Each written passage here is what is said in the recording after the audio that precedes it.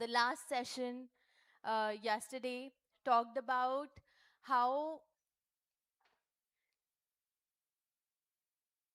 learning technical skills is not just something you do for your profession today. Even if you are just living your life, you must have technical skills, the skills to know how to take advantage of these technologies. And we have a audio visual that we'd like to play for you all. Kindly pay attention to the screen.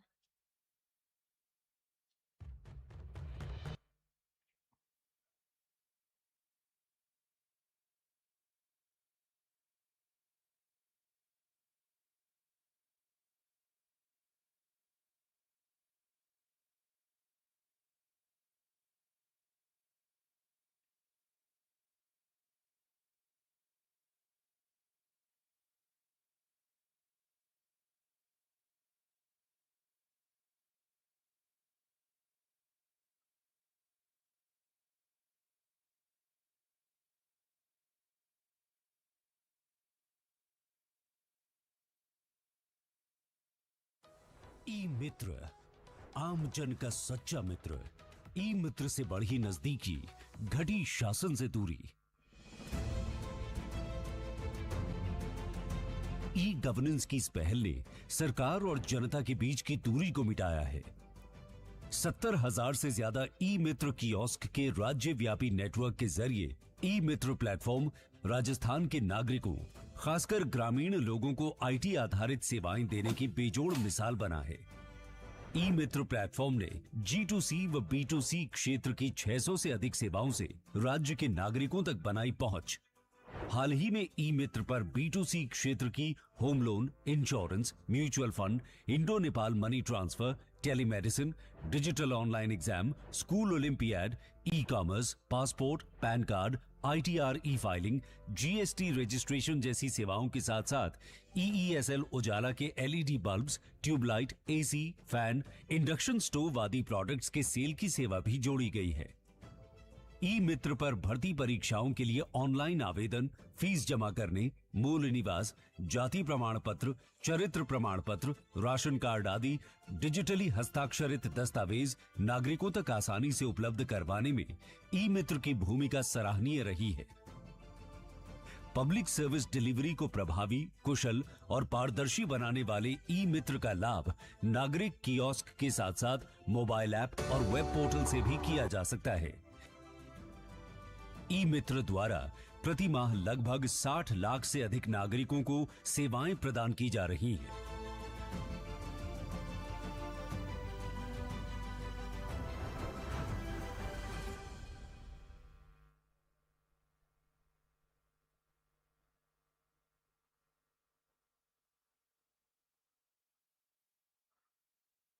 We also saw the launch of e-Mitra WhatsApp service yesterday by the hands of Honorable Chief Minister.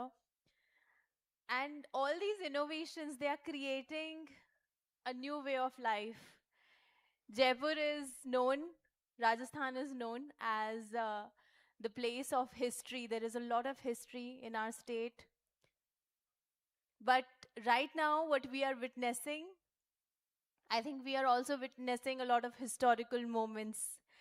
These are the moments that are going to be studied as history 10 years, 15 years down the line, that when Jaipur was transforming, what were those catalyst moments? And these moments where you and I are present, these moments are going to be one of those moments. Because these moments, they will lead to a different reality where our next generation will not even understand when you tell them, oh, you have to make a file and you have to go there, and then there you have to go to like 4 different desks. They will be, why don't you just use the phone? And that is success of all our leaders, of every effort that we have put in as citizens, of everyone who has made this come to life. And we are going to continue this endeavor as we have the Viksit Bharat 2047 theme for this national conference as well.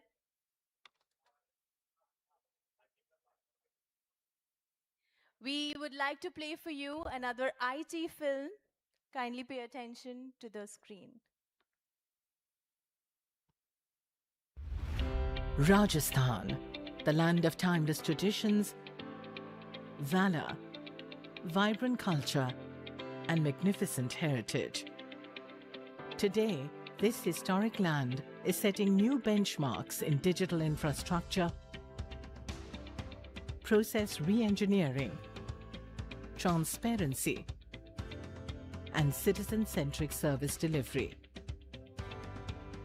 Guided by the vision of Honorable Prime Minister Shri Narendra Modi's Digital India mission. In the last decade, India has been going through a rapid transformation that is powered by technology. And under the leadership of Honorable Chief Minister Shri Bhajanlal Sharma, Rajasthan is progressing at a transformative pace. आज हमारा Rajasthan e-governance और digital समावेशन से आगे बढ़कर artificial intelligence और machine learning में अग्रणी बनने की दिशा में कदम बढ़ा रहा है. At the heart of this digital ecosystem lies the Bhamasha State Data Center, one of Asia's largest Tier 4 government data centers, with a capacity of 600 racks and certified as a Griha Green Data Center. With the principle of one number, one card, one identity, the Jan Aadhaar platform, a unique model of digital empowerment, has onboarded more than 2 crore families. Rajasthan's eMitra, India's largest network of citizen service centers, delivers over 900 government services at more than 78,000 locations, facilitating over 55 lakh transactions every month. Recognizing its excellence in digital governance, Rajasthan was ranked first in Group A for both eMitra and the State Portal in the National E-Service Delivery Assessment Report 2023. The state also secured the top rank in the City Portal category for cities with population above 2 million. Despite the geographical challenges of India's largest state, RajNet has connected more than 9,000 Gram Panchayats, extending digital access to the last mile.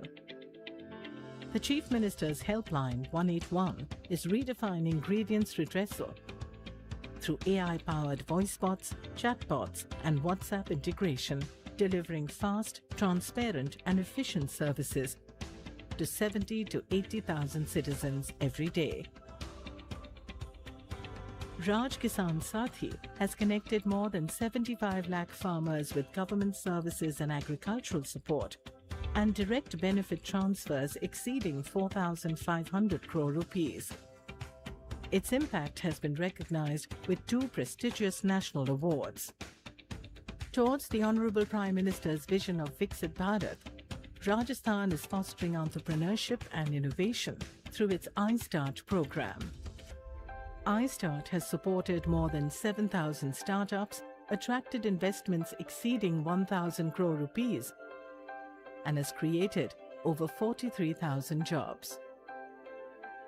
To prepare the youth for emerging opportunities in the fintech sector, Rajasthan is establishing the Fintech Digital Institute with an investment of nearly 800 crore rupees, strengthening India's fintech ecosystem and creating future-ready careers. The state is also building an AI-powered governance framework that will automatically initiate services and scheme benefits for eligible citizens, eliminating office visits, applications, and delays. The state's new AI/ML policy is paving the way for extensive adoption of artificial intelligence for strengthening governance. The Brahmagupta Center of Frontier Technologies has established centers of excellence in cybersecurity, data analytics, and blockchain. This is the new Rajasthan, where technology is no longer confined to cities. but reaches every village, every farmer, and every young dream, shaping a smarter, stronger, and more inclusive future for generations to come.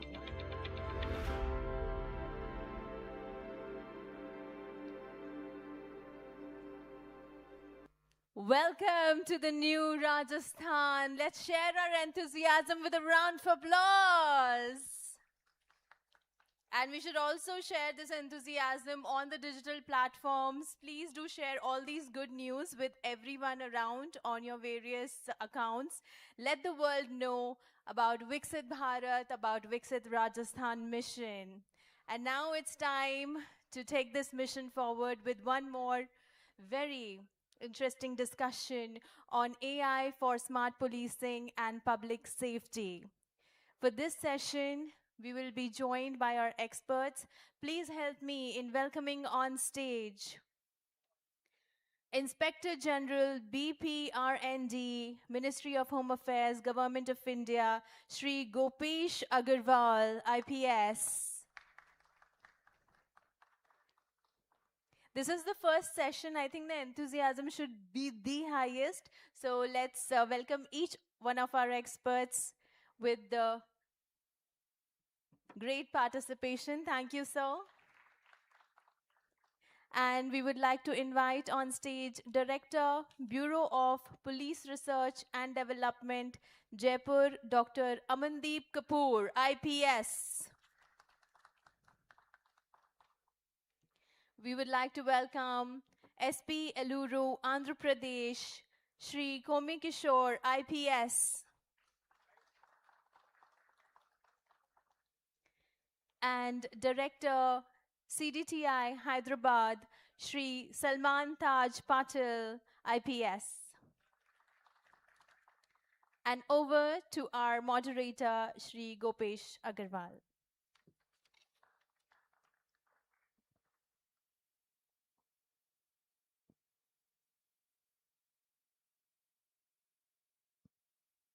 Hello.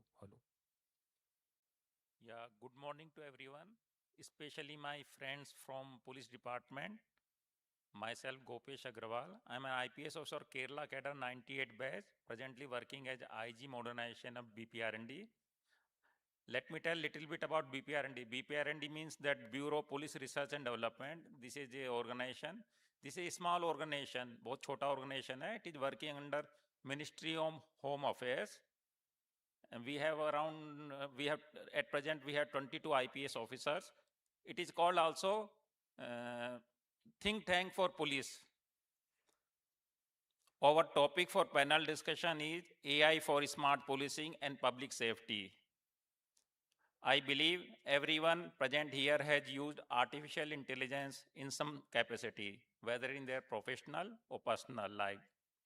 Currently, there is a lot of debate, discussion going on, its usage and in manner of its use. सभी लोग AI के बारे में बात कर रहे हैं, specially police department में भी कि इसको कैसे यूज करना है, कैसे यूज नहीं करना है, इसके यूज करने के लिए हमें क्या क्या क्वालिफिकेशंस होनी चाहिए, क्या क्या एक्सपीरियंस होना चाहिए. तो आज जो हमारे पैनलिस्ट में स्पीकर्स हैं वो बड़े एक्सपीरियंस और नॉलेजेबल ऑफिसर्स हैं. उन्होंने इसको AI को अपनी पुलिस सर्विस में ऑलरेडी यूज किया है. तो they will be telling about this, how to use AI and what results they are getting after using AI in police service. In today's discussion, we shall be focusing on how AI is leveraged by our police forces and law implementing agencies to improve service delivery, investigation, and other critical aspects of policing. All these speakers in today's panel are highly distinguished police officers with extensive experience in leveraging artificial intelligence in policing. They have deep knowledge of AI and its practical applications in law enforcement. During this session, they will share their insights on how AI is being used by police forces across the country today and the role it is expected to play in shaping the future of policing. Question answer session हम last में रख सकते हैं. We are allotted time is 1 hour 15 minutes. Without wasting much time, let me introduce to Dr. Amandeep Singh Kapoor. Amandeep Singh Kapoor is a distinguished 2007 batch IPS officer of Rajasthan cadre. He is presently working as DIG in BPRND. He has played a significant role in advancing innovation and technology in policing. Today, he will share his insights on important topic, AI for public safety and emergency response. Please welcome Dr. Amandeep Singh Kapoor.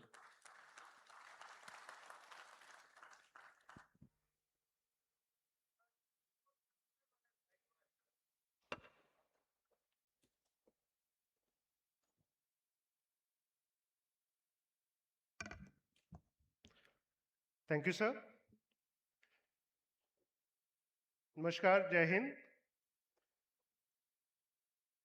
मैं deputation पे हूँ, लेकिन अपने राज्य में आकर हमेशा अच्छा लगता है।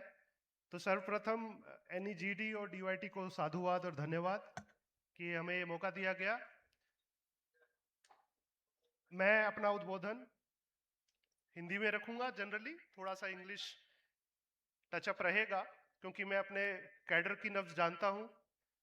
मुझे पता है कि मेरे विचार हिंदी में व्यक्त करने से आप ज़्यादा उसमें इंटरेस्टेड रहेंगे।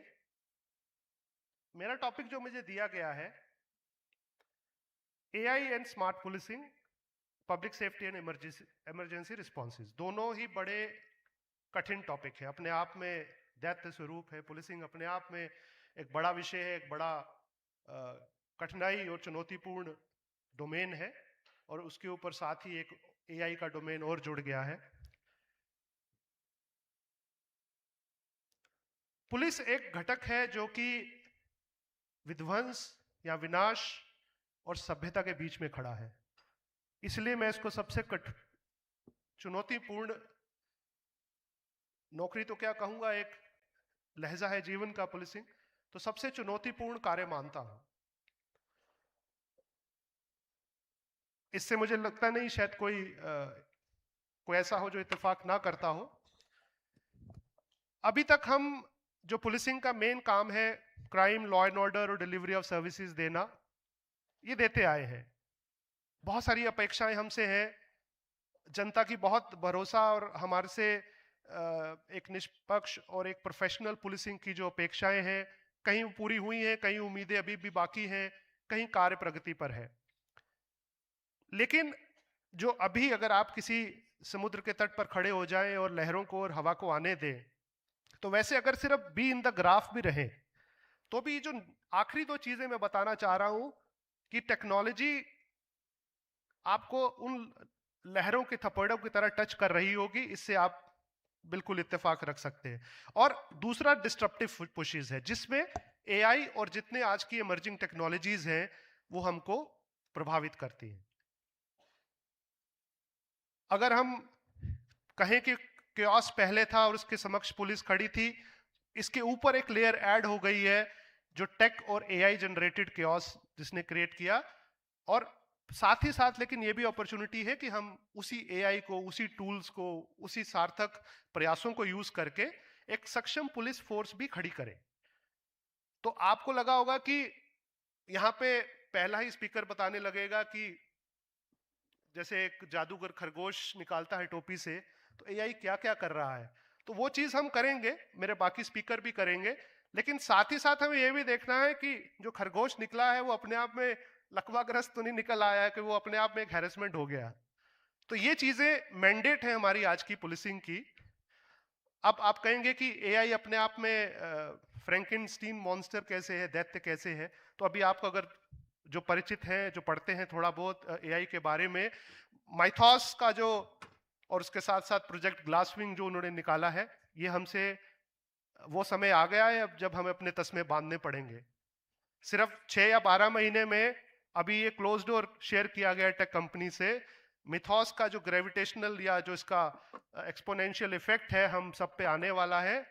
और इसलिए हमें आज इस सभा में जो पुलिस साथी मेरे आए हैं वो समझें इस चीज को कि हम किस महत्वपूर्ण क्षण में खड़े हैं और क्यों हमें AI को समझना भी है, उसको अपना एलाई भी बनाना है।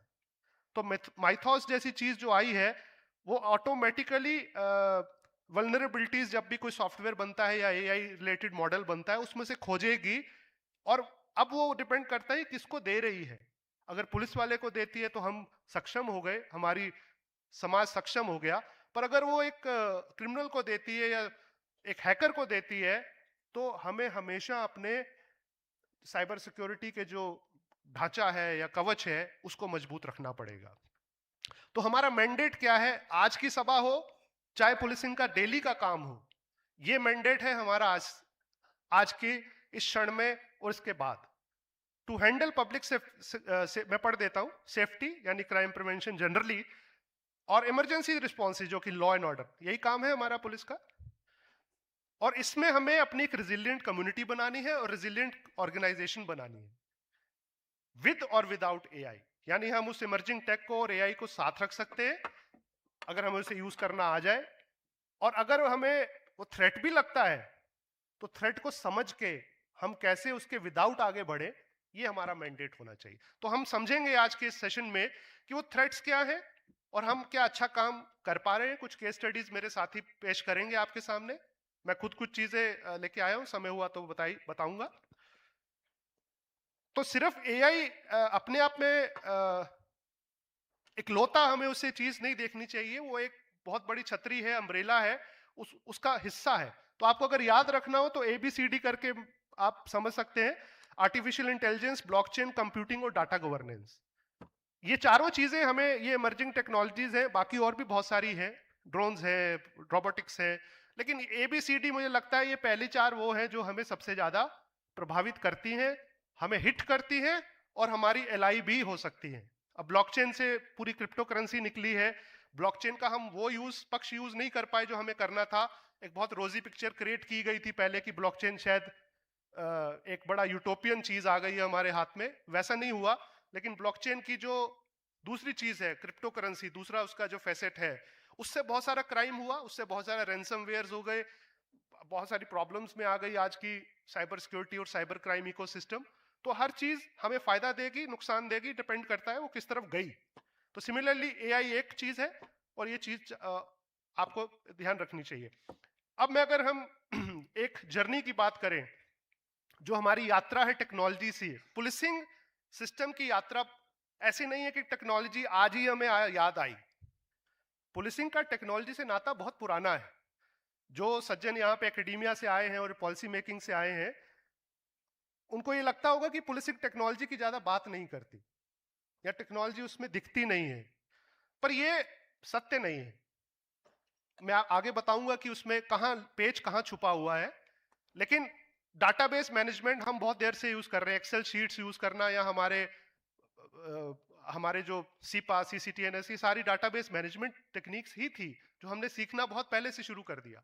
सीपा 97 में आ गई थी, CCTNS का पहला वर्जन आज से 15-20 साल पहले लॉन्च हो गया, 2004 के आसपास लॉन्च हुआ ये। अभी CCTNS 2.0 आने वाला है। तो डाटाबेस मैनेजमेंट हम करते आ रहे हैं।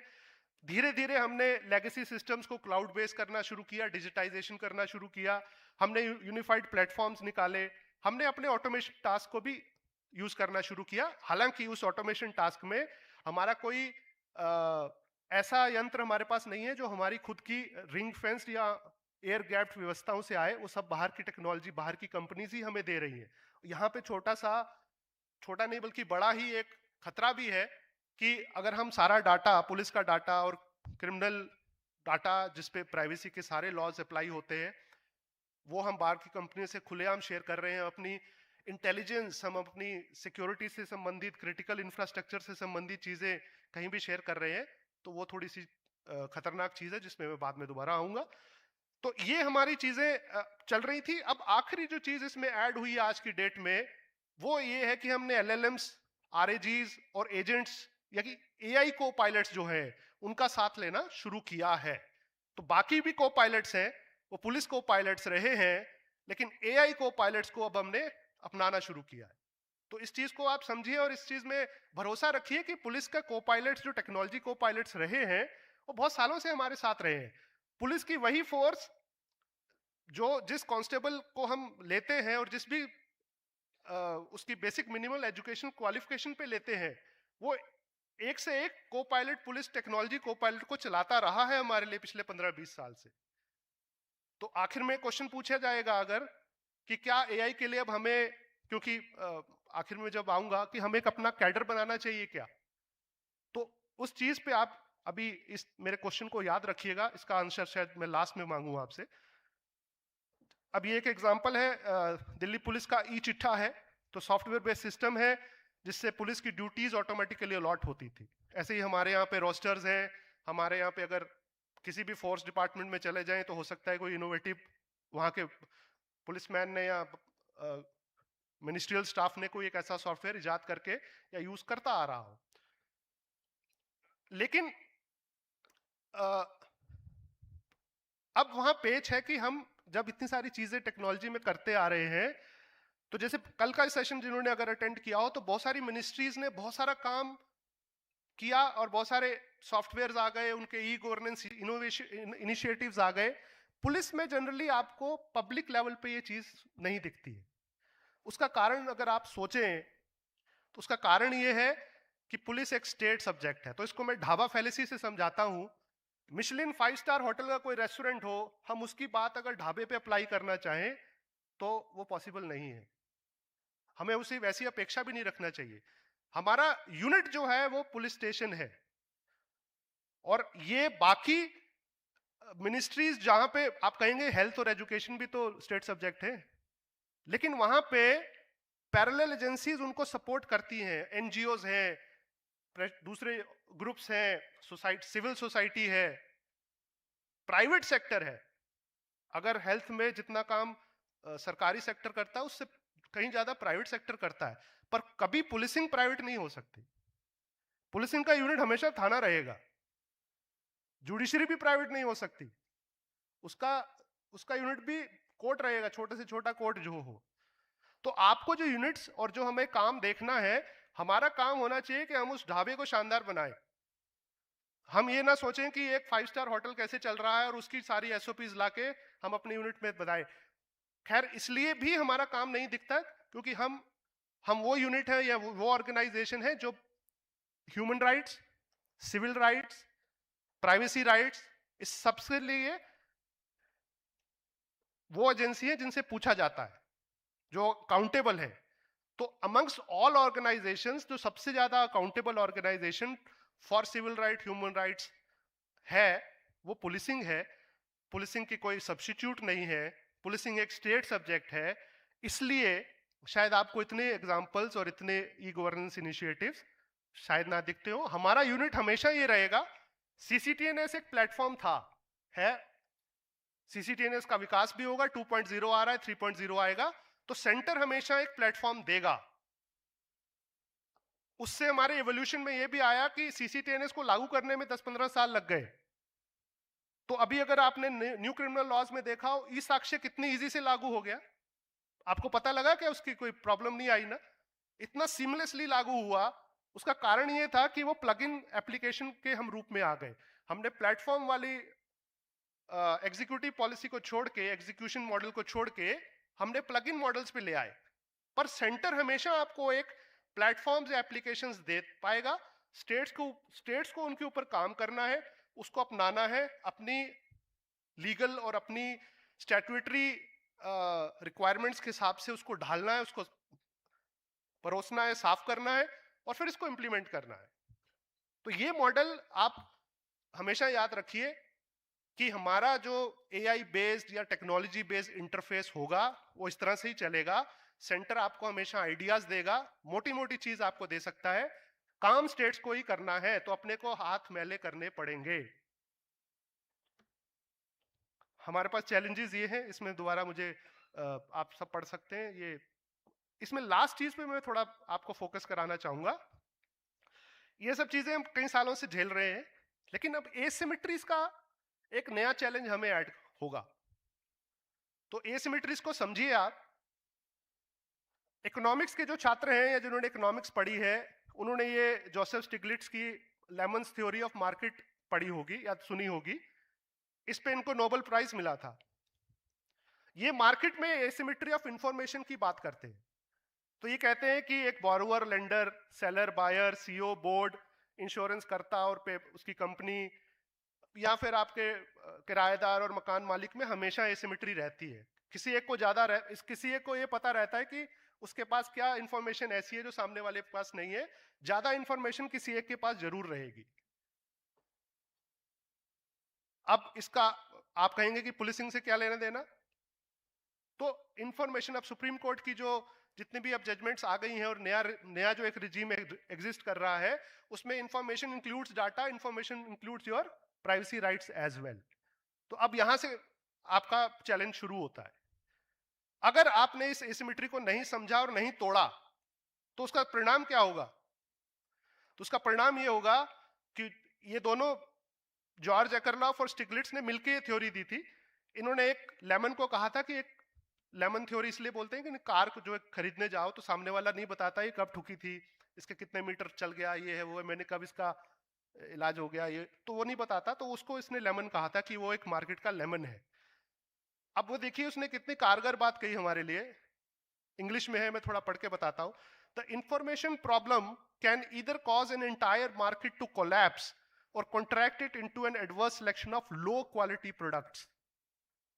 अगर हमने डाटा की जो एसिमेट्री है या इंफॉर्मेशन की एसिमेट्री है उसको नहीं समझा और उसको नहीं तोड़ के अपने पक्ष में किया कि हम हमारी टांग ऊपर हो जाए, तो हम हमेशा हमारा सिस्टम कोलैप्स होता हुआ देखेंगे। ये प्रेडिक्शन है और आप कहीं भी लगा लीजिए सही बैठती है। या फिर हमें बहुत घटिया प्रोडक्ट्स दिए जाएंगे क्योंकि हमने अब उस पर इन्वेस्ट नहीं किया, अपने हाथ गंदे नहीं किए। तो ये मेहनत का काम है। ये होगा कैसे? डिस्ट्रप्शन ही अब एक रास्ता बचता है। जो मैंने पहले अपने काम बताए थे उसमें 5वां बिंदु था डिस्ट्रप्टिव पुशेस को हैंडल करना और उसके साथ खेलना। तो हम उसको कैसे करेंगे उसको पहले समझ लें।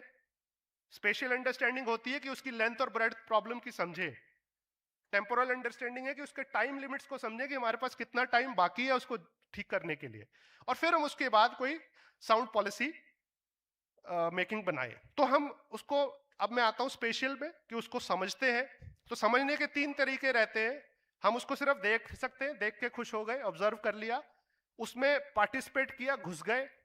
और तीसरा है कि हमने डिस्ट्रप्शन ही जनरेट कर दिया, जो है टोपी में से खरगोश निकालना।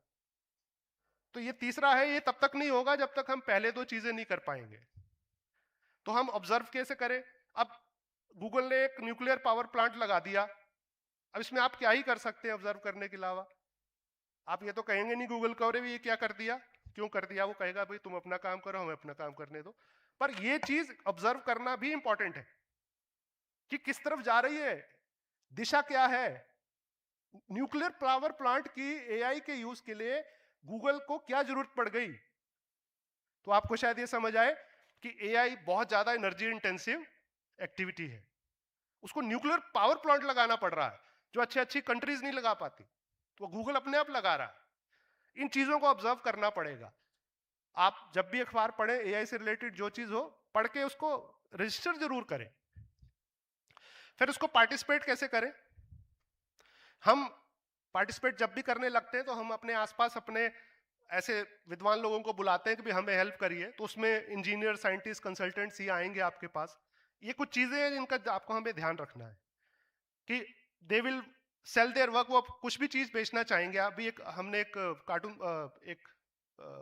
वो देखा कि इस पेन को बेचिए, एक सेल्स की क्लास में एक मुहावरा जोक चल रहा था, तो वो कहता है ये एआई पावर्ड है। तो आपको पेन भी एआई पावर्ड बोल के, गंजे को कंघी भी एआई पावर्ड बोल के कोई भी बेच सकता है। वो बेचते आ रहे हैं, बेचते रहेंगे। पर हमें इतना लेजी या इतना शिथिल नहीं बनना कि हम उसको ऐसे एक्सेप्ट कर लें। हमारे अंदर क्वेश्चनिंग होनी चाहिए। हमें ऑटोमेशन बायस को भी अवॉइड करना है कि कुछ चीज टेक्नोलॉजी के प्रारूप में आ गई वो ही अच्छी है, कोई चीज एआई बन के आ गई वही अच्छी है, ऐसा जरूरी नहीं हो सकता। हो सकता है हमारा कांस्टेबल ज्यादा सक्षम हो या उसकी जो नॉर्मल डाटाबेस मैनेजमेंट टेक्निक्स हैं वो ज्यादा अच्छी हो। तो कोई टेक्नोलॉजी अपने आप में अगर कोई इंट्रोड्यूस कर रहा है आपको उसको टेंडरिंग प्रोसीजर में जाने से पहले उसकी पूरी सक्षमता के बारे में जानना बहुत जरूरी है। और उसके बाद ह्यूमैनिटेरियन एस्पेक्ट को लगाना कि ह्यूमन इन द लूप। अब ये 2 तरह से आता है, हम आगे बात करेंगे। पुलिस में चेन ऑफ कमांड चलती है कि सर ने बोल दिया तो करना है। अब ह्यूमन इन द लूप क्या कर रहा है ये भी इंपॉर्टेंट है। पर उससे पहले हमें समझना है कि वो, अब कंसल्टेंट्स पे थोड़ी बात रखता हूं कि वो हमें ये बताएंगे कि टूल फैटीग है, बहुत सारे टूल्स आ गए, आप को पायलट्स पे चले जाइए। पहले तो अपना काम बेचेंगे एक एक टूल करके, फिर टूल से वो को पायलट्स पे जाएंगे। तो ये चीजें आपको अवॉइड करनी है। इसमें आपको इंस्टीट्यूशनल लेजिटिमेसी जो मैंने लिखा है और इंस्टीट्यूशनल गार्डियनशिप का लेख, यहीं पे मैंने सुना कि एक बिग 4 के कंसल्टेंट थे, वो कह रहे थे कि हम पूरी संस्था का गार्डियनशिप ले सकते हैं। अब संस्था की गार्डियनशिप वो क्यों बेच रहे हैं? क्योंकि संस्थाएं, उनकी लेजिटिमेसी खतरे में आ गई, उनका काम, उनका अस्तित्व खतरे में आ गया। आज आपने सुना होगा कि लॉयर का काम एआई कर देंगे, सीए का काम एआई कर देंगे, हेल्थ प्रोफेशनल्स का काम एआई कर देंगे। तो उनको वहां पे डर और लेजिटिमेसी का खतरा, अस्तित्व का खतरा दिखाते हुए कोई भी कंसल्टेंट आके इंस्टीट्यूशनल गार्डियनशिप लेने का बात रख सकता है। लेकिन पुलिसिंग में अभी ये थोड़ा सा आप कह लीजिए हमारे पक्ष में एक चीज है, जैसे मैंने पहले कहा कि हमारे पास कोई प्राइवेट काम नहीं है, जो काम हमने करना है हमें ही करना है। तो उसका लहजा ये, उसका सच्चाई ये हो जाती है कि हम अपने काम को अच्छे से करें, पूरी टेक्नोलॉजी को समझ के करें, और को पायलट जो हो खुद हमने अपनाए हो, उनकी एयर गैपिंग की हो, उनकी रिंग फेंसिंग की हो। फ्यूचर में अब ये होगा, आज आपने देखा होगा कि आप हमारे साइबर सिक्योरिटी थानों से या सेल से यहाँ लोग आए होंगे, आप कोई भी ओसिंट का टूल ले लीजिए, वो डाटा कहां से कलेक्ट करता है, डाटा सेट्स कहां से लेता है आपको नहीं पता। वो ओपन डाटा सेट्स मिल रहे हैं आपको बाजार में, डार्क वेब में भी मिल रहे हैं, नॉर्मल बाजार में भी मिल रहे हैं। वो डाटा सेट्स उठाता है, उस पर अपनी सॉफ्टवेयर रन करता है, एआई का एआई टूल रन करता है और आपको रिजल्ट दे देता है। पर धीरे धीरे धीरे जैसे ही डाटा प्रोटेक्शन एक्ट के अभी रूल नोटिफाई हो गए, इनको टाइम दिया गया है कंपनीज को, जैसे ये चीजें एयर गैप्ड होंगी और रिंग फेंस्ड होंगी, आपको वो टूल्स बाजार से जाते हुए दिखेंगे। तो वो टूल्स आपको खुद बनाने पड़ेंगे।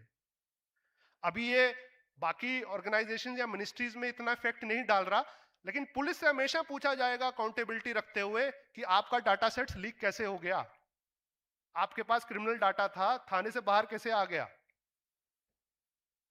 तो ये आगे से हमारी जो सोच ये होनी चाहिए कि जितना हम एक पुलिसिंग का काम किसी की जान माल का रक्षा करना है, उतना ही कॉमन हो जाएगा उसकी डाटा प्राइवेसी का भी रक्षा करना। ये चीज जब तक हम नहीं समझेंगे, हम खुद भी नहीं उसको आगे बढ़ा पाएंगे और कंसल्टेंट्स के चक्कर में पड़ेंगे। बहुत जल्दी मैं बताता हूं कि कंसल्टेंट्स कंटेक्स्ट को नहीं समझते। अब क्योंकि पुलिसिंग का काम मैं बार बार कहा कि हमारे को करना है, तो हमें कंटेक्स्ट पता है। तो मैं आगे बढ़ता हूं। तो हमें खुद का कंसल्टेंट बनना है, नई आइडियाज का कंटेम्प्ट नहीं होना चाहिए, हमें स्वीकार करना चाहिए और उससे बेहतरी करनी चाहिए। पॉलिसी पोजीशंस पे, फजी लॉजिक्स पे नहीं रहना है, क्रिस्प क्लियर लॉजिक्स पे आना है, हमें करना क्या है, कैसे करना है, ये हमारी सोच का, नजरिए का लबोलबाव होना चाहिए।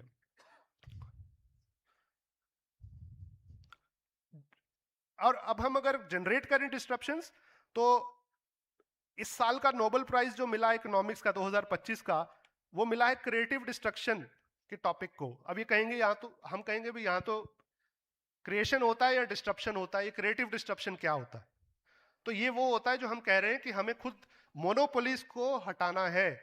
अगर कोई टेक्नोलॉजी लेड मोनोपोली बन गई है तो उसको हटें, कोई दूसरी हमारे आसपास मोनोपोलीज हैं वो हटें। हम जनरल, ये कब होगा, एक जनरल इक्विलिब्रियम की बात करते हैं इस थ्योरी में, कि हम R&D करना चाह रहे हैं, हम रिसर्च करना चाह रहे हैं, हम टेक्नोलॉजी पे काम करना चाह रहे हैं, पर साथ ही साथ हमें जो दूसरी लीड मिनिस्ट्रीज हैं वो फंडिंग कर रहे हैं, वो रिसोर्सेज दे रहे हैं, वो हमारा प्रोडक्शन में एड कर रहे हैं। जैसे AI मिशन में हम कंप्यूट ले सकते हैं गवर्नमेंट से, तो हम उस तरफ बढ़ रहे हैं कि वो इक्विलिब्रियम आ जाए कि अगर कल कोई पुलिस डिपार्टमेंट सोचे कि मैं अपना खुद का कंप्यूट क्रिएट करता हूं, उस पर कुछ काम करता हूं, तो आई थिंक जनरल इक्विलिब्रियम जैसे एटमॉस्फेयर में हम आ सकते हैं। पुलिसिंग अगर चाहे तो क्रिएटिव डिस्ट्रक्शन कर सकती है। मैंने पहले भी कहा, जुडिशियल और लॉ इन्फोर्समेंट, ये दो मोनोपोलीज हैं जो नहीं टूटेंगी, इनका कोई प्राइवेट औचित्य ही नहीं है। वो पावर हमेशा, हम स्टेट का फेस है, स्टेट के लिए काम करते हैं, स्टेट का फेस ही रहेंगे। तो ये हमें क्रिएटिव डिस्ट्रप्शन खुद पे ही लेनी पड़ेगी। Amandeep, can you sir? तो सर मैं खत्म करता हूं। एज बेस्ड LLMs और एजेंटिक AI पे हमें काम करना पड़ेगा। क्वेश्चन ये है कि क्या हम वो खुद इंजीनियर कर सकते हैं? बाहर से तो कोई भी आके दे जाएगा, लेकिन आइडिया ये है कि हम एज बेस्ड LLMs और एजेंटिक AI पे काम करें। इसमें फ्यूचर में जो मेरे स्पीकर्स हैं वो इस पे बात करेंगे। एआई जो है ये अभी लेटेस्ट पार्लियामेंट्री कमेटी की रिपोर्ट टेबल की गई पार्लियामेंट में। तो एमएचएआई का क्या विजन है एआई को लेके, अगर हम बात करते हैं अब एआई पे स्पेसिफिकली आ जाए, पहले मैं अभी डिस्ट्रप्शन पे बात कर रहा था एआई पे। अब ये क्योंकि फॉन्ट इसका छोटा है, अगर आप पढ़ पा रहे हो तो मैंने अगली स्लाइड में ही इसको थोड़ा सा उन्हीं टॉपिक्स को लिखा है कि हमें मॉडर्नाइज करना है साइबर क्राइम रिपोर्टिंग को, हमें सीसैम को चाइल्ड सेक्सुअल अब्यूज मटेरियल के लिए मॉनिटरिंग करनी है, डार्क वेब पे काम करना है, hunter app mule hunter app बनाना है, Surakshini aiding child and women के इश्यूज पे काम करना है। तो ये अभी मोटे मोटे हमारे प्रायोरिटीज हमारी मिनिस्ट्री ने तय कर दिए हैं। अब इसमें इशू ये है कि हमारा ग्लोबल डोमिनेंस या तो टीम ईगल या टीम ड्रैगन द्वारा परिभाषित है आज की डेट में। अब हमें करना क्या है, अब इसी तरह से एप्पल और एंड्रॉयड आईओएस है। अब इशू ये है कि हमारे एआई इकोसिस्टम में इन कंपनीज का या इन क्षेत्रों का डोमिनेंस होने से ये रिस्क आ जाते हैं। हमें कोशिश करना है कि हम अपना खुद का कंप्यूट पावर क्रिएट करें, हम अपने खुद का सॉवरेन एआई क्रिएट करें, हम अपने खुद का रिस्पॉन्सिबल एआई क्रिएट करें, और ये सब चीज़ें तब हो पाएंगी। अब जैसे स्टेट्स कुछ कर भी रही हैं, राजस्थान ने कोर टेक्निकल टीम, अगर आप में से कोई मेंबर उसमें से भी होंगे, सीसीटीएनएस को इंप्लीमेंट करने के लिए कोर टेक्नोलॉजी टीम बनी यहाँ पे, बीपीआरएनडी की सीडीटीआई ने उनको ट्रेन किया कोडिंग में और वो बहुत अच्छा काम कर गई। केरला में जो उनका सीसीटीएनएस से उन्होंने जब उसका कॉन्ट्रैक्ट खत्म हुआ तो अपनी खुद की आईकॉप्स बनाई, उसमें जो लोग थे वो खुद ट्रेन हुए पुलिस द्वारा। तो ये इंफ्रास्ट्रक्चर और मैन पावर दोनों में हमें खुद काम करना है, तब शायद हम वो एक लेवल पे पहुंच जाएं कि हम एक अच्छा एआई को हैंडल करने की टीम्स बना पाएं। ये चीजें फटाफट मैं दो तीन स्लाइड्स में खत्म कर दूंगा। Automated OSINT, content moderation, text classification, machine translation, entity extraction, ये वो फील्ड रहेंगे जहां पे एआई आपका मदद करेगा। Video analysis, image classification, latent print जो कि फिंगरप्रिंट्स जो हम समझ हो जाते हैं उन पे काम करता है, फेशियल रिकॉग्निशन और बायोमेट्रिक कैटेगराइजेशन। और ये लास्ट में अगर आप कुछ लेके जाना जाए टेक अवे, तो ये गवर्नेंस और एआई को हम पॉलिसी मेकिंग में क्या आयाम दे, तो ये वो चीजें हैं जिस पे डिटेल आगे के स्पीकर्स देंगे। मैं आपको सिर्फ इसमें छींटे मार के जाना चाहता हूं। Human in the loop, explainable AI, privacy and compliance, जो मैंने कहा कि अभी हमारे रूल्स आने के बाद हमें एयर गैपिंग करनी ही पड़ेगी, बायोफेंसिंग करनी ही पड़ेगी कि हमारा डाटा प्राइवेसी, जैसे ईयू में है, उन्होंने अपने रिस्क बेस्ड एआई एक्ट में बहुत स्पेसिफिकली कर दिया है कि ये डाटा यहाँ रहेगा। आप अगर फ्लाइट में यहाँ से उड़े और यूरोप में जाए तो वहाँ की आपको कुकी पॉलिसी अलग से वो वहाँ पे फीडर्स आते हैं, तो आप कभी कर ये नोट किया होगा आपने शायद। और सॉवरेन एआई में हमें काम करना है, India control models and data, no foreign dependency, इसमें मैंने बात की।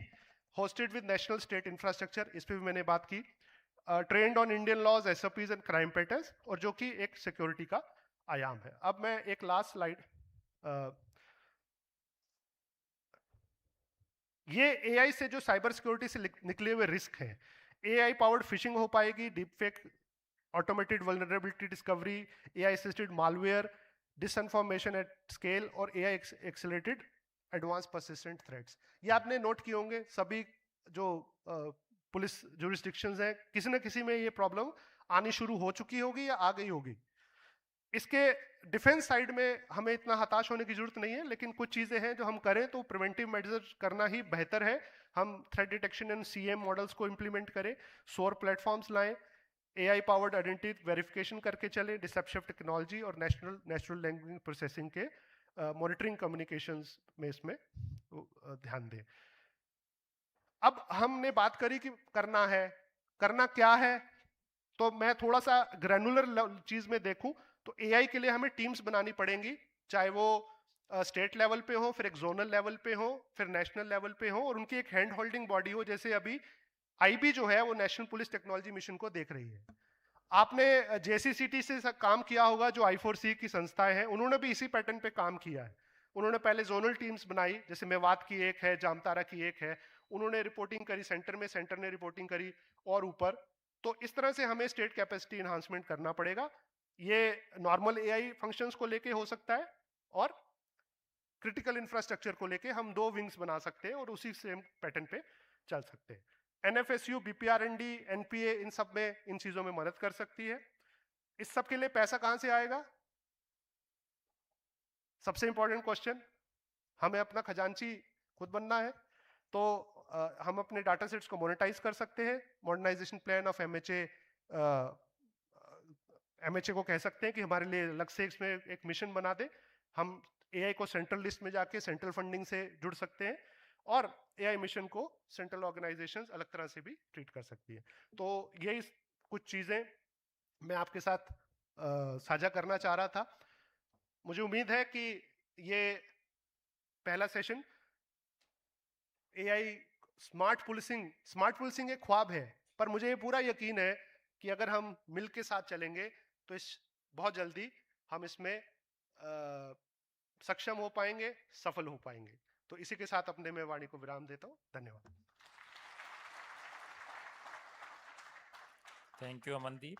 अमनदीप ने जो सब्जेक्ट, जो विषय बड़ा मुश्किल सा हमें लगता है बेसिकली पुलिस ऑफिसर्स को, उसको बड़ी सरलता से उन्होंने समझा दिया. और अमनदीप जहां भी पोस्टेड रहे, इनका टेक्नोलॉजी के प्रति झुकाव शुरू से ही रहा है और एआई का भी ये यूज कर रहे हैं. बीपीआरडी में रहते तरह तरह की ये बताते रहते हैं कि सर हमारा डाटाबेस है, जगह जगह बिखरा हुआ है, उसको एक साथ ला सकते हैं, फिर उसको एआई की हेल्प से हम उसको एनालिसिस कर सकते हैं, उसको प्रिडिक्टिव एनालिसिस के लिए यूज कर सकते हैं, उसको हम सर्विस डिलीवरी के लिए यूज कर सकते हैं, उसको हम इन्वेस्टिगेशन के लिए यूज कर सकते हैं. और इसके हमें पॉजिटिव रिजल्ट्स भी मिल रहे हैं. जो हमारी कई जगह स्टडी की रिपोर्ट्स मिलती रहती है इंडिया में या अब्रॉड से, उससे पता लगा है प्रिडिक्टिव एनालिसिस से क्राइम 30 से 40% कम हो सकता है और जो इमरजेंसी रेस्पॉन्स टाइम है वो भी हमारा 20 से 30% कम हो सकता है. अब हमारे नेक्स्ट स्पीकर हैं Komai Kishore. Komai Kishore is an IPS officer of 2019 batch, Andhra Pradesh cadre. Currently he is serving as Superintendent of Police, Illuru district. He brings valuable experience in contemporary policing and public service. He will share his perspective to the vital topic, ethics, privacy and governance. Please welcome Komai Kishore.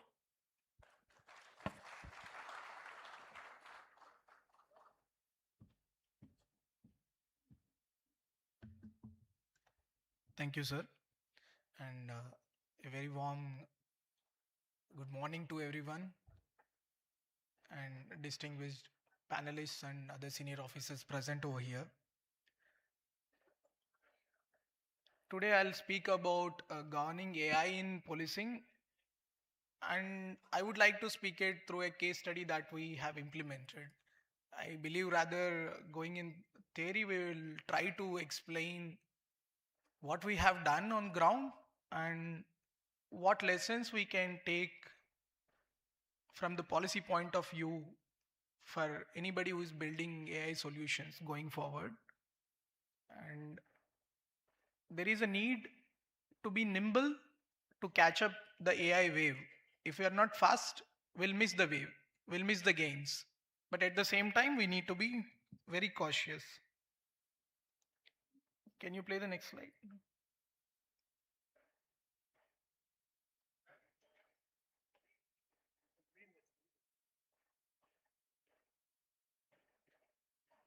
So AI, I would say AI is the Iron Man suit that every Indian policeman deserves. Ultimately, it's not the suit, it's the person who is sitting inside. Tony Stark is the person who is driving the suit. It's not the suit which is driving the person. So the human in the loop, the person who is using AI, is going to be the extremely important person. That is all the police officers sitting here. So AI will only be able to assist. AI will only be able to increase our capabilities. But ultimately, it is us who need to decide, who need to act. So our role and our role of understanding of AI is going to be extremely, extremely important. And there is an urgent need to build capacities in our police force, right from our home guards to investigation officers. Everyone needs to be thorough with what is AI capable of, what are the risks associated with AI.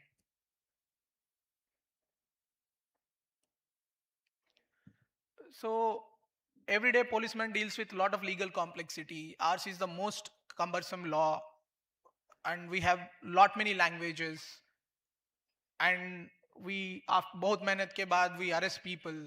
But when it comes to trial, very few trials get monitored. What kind of charge sheets are being submitted, whether the dependency on PP.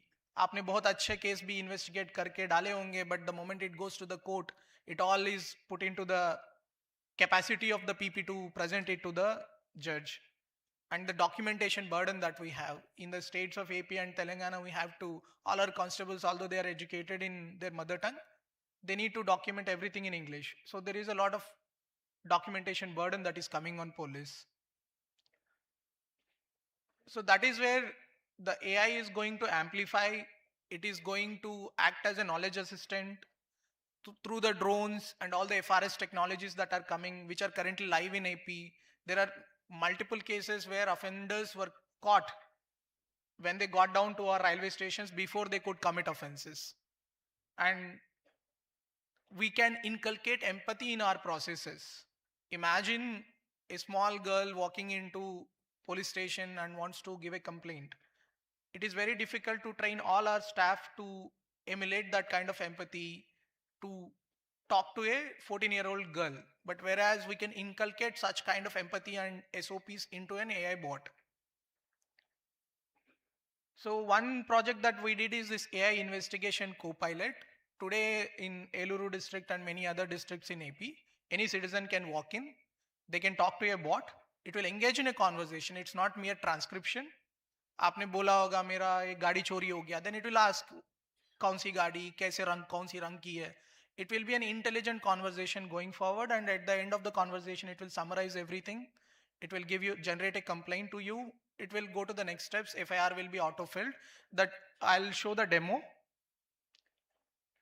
Can you play the video? Can someone play the video?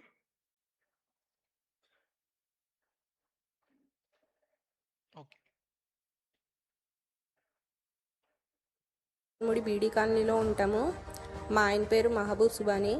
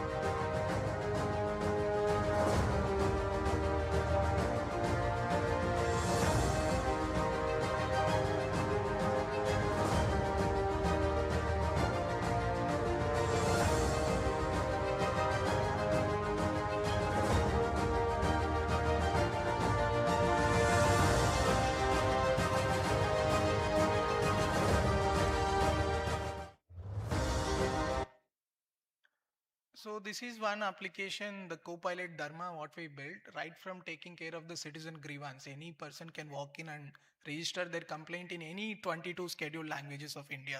So any tourist who comes to Andhra now need not face the difficulty of registering a complaint. Second, it takes care right from FIR. Now our constables need not fill in everything that is already available in complaint in CCTNS. Lot of these entities are auto-fetched, auto-filled. Whatever is not filled, they can recheck it. So the drafting time reduced drastically, and the charge sheets, the drafts are already generated. So the summaries, especially the documentation burden, has reduced. Now the time which he was spending on writing has reduced drastically, and he can spend more time on inculcating his experience into the document rather than wasting his time on translating it into English and things like that. And each and every witness now is being produced in front of court, goes through a mock trial led by AI, what questions defense is going to ask. And even it is assisting the prosecutors how to elicit the witness. Many times we go as ASP also, I remember attending my court witness where my PP suddenly started looking at me. So he has a lot of difficulty to elicit witness from me. So all the questions are also given to PPs now. And at the final end, even the written arguments to be placed in front of court are being drafted by AI. Our high court counters, be it any court process, is being assisted. And this is another, the version 2.0 now we are planning. మీరు ఫిర్యాదు చేయాలనుకుంటే దయచేసి ఈ ఎంపికను ఎంచుకోండి. దయచేసి మీ ఫిర్యాదును వివరంగా వివరించండి.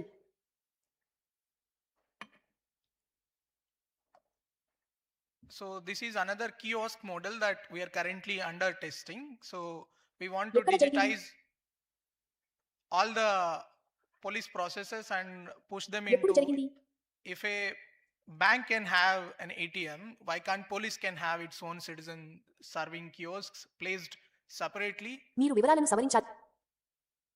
So that the need to come to police station, that biases, that prejudices can be overcome. So they can get a QR code and they can follow up their complaint. So the proof of the pudding lies in the results. So this Dharma app we have been using since last almost 1.5 years in the Eluru district. So we secured 30 plus life convictions, and the convictions that I'm talking about are not the Gaming Act convictions, etc. But these are the convictions which are above 7 years. When we compared the figures, there is a 147% increase in those convictions and 16% rise in a case. And one important case is there was a life conviction in an acid attack case. The accused was little clever, so he went to High Court and somehow convinced the court to get a de novo trial. But it was before the court monitoring system and AI. So when the retrial happened, he got double life conviction. So these are the victims.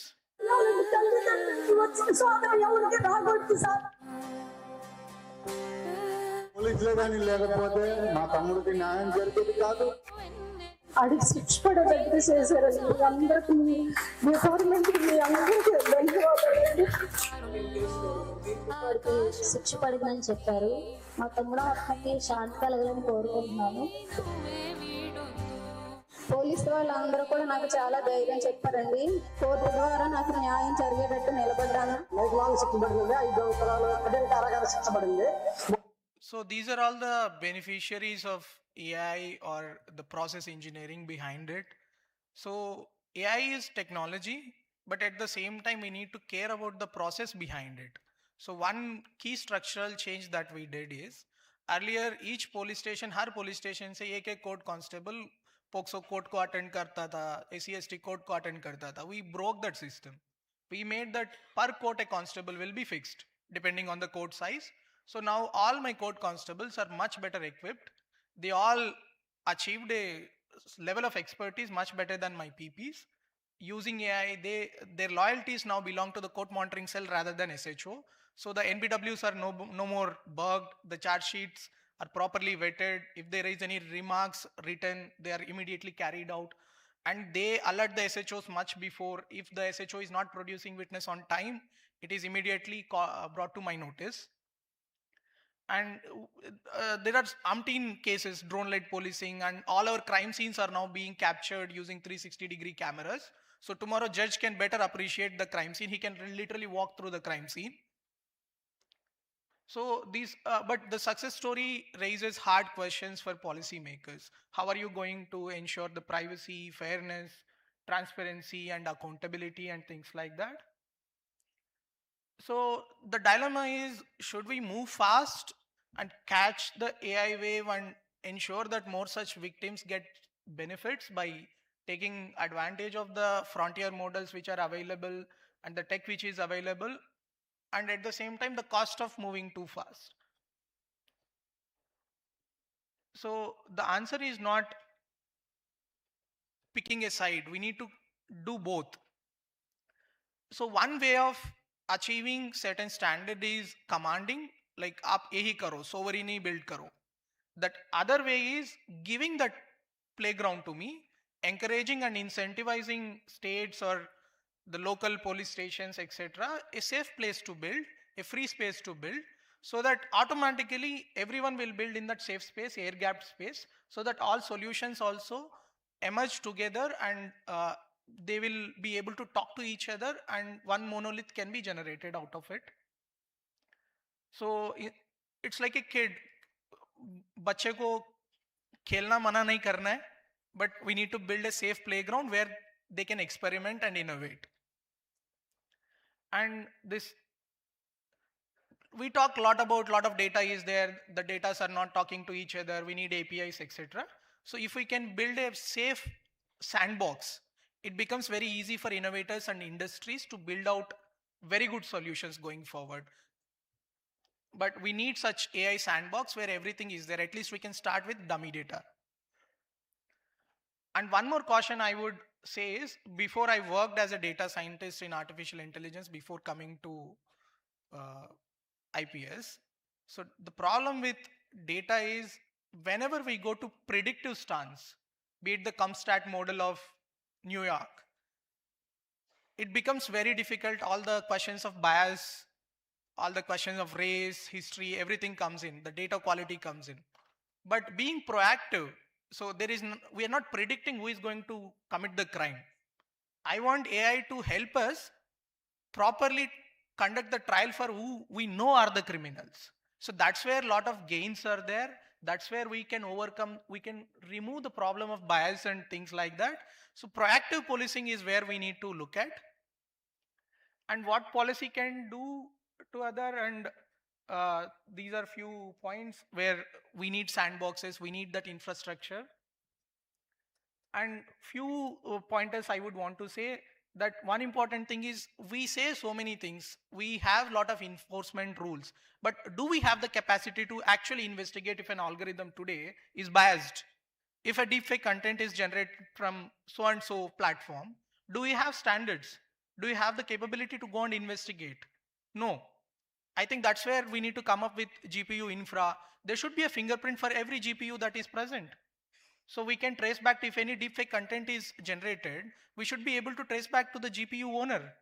So that's standard, like any phone, we have IMEI number. So every GPU that is coming forward should have a fingerprint. So this is the question, that can we actually check the machine? And another thing is, can we write these rules together along with the industry? And so innovation is not the risk, ungoverned innovation is the risk, but at the same time, we need to come together and work in a manner which incentivizes us to achieve that. Thank you, sir. Thank you so much. Thank you, Komi. AI का use करना इतना मुश्किल नहीं है जैसा हमें लगता है.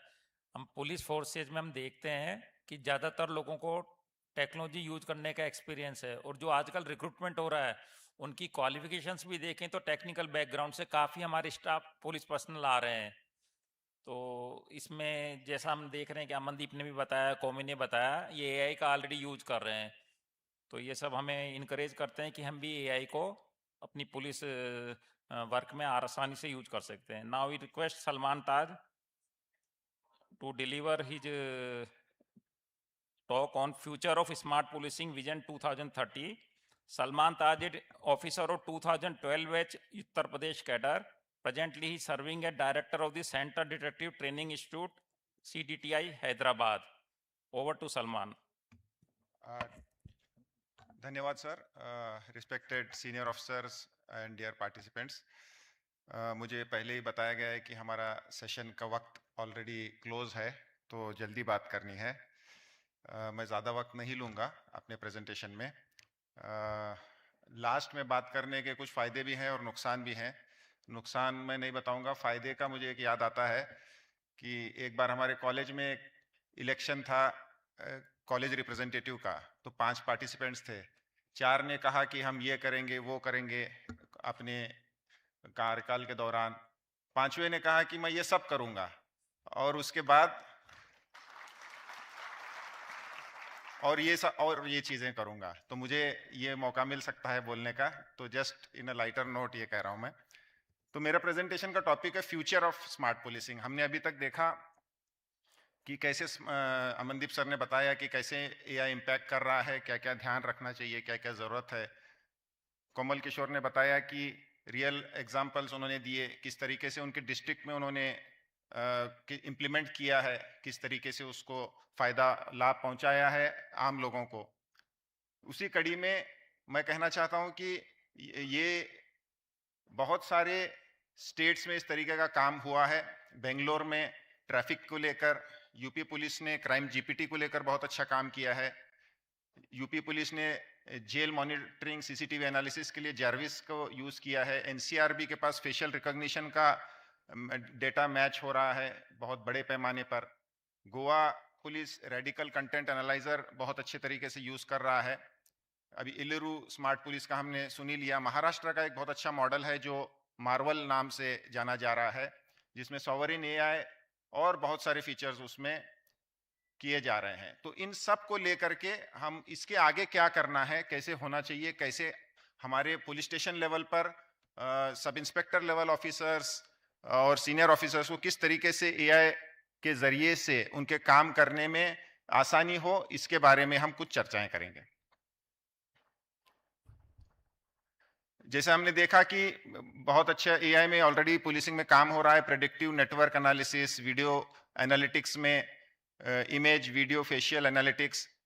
एक काम जो बहुत कम पैमाने पर हो रहा है वो एंटरप्राइज फ्यूजन सेंटर्स में, ये प्राइवेट एंटिटीज में बहुत ज्यादा तौर पे हो रहा है कि जितना भी डेटा अवेलेबल है आसान भाषा में, वो डेटा को पूरी तरीके से काम में लाया जाए फ्यूचर डिसीजन मेकिंग करने के लिए। तो पुलिस के पास आप लोग सब जानते हैं कि बहुत ज्यादा पैमाने पर डिजिटल डेटा है। अमनदीप सर ने भी बताया कि सीसीटीएनए सब इतना पुराना हो चुका, और भी बहुत सारा डेटा हमारे पास डिजिटल फॉर्म में है। तो उस डेटा को कैसे इस्तेमाल किया जाए? ये डेटा अलग अलग साइलोज में है, हर एक के पास पड़ा है। सीसीटीवी का डेटा, जैसे मैं डीसीपी लखनऊ था तो कभी कोई घटना होती थी तो दौड़ के हमारी टीम जाती थी स्मार्ट सिटी के कैमरेज चेक करने के लिए या आईटीएमएस के कैमरेज चेक करने के लिए। अभी भी सबसे पहला काम क्राइम होने के बाद पुलिस यही करती है। फिर सीडीआर हम मंगाते हैं टेलीकॉम ऑपरेटर्स के पास, फाइनेंशियल स्टेटमेंट्स मंगाते हैं, उसको बैठ के हर कोई एनालाइज करता रहता है। तो डेटा है वो कई बार हिस्टोरिकल डेटा हो जाता है, बाद में फिर उसको नए से जमाना पड़ता है, फिर उसमें कार्य करना पड़ता है। तो इस डेटा को इंटेलिजेंस के रूप में कैसे इस्तेमाल किया जाए एक प्लेटफॉर्म पर ला करके, इसके बाद इसको कहेंगे हम डेटा फ्यूजन सेंटर। ये सब सोर्सेज है हमारे डेटा के, सीसीटीएनएस, आईसीजीएस, ई प्रिजन का कई लोगों को नहीं पता होगा क्योंकि यूज नहीं किया होगा, एक्सेस नहीं होगा। ई प्रिजन में इतना जबरदस्त डेटा है, हर एक्यूज्ड का और क्रिमिनल का जो भी वहां पर जाता है जेल के अंदर, बड़ी आसानी से तसल्ली से वो कई पेज का डेटा भर लेते हैं। तो कई केसेस में एसपी सिटी गाजियाबाद था, हम लोग सिर्फ ई प्रिजन की मदद से जब कोई हिंट मिलता था कि ये व्यक्ति हो सकता है तो उसकी पूरी कुंडली हमें ई प्रिजन से मिलती थी। ये 2017 की मैं बात कर रहा हूँ। तो बहुत ही शानदार डेटा है। इसी तरीके से 1930 में ह्यूज अमाउंट ऑफ डेटा आ रहा है, 1112 में आ रहा है, और भी बहुत सारे डेटा हैं जिसको हमारे पास एक्सेस फिलहाल है। तो ये पूरे डेटा को हम लोग कोशिश ये प्रेजेंटेशन के द्वारा कर रहे हैं कि सॉवरेन फ्यूजन सेंटर में उसको लाया जाए एक सिंगल लेयर पर एनालिसिस के लिए। अभी सॉवरेन का क्या मतलब है कि अक्सर हमारा इस्तेमाल जो हम एआई में करते हैं एक्सटर्नल एजेंसीज पर बहुत ज्यादा डिपेंड है। एल्गोरिथम्स उनके हैं, सर्वर्स उनके हैं, फॉरेन क्लाउड्स हैं, हमारा डेटा उनके कंट्रोल में है। तो कहीं ना कहीं उनके जो कार्य है हमारा उनके ऊपर डिपेंड हो जाता है। कई बार आप लोगों ने सिंपल चीजें भी देखी होंगी कि कई बार सोशल मीडिया का कई टेक डाउन के लिए हम लोग रिक्वेस्ट करते हैं, वो कहते हैं कि नहीं इसका सर्वर कैलिफोर्निया में है, इसका सर्वर फला जगह है, हम लोग वहां कुछ नहीं कर सकते, हम इंडियन एजेंसी हैं खाली कोऑर्डिनेशन के लिए। तो इस तरीके की गवर्नमेंट ऑफ इंडिया भी काफी टेकअप करती है और काफी फिर उसके बाद हमें कोशिश करने के बाद रिलीफ मिलता है। तो इतना बड़ा जो कार्य एआई का होने वाला है जिसमें इतना डेटा को हम इंटीग्रेट करेंगे और उस पर हम किसी फॉरेन एजेंसी पर डिपेंड रहे, एक्सटर्नल एजेंसीज पर डिपेंड रहे, ये हमारे नेशनल सिक्योरिटी के लिए भी खतरा हो सकता है और हमारी डिपेंडेंसी बढ़ सकती है जिससे हमें कार्य करने में कठिनाई आएगी। तो हमारा जो मॉडल ये जो कह रहा है सॉवरेन एआई का डेटा सॉवरेनिटी मॉडल सॉवरेनिटी और इंफ्रास्ट्रक्चर सॉवरेनिटी, 3 लेवल पर हम लोग कार्य करेंगे। डेटा अपना हो, कहीं डेटा बाहर लीक ना हो, उसके और उसको अपने आईपी एड्रेसेस और जो लिंक एनालिसिस जब हम करेंगे उसको इंटीग्रेट करेंगे, वो भी हमारे कंट्रोल में रहे, उसमें जो मॉडल्स हम लगाएंगे वो हमारे कंट्रोल में रहे, और जहां स्टोर होगा डेटा, जो सर्वर्स होंगे, जो क्लाउड्स होगा, वो भी हमारे कंट्रोल में रहे। ये इसका उद्देश्य है। तो डेटा सोर्स सिस्टम से जैसा आप देख रहे हैं एक जगह से फीड हो रहा है, एक UIDEL नाम का एक बॉक्स दिख रहा है जो unified investigation and intelligence data exchange layer, उसको हमने नाम दिया है। जब ये सारा डेटा उसमें फ्यूज हो जाएगा, मिक्स हो जाएगा, 3 तरीके से हम उसको उपयोग में ला सकते हैं। Number 1, intra GPT. ये पूरा डेटा का इंटरनली हम लोग एक इंट्रा जीपीटी बनाएंगे, वो डेटा को प्रोसेस करके, जो फॉर एग्जांपल हमारा एंड यूजर एक सब इंस्पेक्टर है, एक पुलिस ऑफिसर है, तो वो क्वेरी करे किसी नाम की, किसी व्हीकल नंबर की, वो सब पूरे डेटा में उसको सर्च करे, एनालाइज करे, उसके जहां कहीं मौजूद है, वो गाड़ी कहाँ ITMS में देखी गई थी, पिछली बार किसी 112 के कॉल में उसका उस आदमी का जिक्र आया था, तो वो उसको आराम से एक जगह मिल जाए, उसको इनिशियल जो कार्य है उसका विद इन सेकेंड्स, क्योंकि AI इतना सारा काम, मैनुअल जो काम कई हफ्तों का हो सकता है, वो विद इन सेकेंड सीसीटीवी को एनालाइज करेगा, CCTNS का डेटा, ये ICGS का डेटा, ई-प्रिजन का डेटा, तो ये पूरा हमें एक इनिशियल हमारे जो लॉ एनफोर्समेंट ऑफिसर को उसका एनालिसिस करके रिजल्ट दे देगा। एक चीज है, इसको डिटेल में हम अगले स्लाइड में देखते हैं। इसी तरीके से CCTNS जो AI बेस्ड इन्वेस्टिगेशन में किस तरीके से हेल्प करेगा, और एक OS int का एक तीसरा फंक्शन है। तो इंट्रा जीपीटी जैसे मैंने बताया कि आसान लैंग्वेज में आपको क्वेरी करना चाहिए, XYZ की जो इंफॉर्मेशन आपको चाहिए बस आपने उसको क्वेरी कर दी, वो फ्यूजन होकर के XYZ के बारे में तमाम सोर्सेस से आपको इंटीग्रेटेड रिस्पांस मिल गया है कि हमारे सिस्टम्स में, हमारे अलग अलग डेटाबेसेस में इसके बारे में ये मालूमात है। अब वो मालूमात के बाद अब आगे जो आपको करना है वो कार्य करिए। तो ये फ्यूजन का काम हमारे द्वारा किया जाएगा, और चाहे वो टेलीकॉम का डेटा हो, फाइनेंशियल एनालिसिस का डेटा हो, नॉलेज ग्राफ रीजनिंग, तो ये कार्य करेगा हमें प्रेडिक्टिव इंटेलिजेंस क्रिएट करने में, जियोस्पेटल इंटेलिजेंस, ऑटोमेटेड इंटेलिजेंस ब्रीफ बनाने में, और ओपन सोर्स इंटेलिजेंस को भी एक्सप्लोर करेगा। तो इंट्रा जीपीटी मैं आपको ये बताना चाहूंगा कि ऐसा नहीं है कि ये सिर्फ थ्योरेटिकली मैं आपको बात कर रहा हूँ। फिलहाल ये तेलंगाना पुलिस में काफी अच्छे सक्सेसफुल रिजल्ट्स डिलीवर कर रहा है, जो स्टेट लेवल का उनका डेटा फ्यूजन करने के बाद, तेलंगाना साइबर सिक्योरिटी ब्यूरो और वहां के CI सेल में। एक एग्जाम्पल हमने दिया था, एक नाम दिया जैसे फरोतुल्ला गोरी, ये रियल एग्जाम्पल है। तो जब उसका सिर्फ नाम दर्ज किया गया, उसका एलियासिस, उर्फियत भी उसकी बताई गई, तो उसके बाद उसका जो अवेलेबल डेटा के अंदर से उसको बहुत सारी उसकी मालूमात आसानी से किसी भी पुलिस ऑफिसर को कहीं भी किसी को पूछने की जरूरत नहीं, कहीं से रिक्वेस्ट करने की जरूरत नहीं, इंट्रा जीपीटी के जरिए उसकी पूरी मालूमात, उसकी पूरी कुंडली समराइज फॉर्म में भी, वो किस किस संगठनों से लिंक्ड है, उसका बैकग्राउंड पहले कहाँ केसेस हैं, सब कुछ उसको आसानी से मिल जाता है। दूसरा मॉड्यूल एक पार्ट है CCTNS AI। अब इन्वेस्टिगेशन में AI का कैसे इस्तेमाल अच्छी तरीके से किया जाए। जब भी कोई घटना होती है, FIR दर्ज होती है, FIR तो वही है जिसी ने अपने नेचुरल वे में बता दिया कि मेरे साथ ये घटना हुई, वो FIR है। तो हमने सोचा कि FIR में छेड़छाड़ करने की जरूरत नहीं, AI की इस्तेमाल करने की जरूरत नहीं, वो एक नेचुरल अपना ओपिनियन उसका होना चाहिए, उसका स्टेटमेंट होना चाहिए। उसके बाद जब IO उसको इन्वेस्टिगेशन में आगे बढ़ता है, AI उसको असिस्ट करेगा। कैसे असिस्ट करेगा, वो प्लान ऑफ एक्शन क्या होना चाहिए बेस्ड ऑन भारतीय नागरिक सुरक्षा संहिता, आपको इस इन्वेस्टिगेशन में ये करना जरूरी है। उसको पता सब कुछ है, मगर कई चीजें भूल जाता है इंसान, कई इंपॉर्टेंट चीजें रह जाती हैं, फिर वो सुपरवाइजरी लेवल पर या प्रोसिक्यूशन लेवल पर जब पॉइंट आउट होता है तो बहुत देर हो जाती है कई बार। उसको फिर रिवर्स में करने के लिए फिर वो केस डायरी उन्होंने वापस भेज दी, फिर उसको करेक्ट करके भेज दिया। ये काफी टाइम कंज्यूमिंग और डिलेइंग प्रोसेस है, जिसका फायदा एक्यूज्ड को हो सकता है। तो इनिशियली ही अगर बताया जाए उसको कि आपके इन्वेस्टिगेशन में बेस्ड ऑन द लॉ ये करना है, तो वो कर लेगा। दूसरा, एविडेंस एनालिसिस किस तरह किया जाएगा, भारतीय साक्ष्य अधिनियम, जिसमें थोड़ा सा पुलिस वाले मैं जानता हूं कि खासतौर पर मैं कमजोर अपने आप को समझता था, भारतीय साक्ष्य अधिनियम के जो निटिग्रिटीज हैं उसको, एविडेंस को कैसे लिंक करना है। क्योंकि पुलिस का आप लोग सहमत होंगे कि बेसिकली ऑब्जेक्टिव रहता है कि कोई घटना हो तो पहले मुलजिम को पकड़ा जाए, और चार्जशीट को दाखिल किया जाए, हमारा काम ऑलमोस्ट खत्म है, फिर हमारी पूछताछ भी खत्म है, हम दूसरे केस में लग जाते हैं।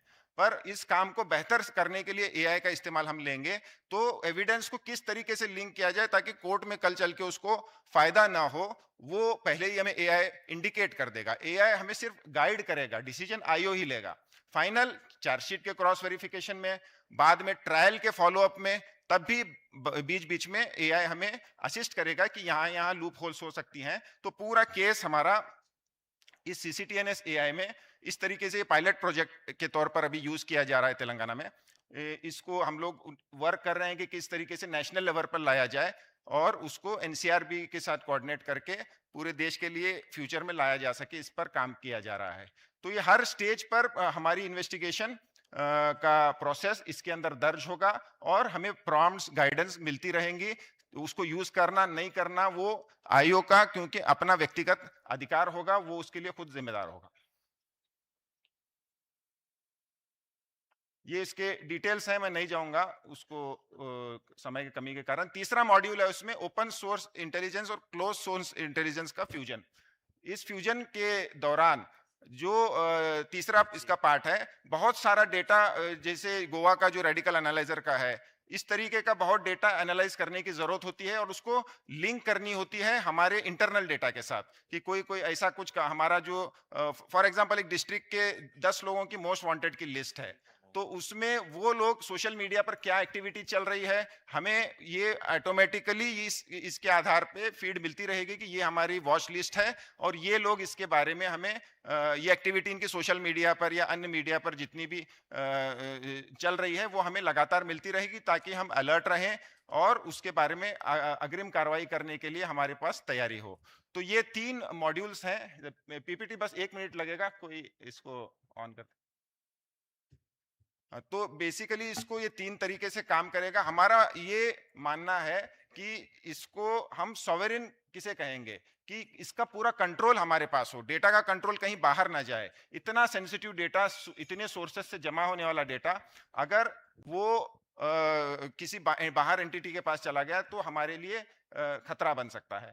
तो इस डायग्राम में ये बताने की कोशिश की गई है कि जो UIDEL लेयर है वहां से लेकर आईओ तक क्या क्या प्रोसेस होंगे, कैसे इसका एनालिसिस होगा और उसके जो एआई रीजनिंग लेयर क्या करेगा और किस तरीके से ये डेटा को लिंक किया जाए, ये ग्राफिकली बताने की इसमें कोशिश की जा रही है। Right from the source up to the IO तक किस फॉर्म में ये डेटा उसके पास पहुंचेगा।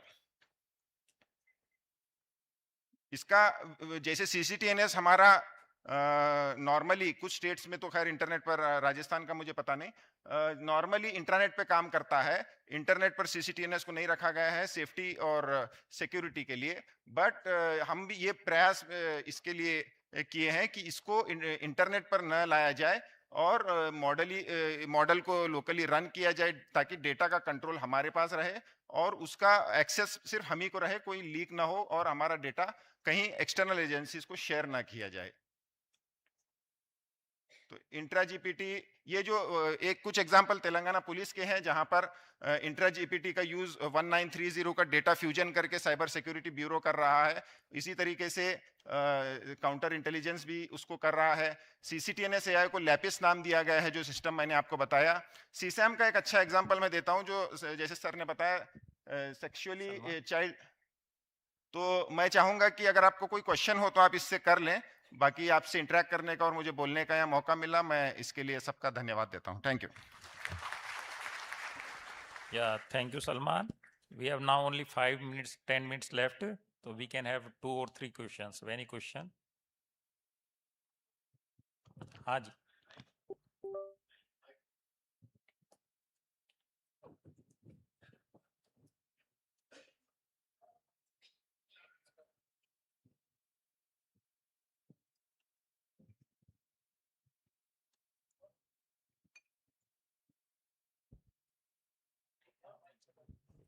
Jai Hind sir, I am Major Raman, ex-army officer presently serving as commandant in Rajasthan Home Guard Services. I am one of the members of the committee, vision committee, how the Home Guards department would be in 2047. So there are 2 food for thought that I would like to share with the eminent dais, sir. we studied the vision document for the Rajasthan Police Forces 2047 also, and we learned that we are way behind the desire with the target of the desirable PPR. And at the same time, the police particularly the constables and the ASIs, they are particularly tasked with the non-policing duties also.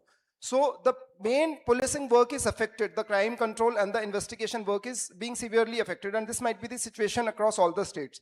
As Ravi sir, I just saw the profile, you have worked with the Directorate Home Guards, Civil Defense and Fire Services also. So there could be very good young and with the AI mindset, very good cohort of the Home Guard volunteers who are very good at these skill set. So my submission is that these could be identified and imagining the future of the policing, because we cannot leave behind the Home Guards department in silo. They have to work along with the police forces. So identifying the training need at this stage and thereafter building the institutional capacities. For example, in Rajasthan, we have got a state-of-the-art central training institutes. So as it happened, some of the part of the police modernization fund were handed over for the Home Guards upliftment. So similarly, from the training budget, if a part could be diverted, imagining the future needs in the domain of AI, and the cohort of the Home Guards who have particular mindset for this, they could be trained imagining the future need. So hand-holding of the training institutions of the Home Guard, imagining the future need was one food for thought. Secondly, I attended the yesterday's session. So Bhashini, where the multilingual support is being provided by the Government of India and MIT to all the important AI agents. So in CCTNS, I just saw the Bhashini has not yet been integrated in Rajasthan. So across 9 states, it has already been integrated. And as Sir said, a lot of the documentation work is coming to the ASIs and the IOs. So that could be, make the burden slightly easier. If the models could be developed and they could be trained on the police terminology, wherein the documentation work could be taken up by those models, those trained models, and thereafter the constables in the police department and the volunteers from the Home Guards department, they could be used. Presently, what is happening, they're being given static duties. Now the Home Guard also having aspirational needs. So that was my food for thought, and we can build on that. So thank you so much, sir. Your first concern is regarding Home Guards of Rajasthan. Amandi will answer. Amandi. So your comment basically talks on the policy frameworks that have to be devised. I'll just give you an example from the police ecosystem. As I said, it's a state subject. Not all states are at same wavelength. And policing rests with the central agencies also. So there's a clear hierarchy. There are some police organizations who have been given ample powers. Under IT rules, they have been given powers of interception. But there are only 10 organizations as of now who have enforcement and investigative powers. Only state police amongst them is Delhi police. So then other police states like Telangana who are doing good job. And then there are other states who don't have as much human resource or capacity as of now in dealing with technology. तो अगर आप उस spectrum को देखेंगे, अब बहुत सारे gaps रहने की उसमें दिक्कत है. हमारे साथ भी यही प्रॉब्लम है. अब सेंट्रल गवर्नमेंट ने क्या किया, एक नेशनल पुलिस टेक्नोलॉजी मिशन बनाया जो आईबी के अंडर रेस्ट किया. अब अगर तेलंगाना ने लीड ले ली है, रिले लेस है और आगे पहुंच गया है, तो ये प्रॉब्लम्स को भी ज़्यादा जल्दी देख पाएगा. जैसे अगर आप कह रहे हैं कि आप एज ए लीडर कोई प्रॉब्लम को देख पा रहे हैं पर आपको डर लग रहा है कि मेरा पूरा कैडर पीछे छूट जाएगा, तो अब वहां पे प्लग इन कैसे किया है कि पुलिस टेक्नोलॉजी मिशन सारे यूज केसेस को, नीड्स को इकट्ठा करती है और परकुलेट कर देती है. स्टेट्स उस हिसाब से फिर अपना देखते हैं कि मेरी अगर मेन पावर है, मैं ये कर सकता हूँ या नहीं कर सकता हूँ. तो मैं ऐसा ही मॉडल होमगार्ड्स के लिए सजेस्ट करूंगा कि आपके भी डिफरेंट स्टेट्स में डिफरेंट होमगार्ड्स की कैपेसिटीज हैं, कैपेबिलिटीज हैं, और अलग अलग स्टेट अलग अलग विधाओं से या एसओपी से या रूल से बंधा होगा. मैं उम्मीद करता हूँ उसमें कैपेबिलिटीज अलग अलग होंगी. तो बेटर ये रहेगा कि अगर एक कोई centralise police home guard technology mission बन जाए तो उसके अंदर ये सारी चीज़ों को देखा जा सके. आपने कहा कि हम होमगार्ड्स को ट्रेन कराना चाहते हैं, लोग हैं भी, तो आप बेस्ट प्रैक्टिसेस देख सकते हैं जिस स्टेट्स ने ऑलरेडी कर लिया. तो इस तरह का एक मॉडल बनाया जा सकता है. Your second concern is the Bhashini has not been integrated with CCTNS. तो हम चेक करेंगे. NCRB is the nodal agency, National Crime Record Bureau. तो आपका जो कंसर्न है हम उनसे के साथ रेज करेंगे. Any other question? One more question.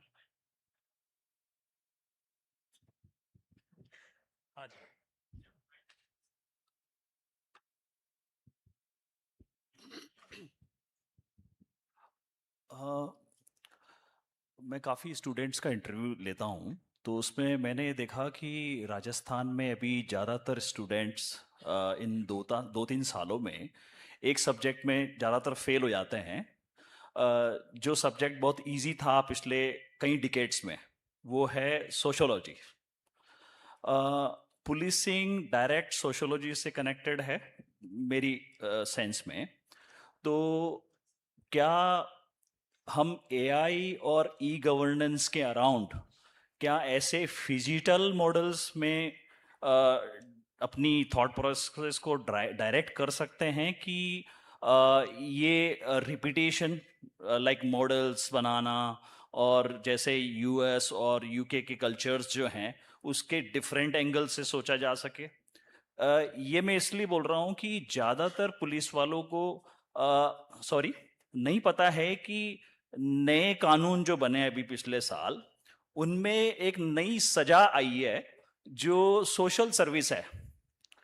तो ये सोशल सर्विस में भी एक कैटलिस्ट बन सकती है हमारे एआई और गवर्नेंस के मॉडल्स में। तो इस कैपेसिटी बिल्डिंग के अराउंड आप कैसे सोचते हैं?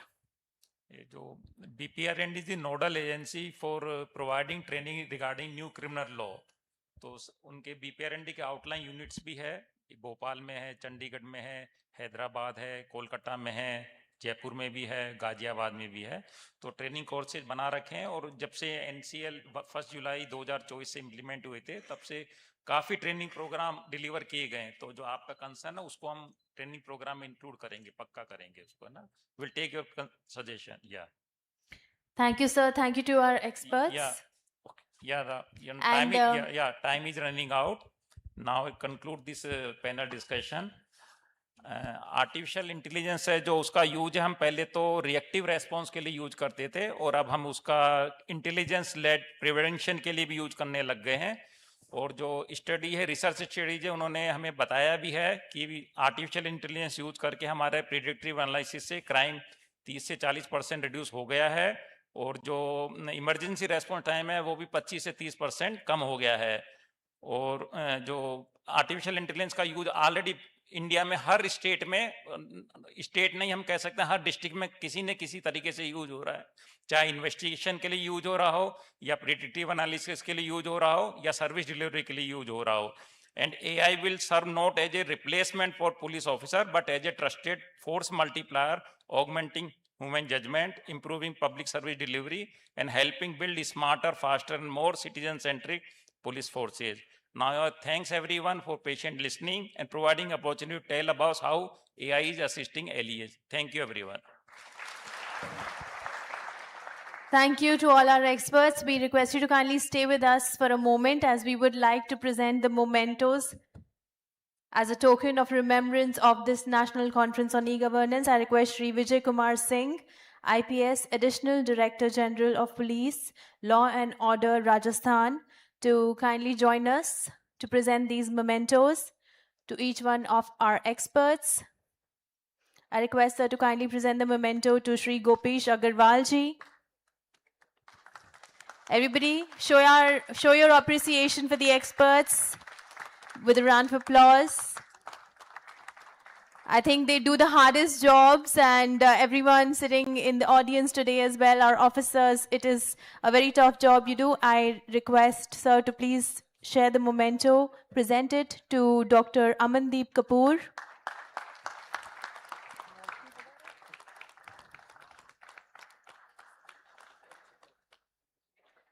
Shri Komi Kishore.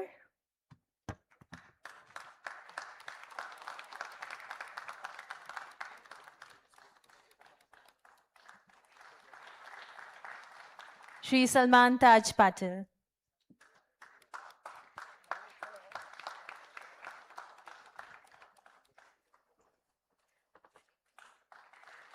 Thank you so much to our experts. Thank you, Vijay sir, for the memento presentation. I request the experts to kindly step forward for a group photograph. And the next plenary session is going to be on citizen-centric governance, inclusive governance. That is going to be a Rajasthan session, so I request everyone to continue to stay seated. Substantial reduction there in response time, substantial reduction in crime rate as well. I think very reassuring and something that builds more confidence in the AI systems. For this particular plenary session, I will be inviting on stage our experts. Please help me, join me in welcoming Principal Chief Conservator of Forest, Head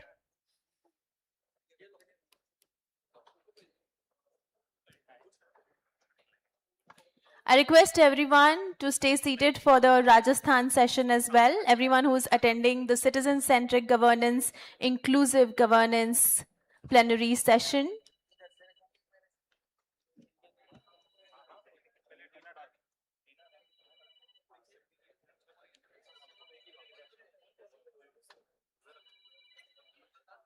I can understand our police officials will have to leave as they may have other commitments as well.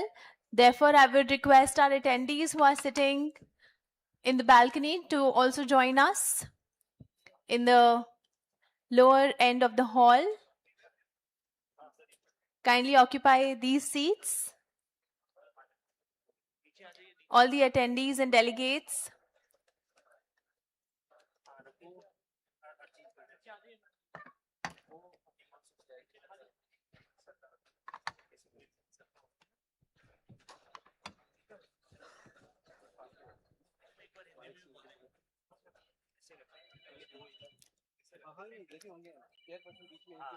हमारे सभी attendees से निवेदन, कृपया hall के निचले स्तर पर आकर अपना अपना स्थान ग्रहण करें और अगले plenary session citizen centric governance, inclusive governance का आरंभ हम करने जा रहे हैं.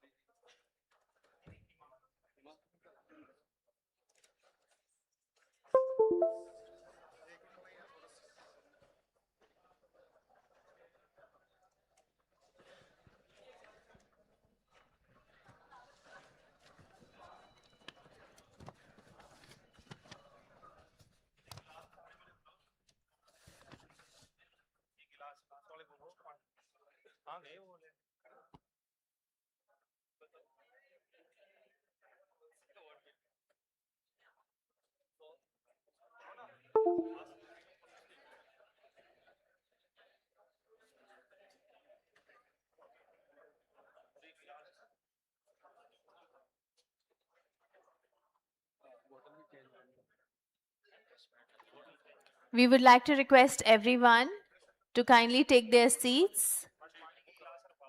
The sooner we take the seats, the sooner we can start the plenary session.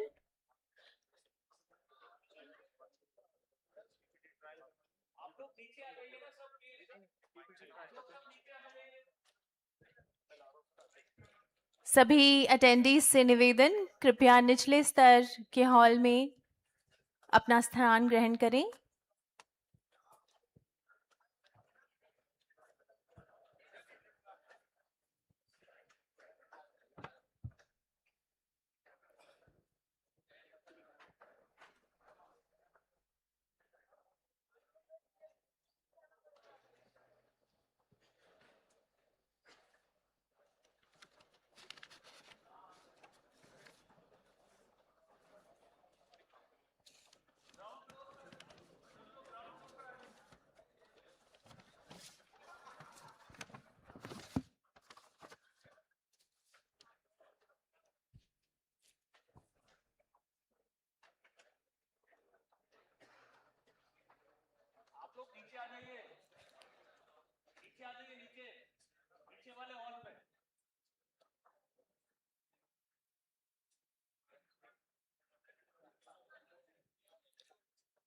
We have witnessed a lot of innovative ideas being tabled during this national conference on e-governance.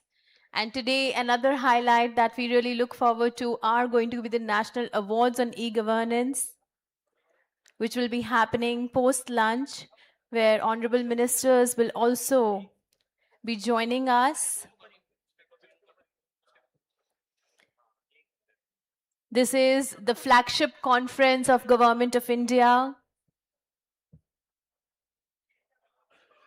and it is a premier platform that has been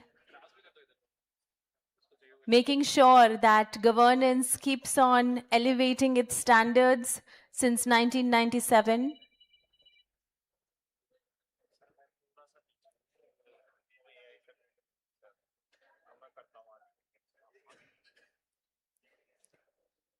We have seen launches of initiatives such as eMitra WhatsApp service, the launches of Smart Initiative, initiatives that guarantee that now the citizens will not have to chase for their paperwork, rather they will be getting it done through automatic systems, and that's how governance is transforming. And all these ideas, all these initiatives are aligning Jaipur and Rajasthan with the national vision of minimum government, maximum governance.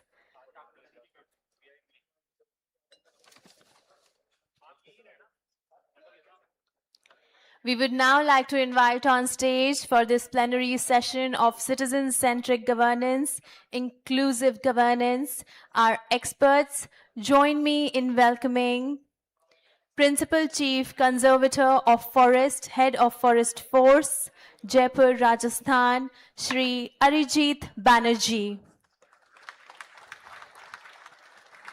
Mission Director, Jal Jeevan Mission, Jaipur, Shri Rajan Vishal, IAS.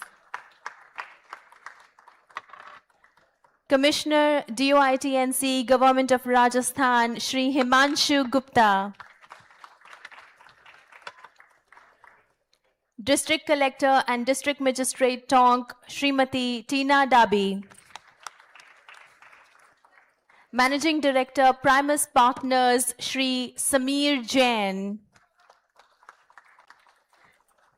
Shri Samir will also be the moderator for this plenary session. Over to you.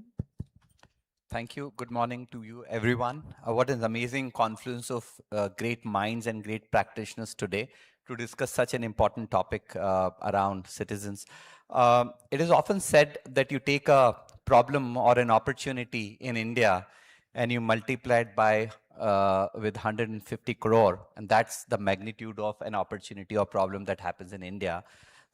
If you go back just 2 decades, if a citizen were to ask for a license or a certificate or any service, they had to go through multiple hoops around it. But of course, technology has brought a lot of relaxation to these services in form of, let's say, Aadhaar or UPI or many more, which have made the lives of these citizens better and enhanced the accountability in the minds of the citizens. And that's the focus today, of course, keeping in mind the broader frame here with the NGC is about technology and keeping citizens. So today's discussion is going to focus on putting a citizen at the center of why the governments exist and the role a technology can play in addressing their aspirations. I always say that technology is the biggest leveler when it comes to a heterogeneous society as ours.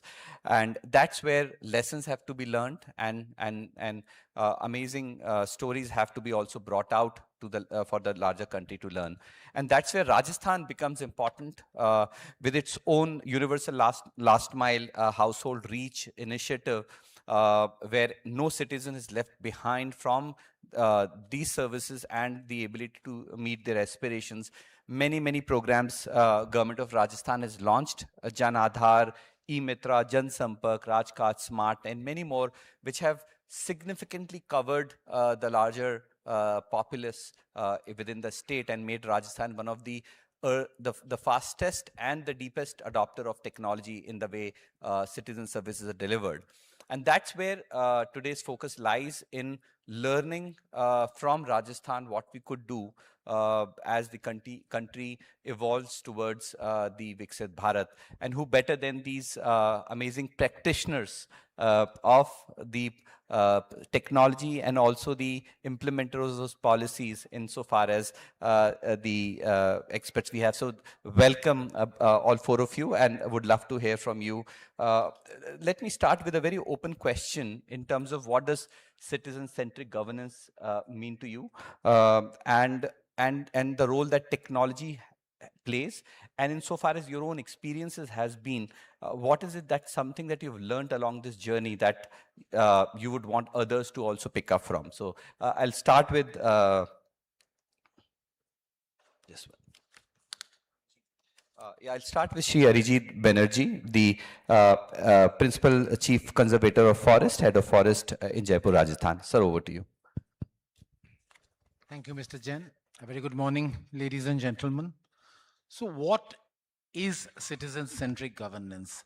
In a country as large as ours, in a state as large as ours, where the citizen, for the smallest things in his life, has to interact with a government entity.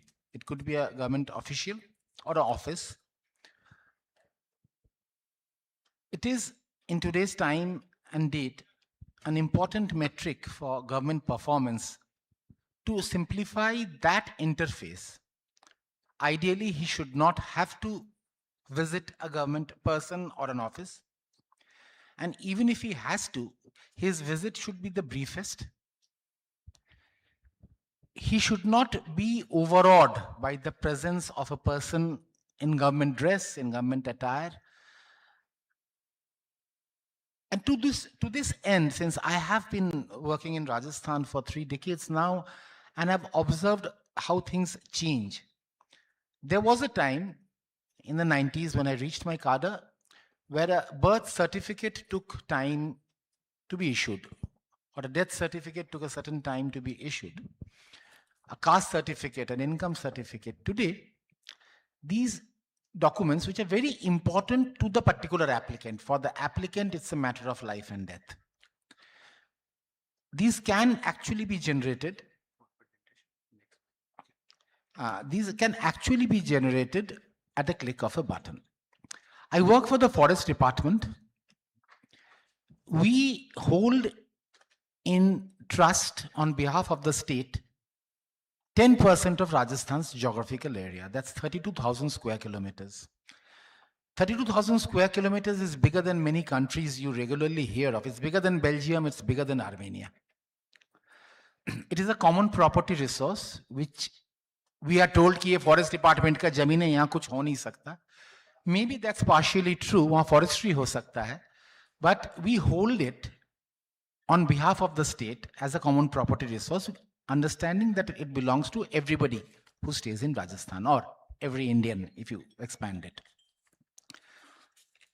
In course of a day in a forester's life, the primary interaction is with government entities. The government entities are our biggest clients: public works, irrigation, drinking water, power, utilities and generation companies, and then the army and paramilitary forces. We don't have navy setups here, the Indian Air Force, railways, highways, and to a lesser extent, mining and hospitality. And then there are individuals who have their issues regarding land.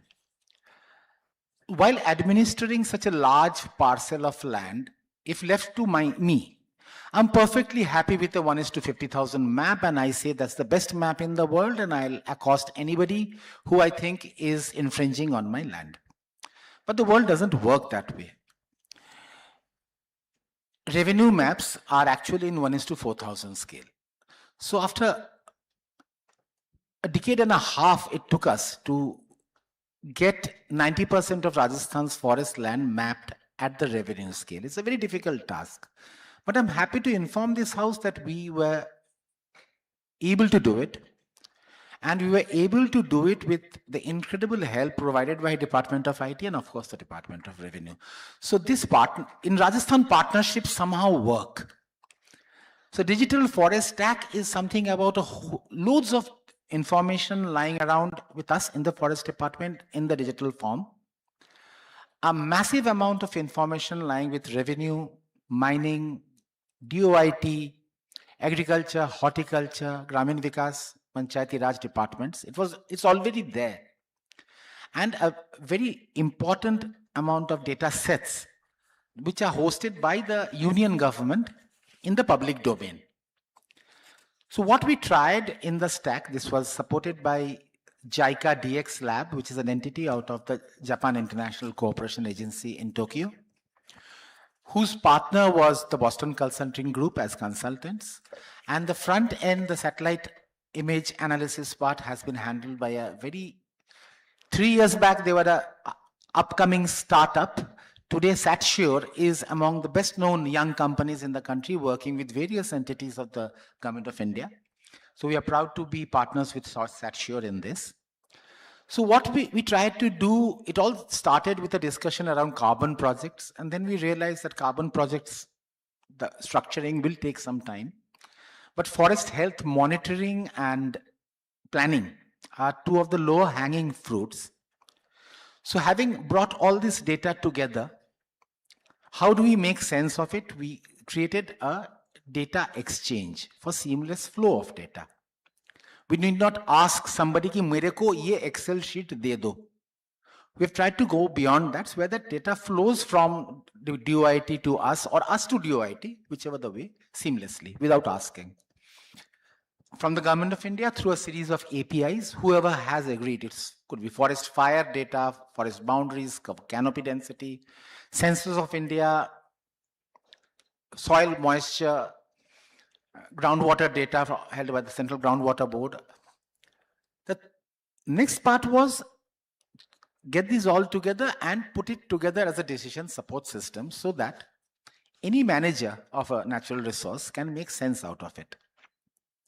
So today, even if it's not fully developed, full development never happens. In that world of technology, there is always an evolutionary step that takes place. So full development never takes place, but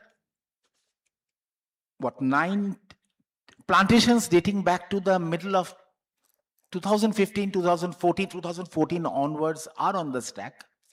We can visualize how at a particular site, 50, 30, 20 hectare site, wherever it might be in Rajasthan, has the forest cover changed? Has it changed for better or has it gone down? The tools that we use are publicly accessible tools, free tools made available by agencies such as NASA and the European Space Agency. We don't yet spend recurring money on this stack. We'll have to at some point of time. The imagery which we are using is Sentinel. The reason we are using Sentinel and the reason we are trying to do this, one of the reasons, is data sets from the Forest Survey of India. We receive them once in 2 years. Here we can do it every year. It is repeatable. And the structure is such that if we get better imagery, we get Cartosat 2.5 form of 10 meter resolution, we can use them. We get drone feeds, we can use them to further fine tune and figure out how our performances have been. A lot of these data sets are in the public domain for researchers, for startups and companies who can, look, this data was created, it's public data, it's nothing classified in it. Most of it is not classified except the commercial data. So we would welcome companies, researchers, students to take a look at the data, suggest how can we improve it. I'm sure there is an immense scope of improvement. We want citizens to look at the data. The silo of nurseries, it exists digitally. This year, 600 nurseries, 6 crore plants, one can use a QR code to book a plant, buy a plant, or go to the website and order a plant, block the plant online. Those facilities have been made available by this state government. Rajasthan has always been called a backward state. I don't know of any other state which really has such a facility, and we're in the monsoon of this year. This is the 3rd year we're doing this. When the Prime Minister says that, go out and geotag your, yeah. When the Prime Minister says that, geolocate कीजिए आपने जो पौधा लगाया वो कहाँ लगाया. We have Tina here. Tina was overseeing the development of the Haryalo Rajasthan application when she was Commissioner NAeG. And any citizen on planting a tree can take a photograph, upload it to the Haryalo app, it gets geolocated. You can revisit your sapling after 6 months, 1 year to say that it's still alive and doing well. You can do the same thing, you can upload the same picture and details on the Meri Life portal of the Government of India. It is verifiable and it is actually fun. When we did a photo contest on a social media last year, the best and most interesting and fun photographs came from young people, elderly people planting a tree. It was great fun. It need not always be a very expensive camera setup shooting a tiger. That's nice, agreed. But this can be very fun and this can be very engaging, because everybody you see has a smartphone and a certain amount of data he or she is going to consume. My staff, they consume some data every day. My task is to take them off WhatsApp and bring them into the DigiStack. So they know how to use a smartphone, they know how to use look at a reel, download something, upload something, how to use that energy and bring it into some kind of productivity. Challenge is to broad base it. 4 images, 40 images, 400 images, very easy to process. When I try to process 4 lakh images, then is the test. Having 100 users of the Digi1 or the Forest Stack is easy. Having 100,000 users is where the challenge is. And we would want more users. More the users, more the data flowing in and out, the better these systems become. We talk of artificial intelligence, we talk of machine learning. I'm not a techie. I'm an old man. But whatever little I have understood, the more data sets you run through an artificial intelligence model, it could be a Claude or a Firefly or a ChatGPT or Grok or whatever, the more data you put in, the better it becomes. So it cannot expect it to give you the right answer the first time round. You'll have to intelligently cull it out. Use it by all means, but use it intelligently. That is what we want to do for our citizens. Give them the tools, give them the means so that they can come to, somebody wants to put up a mine or a hotel or whatever in Rajasthan, he need not approach an office of the forest department. He should be able to go to use his phone or his computer, check out the piece of land. Once he checks out the piece of land, he should be able to take a decision whether he needs to approach the pollution board for XYZ. Does he have to seek an environment clearance? Does he need a wildlife clearance? Why should he keep approaching a range office or a division office again and again? Jitna kam interaction hoga citizen se, utna hi acha rahega. That is maximum governance and minimum government. That is what the Honorable IT Minister talked about, referred to yesterday. That is what the compare was talking about today. Sure. Thank you, Mr. Arijit. I think there is a very important lessons to draw. When it comes to the forest and the green cover, lies the latent potential for creating new livelihoods, and also, of course, from a carbon credit perspective, it is still a voluntary market. We have not been able to capture that, but with evidence that can be drawn from these systems that Rajasthan government has picked together, I can assure you it is one of the big sectors where we can generate carbon credits and also create new livelihoods for SSGs through MRVs and so on and so forth. So congratulations to the state government of Rajasthan for having undertaken this, and so much to learn from. So let's move from one resource or one public good to the other, water, which is also a citizen's right, and often the most difficult in terms of provisioning water to every citizen, which is their right.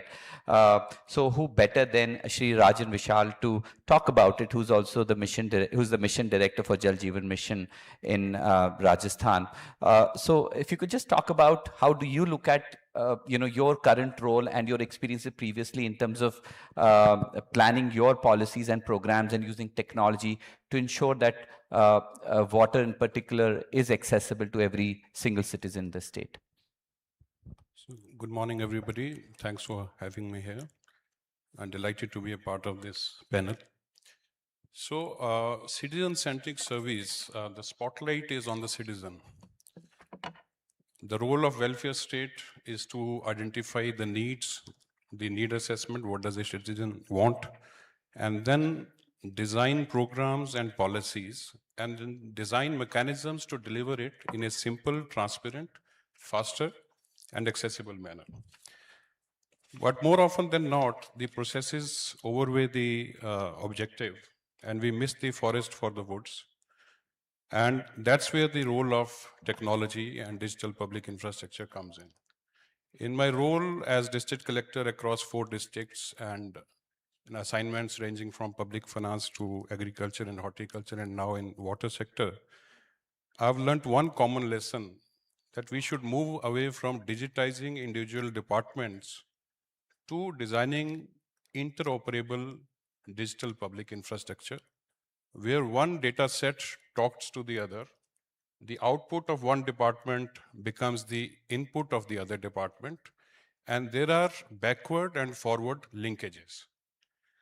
For example, for a cooperative department, the targeted beneficiary delivery, the assessment of the eligibility, that citizen is different. For agriculture, again, reinvention of the wheel, he's again assessing the eligibility criteria.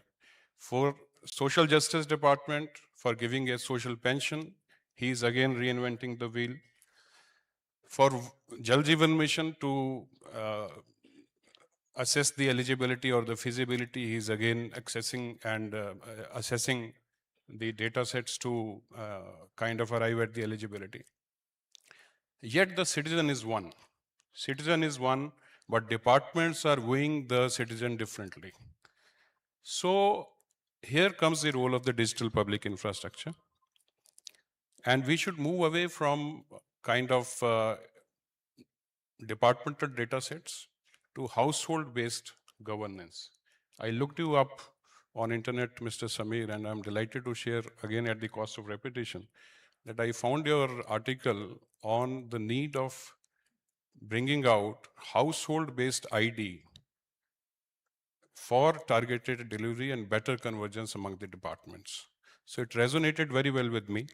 For example, Tina, our colleague sitting here in the panel, as district collector, she should be able to see on one dashboard by making household as the anchor. Is household ko NAeG and now Viksit Bharat Ramji का benefit मिला कि नहीं मिला, इसको जल जीवन का connection मिला कि नहीं मिला, इसको social security pension मिली कि नहीं मिली. So the spotlight is on the household, on the citizen, and then the departments weave their services around the citizen. So that is the kind of next frontier of governance we should aspire to reach at.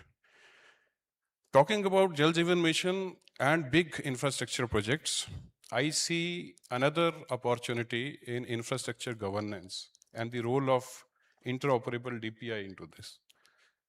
So that from planning to performance to payment, all these things are seamlessly integrated. Rajasthan has already taken very potent and very strong steps in this direction by the implementation of IFMS, Integrated Financial Management System, wherein starting from the allocation, the budget preparation, the sanction, the accounting, the budgeting, and in the end, up to the stage of auditing, everything is digitized. Similarly, Rajasthan has come up with single holistic public procurement, SHPP portal, wherein the big public procurements, starting from the life cycle approach, the planning, provisioning, contract management, tender floating, work order, defect liability, O&M, credit guarantee, all these things are seamlessly integrated. And the platform talks with income tax, it talks with GST, it talks with the registration and stamps department. It talks with all the departments so that the vendor has the ease of doing business. It doesn't stop there. It even gives the contractor the facility to access the banks and public financial institutions to get working capital loans based on the strength of the work order. So if I've got the work order from a government department, which is a credible certificate which shows that yes, I have some work in hand, based upon that, I should be in a position to access a non-banking financial company or a bank and take a loan. That will ease my working capital cycle, and that will expedite the pace of the implementation of the public project, and that will ultimately benefit the citizens. Similarly, we have works accounting module, which starts from issuing the work order, financial sanctions, technical estimates, electronic measurement books, vendor payments. So we already have IFMS, we have single holistic public procurement portal, we have VAM module. So we should move from tracking the expenditure to tracking the value every single public money spent has generated. In that, I think the role of governance, role of digital governance comes in. The third thing which I want to talk about is, I think I've overshot my time. The evidence-based policy making, which is very close to my heart. We brought in CM Praman, Chief Minister's Policy Research Analytics and for Measurable Action and Nexus. So this is a data strategy and policy strategy unit, which is in the process of standardizing all the data sets available in Rajasthan, so that to weave in and embed interoperability across the data sets, across all the departments in Rajasthan. And once that interoperability is achieved, then we can leverage those data sets to achieve the higher things. So there are three cornerstones of evidence-based policymaking. Peter Drucker, I'm reminded of Peter Drucker, the famous management thinker. He once famously said that the culture eats strategy for breakfast. That means unless you embed the culture in the organization, evidence-based policy-making culture, no matter what strategy under the sky you make, if the culture is not there in the organization, you will not be able to achieve what you want to achieve. So talking about the three cornerstones of evidence-based policymaking, one is credible data sets. For example, AgriStack, where we have around 87 lakh of farmers of Rajasthan whose identity has been verified, whose land holding, even though in different districts, has been validated. So once I have that data set, I can weave and make a number of use cases. For example, fertilizers, 1.92 lakh crore rupees annually in the country. 50% of the total subsidy is going into fertilizers. One bag of urea, 45 kg, costs 132 rupees, but it costs 1,320 rupees for the government of India to procure it from the international markets. So the farmer is getting it at 1/10 of the actual price. So if the government of India is spending 2 lakh crore rupees annually on fertilizer subsidy, we should have a robust system in place so as to ensure that it is going to the right place and the right person and the right use. It is not being diverted into chemical factories. It is not being diverted into DEF urea. It is not getting used in the polymer factories. So if I have verified identity of the farmer, the land holding size, and the crop he has sown, then according to the Agriculture Department prescription, I arrive at X amount of fertilizer which he requires. If he takes more than that, I stop him. Look, this is your entitlement, take it and go. So it solves many problems. It takes the soil health to the next level. It reduces the diversion and optimum utilization of the public money. So credible data sets will give you credible insights. So that is the first cornerstone. Second cornerstone is interoperability, which I have already talked about. And our data sets and our dashboard should not give us post-mortem analysis of the yesterday's problems and yesterday's issues. They should also give us insights for future risks. कहाँ पे मेरा drought आने वाला है, कौन से districts में मेरी फर्टिलाइजर शॉर्टेज आने वाली है, कौन से इंफ्रास्ट्रक्चर प्रोजेक्ट्स मेरे ओवररन में जाने वाले हैं.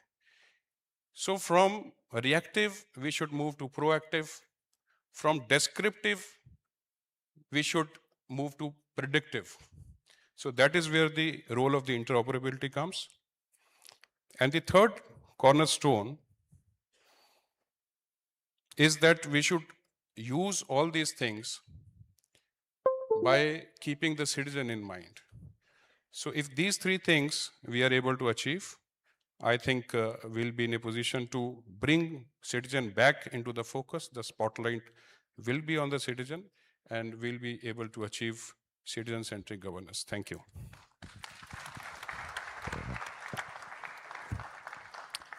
Thank you so much, sir. And very well said. In fact, you talked about data significantly. Many of you know that India is the largest producer of data globally. About 20% of the world's data comes from India, of which government departments are the biggest owner of that data sets. And as sir rightly said, what do we do with these data sets in terms of planning, from policy planning to budget allocation, etc., is how the next generation of governance will be decided. You know, a very interesting report just came in a few days ago that water is so precious, and you know, a state like Rajasthan can appreciate more. That's a 20 lakh crore opportunity for investors if you're looking for, whether it's in water generation to conservation to desalination of the water, and also with respect to distribution of water. And the underlying layer in each of these is use of technology in how we use this precious natural resource available to us. So congratulations, sir, for having brought in citizen in the center of it and using technology for such an amazing program. Now, moving on, in the age of AI and where technology obsolescence is happening so fast, where you learn about a concept of AI and then the concept changes next day, I can only appreciate enough of the role of the IT department of the state in bringing the latest of the technologies, but also keeping the state ahead in terms of how the technology is used to deliver better services. So there is a deep appreciation for what IT department does for a living. So a big round of applause to the IT department in supporting every line department in bringing technology solutions to us. So then who better than Mr. Himanshu Gupta, Commissioner DICT to ITC from Rajasthan, to talk about his own ambitions of bringing the latest of technology, keeping citizen at the center of it also. Yeah. Thank you for having me. Welcome everybody. So as Samiji was rightly saying, we should have citizen at our center while planning service delivery for the common citizen. मुझे तो एक ही बात ध्यान आती है कि अगर हम इंडियन पॉलिटी की बात करें या पॉलिटिकल साइंस की बात करें या गवर्नेंस की बात करें, the first chapter in any book that you find is rule of law. So rule of law मतलब law will treat all its people equally. तो ऐसा क्यों होता है हमारे ऑफिसेस में, एक आदमी तो अपना काम करा जाता है और दूसरा आदमी उस काम को कराने के लिए सालों साल भी कभी कभी वेट करता है. आप सबने रात दरबारी पढ़ी होगी, एक नकल लेने के लिए उस आदमी को चप्पलें घिस गई उसकी, पर उसको नकल नहीं मिली. तो जब मैं सोचता हूँ इसके बारे में, what I realise is there is a certain level of discretion जो हमारी गवर्नेंस में इनबिल्ट है. और आईटी प्लेटफॉर्म्स की बात करें या पॉलिसी रिफॉर्म्स की बात करें या गवर्नेंस रिफॉर्म्स की बात करें, मुझे ऐसा लगता है एक कोर थिंकिंग किसी भी रिफॉर्म में है तो वो ये है कि किसी लेवल पे, जो चाहे वो एम्प्लॉय ऑफिसर हो चाहे हमारे सबऑर्डिनेट स्टाफ हो, किस लेवल पे सिटीजन को फोकस मानते हुए उस डिस्क्रिशन को कम किया जाए. ताकि उस आदमी को ये रियलाइज हो, सिटीजन को, कि ये जो सर्विस मैं डिमांड कर रहा हूँ, this is actually my right. तो आप चाहे राइट टू एजुकेशन की बात करें, या राजस्थान सरकार ने recently right to health act बनाया था, जितनी भी सर्विसेज हम बनाते हैं, फॉर एग्जांपल कल हमने व्हाट्सएप सर्विसेज को लॉन्च करा, वो इसी सोच के साथ इनबिल्ट बनाई जाती है कि कहाँ पे किसी सर्विस डिलीवरी के जो ऑफिसर्स हैं उनका डिस्क्रिशन कम किया जाए। And at the same time I am not at all saying कि policy decisions should not be discretionary. तो जो सर्विस डिलीवरी है उसमें एक बेसिक कोर सर्विसेज हैं जिन पे पॉलिसी डिसाइडेड है पहले से ही, और कुछ ऐसी हैं जहाँ पे पॉलिसी डिसीजंस हो रहे हैं। For example current geopolitical systems में what is the policy that India और the state of Rajasthan should adopt, that is dynamic, वहाँ पे डिस्क्रिशन आएगा ही आएगा। बट फॉर एग्जाम्पल मूल निवास प्रमाण पत्र है, बिजली का बिल भरना है, पानी का बिल भरना है, these matters have already been settled, done and dusted. पर उसके लिए भी उस सिटीजन को जो हमारा ग्रास रूट पे बैठा है, उसको उन सर्विसेज को भी अवेल करने के लिए कई बार बहुत सारी मुसीबतें या दिक्कतें उठानी पड़ती हैं। तो मुझे लगता है कि एक लेवल पे अगर डिस्क्रिशन को हम कम कर सकें तो सिटीजन एम्पावर्ड होगा। और सर ने बहुत अच्छी बात कही थी शुरू में, citizen actually feels intimidated entering into our government offices. हमारी मोटी मोटी फाइलें देखता था, अब ई फाइल हो गई हैं, अब फाइल्स नहीं दिखती हैं। उस पर मुझे बहुत सालों बाद समझ आया कि रेड टेपिज्म कहाँ से आता है। तो हमारी जो फाइलें होती थी उस पर जो पट्टी होती थी वो लाल रंग की होती थी इनवेरिएबली, तो वहाँ से रेड टेपिज्म आता था। तो कहने का अर्थ है कि मतलब हम बिजी भी रहते हैं, but at the same time citizen also feels कि will the officer listen to me, will the babu of that office listen to me, तो इंटिमिडेटेड फील करता है। तो मुझे लगता है कि एक सिटीजन सेंट्रिक गवर्नेंस का मूल मंत्र जो है वो शायद किसी लेवल पे हमें जो सिटीजन सर्विस प्रोवाइडर है उसका अगर डिस्क्रिशन जिस लेवल पे सस्टेनेबल लेवल पे अगर हम कम कर सकें तो हमें वो करना चाहिए। मैंने एक वीडियो बनाई हुई है DOIT के प्लेटफॉर्म्स की जो हमने अभी रिसेंटली लॉन्च करे हैं या जो हमारी फ्लैगशिप स्कीम्स हैं। आपसे एक रिक्वेस्ट है कि अभी हम वीडियो प्ले करेंगे, आप चेक करना कि उसमें कहाँ पे डिस्क्रिशन कम किया गया है। मैं एग्जांपल दूं, राजकाज, पता नहीं हमारी टीम ने उसमें डाला या नहीं डाला। राजकाज में ये होता था कि किसी फाइल को किसी ऑफिसर को नहीं करना होता था तो वो फाइल पे बैठा रहता था। आज average file disposal time check किया जाता है and honourable CS monitors every officers AFDT। तो क्या है, बेसिकली उस ऑफिसर की रिस्पॉन्सिबिलिटी तय हो रही है कि पर्टिकुलर फाइल को आपने क्यों इतने दिन पटके रखा अपने पास। तो एक लेवल पे वो डिस्क्रिशन कम हुआ है उस व्यक्ति का।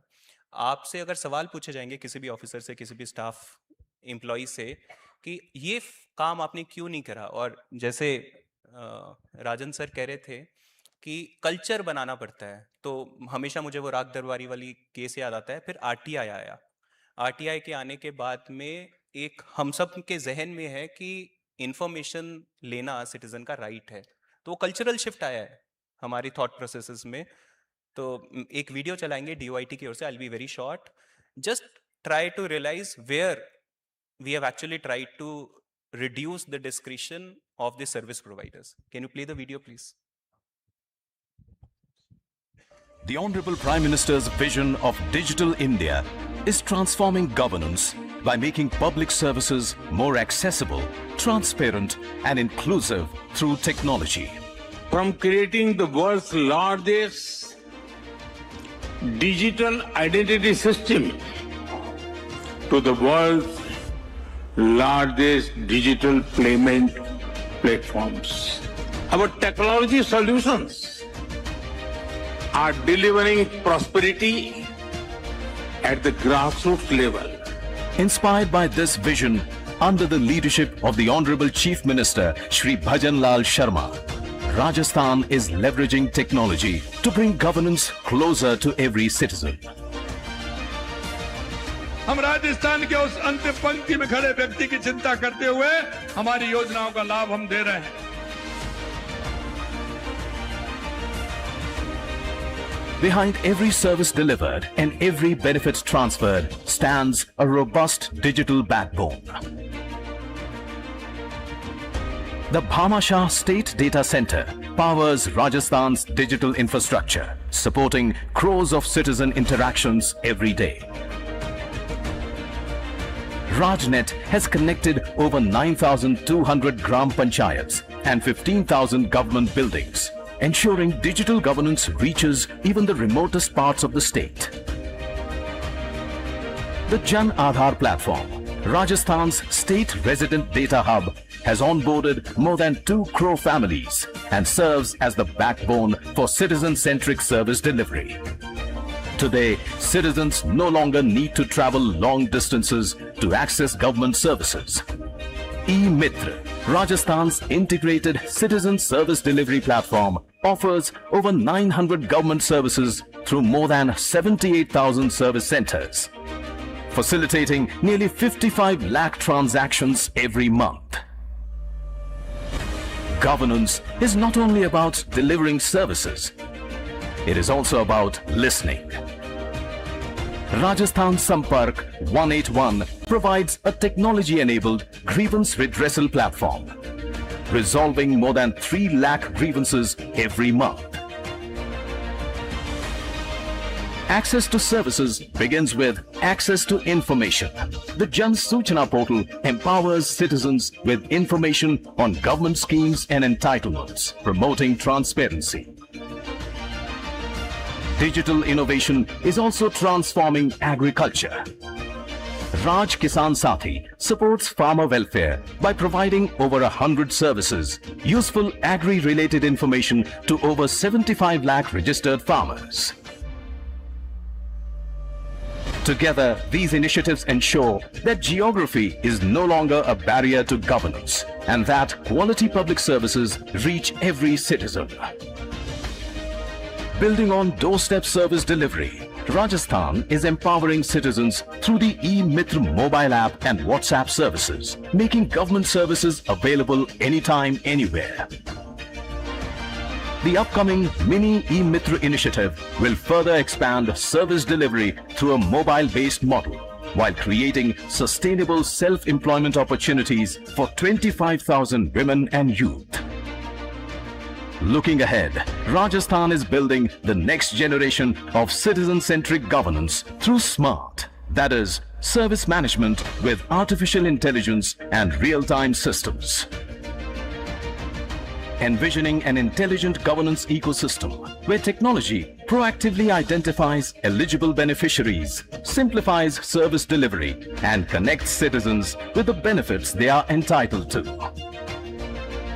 This is Rajasthan's journey towards inclusive, transparent, and citizen-centric governance, where technology is not merely digitizing government processes, but transforming governance,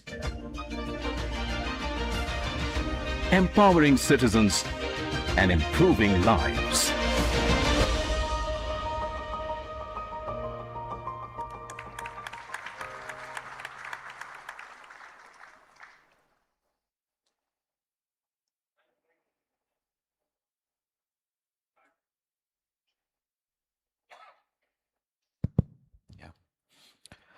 Thank you so much, sir.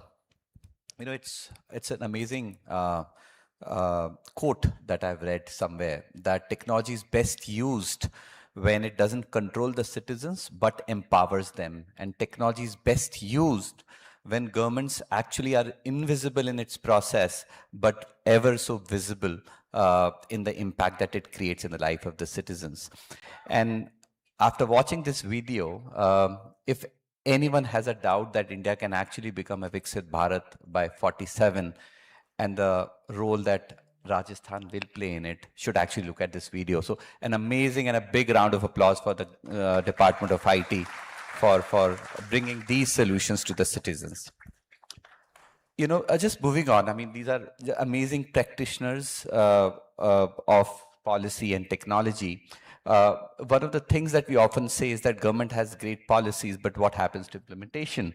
And that's where we bring in Srimati Tina Dabi, one of the youngest officers here on the dais, the district collector of District Magistrate of Tonk, where she embodies this one saying that my word is my bond, because she brings to reality the ideas, the policy, the solutions, and deal with these problems on the ground. Ms. Darby will be happy to hear about your own experiences and how you're using technology in solving the problems that citizens face on a day-to-day basis in your district. Thank you, Samir ji. Sabhi ko namaskar. A very good morning to all. It's an absolute honor and privilege to be addressing such an august gathering and to be part of such a distinguished panel of speakers. Sir की जो अभी video थी, I think उसने काफ़ी हद तक तो demonstrate कर दिया कि जितने भी डिजिटल इनिशिएटिव्स हैं वो ग्राउंड पे कैसे मटेरियलाइज होते हैं. हम अगर राजस्थान की बात करें, राजस्थान की जिलों की बात करें, आप क्योंकि काफ़ी लोग दूसरे प्रदेशों से आप पधारे हुए हैं, when we think of Rajasthan typically जो एक desert, sand dunes, people living in far off distant locations, वो वाला विजन आता है राजस्थान को लेके. बट राजस्थान में ऐसे कुछ ही ज़िले हैं जो प्योरली डेजर्ट डिस्ट्रिक्ट्स हैं. And I had the opportunity of serving as district collector in Jaisalmer and Barmer before I got posted in Tonk. And in my very short career of just 10 odd years, मेरी जो understanding है Rajasthan government को लेके and specially ऐसे दूर दराज के जिलों को लेके जहाँ पे ह्यूज डिस्टेंसेस हैं, पॉपुलेशन स्पार्सली लोकेटेड है, लोग ढानियों में रहते हैं. राजस्थान गवर्नमेंट हैज़ ऑलवेज एनविसाज्ड कि ये जो डिस्टेंस है, the government will carry this distance and not the citizens. And this has translated into reality, I believe, on 3 pillars. पहला है एक बहुत ही robust, enormous digital public infrastructure. The second is assisted human delivery mechanism, जो video में भी आपको नज़र आया होगा. And third is how government operates in camp mode, which I'll elaborate further. So coming to the first pillar is an absolutely robust, enormous digital public infrastructure, जिसका backbone, जिसकी spine है जन आधार. सो जन आधार पूरा जो वेलफेयर मॉडल है government का, उसको consolidate करती है इन 1 number, 1 card, 1 identity. So when a house hold has a Jan Aadhaar number, वो उसके लिए एक प्रूफ ऑफ आइडेंटिटी है, प्रूफ ऑफ रेसिडेंस है, और बस उसके लिए कन्वीनियंट है कि अगर जन आधार है तो कोई और फॉर्म ऑफ डॉक्यूमेंटेशन उसको रिक्वायर्ड ही नहीं है.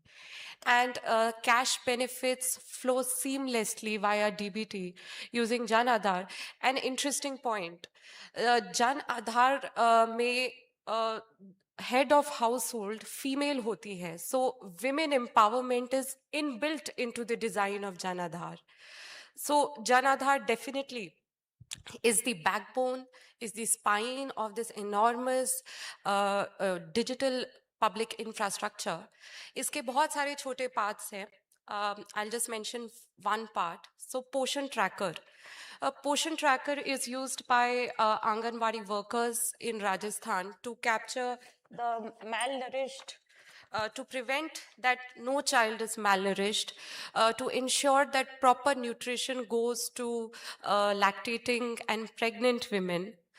तो पोषण ट्रैकर ऐप से वो हर बेनिफिशियरी को इंडिविजुअली मॉनिटर और ट्रैक करते हैं. तो ऑफ कोर्स ट्रांसपेरेंसी और अकाउंटेबिलिटी तो आती है कि पोषण वहाँ पहुँच गया उनके पास.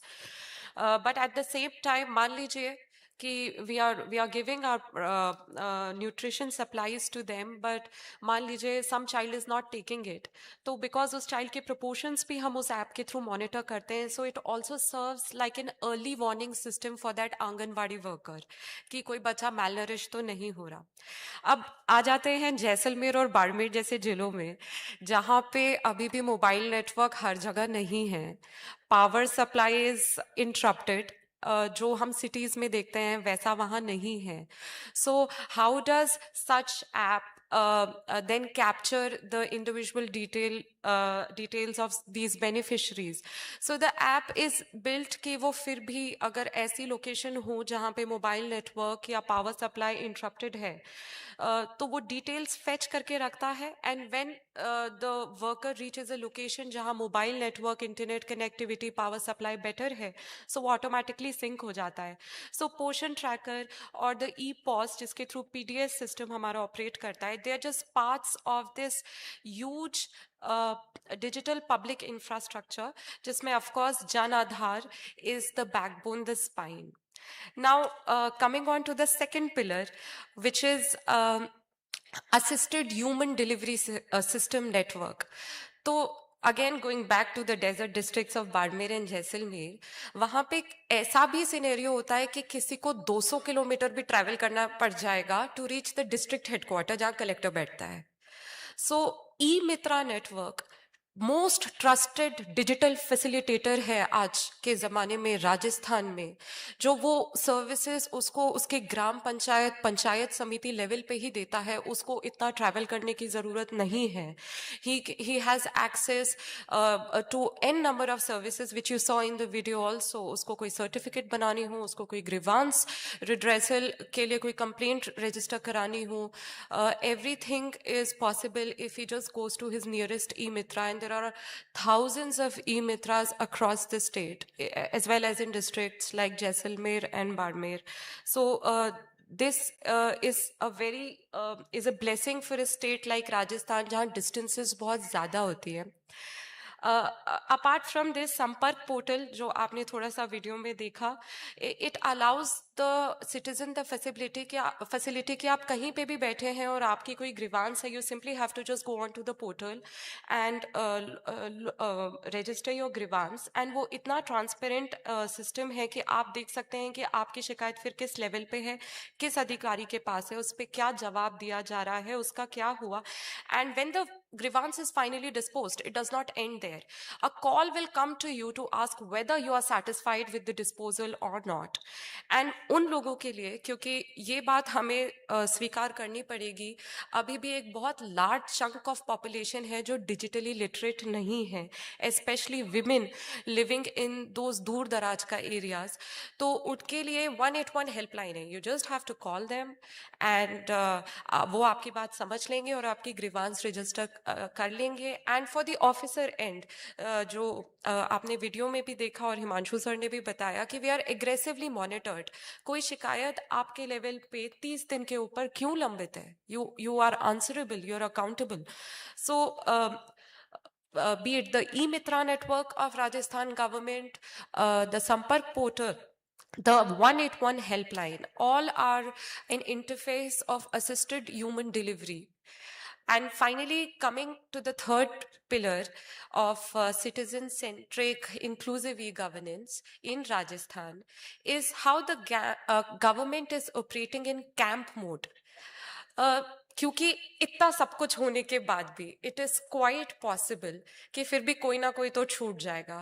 सो the government has thought about that too, and that is why it makes administration travel to gram panchayat, to revenue villages in a camp mode कि आप सब अधिकारी कर्मचारी वहाँ जाइए, ई मित्र को भी ले जाओ वहाँ के, एंड किसी की कोई भी इशू हो, कोई भी उसको किसी स्कीम से बेनिफिट देना हो, so all he has to do, he और she has to just travel to the camp to get the benefit.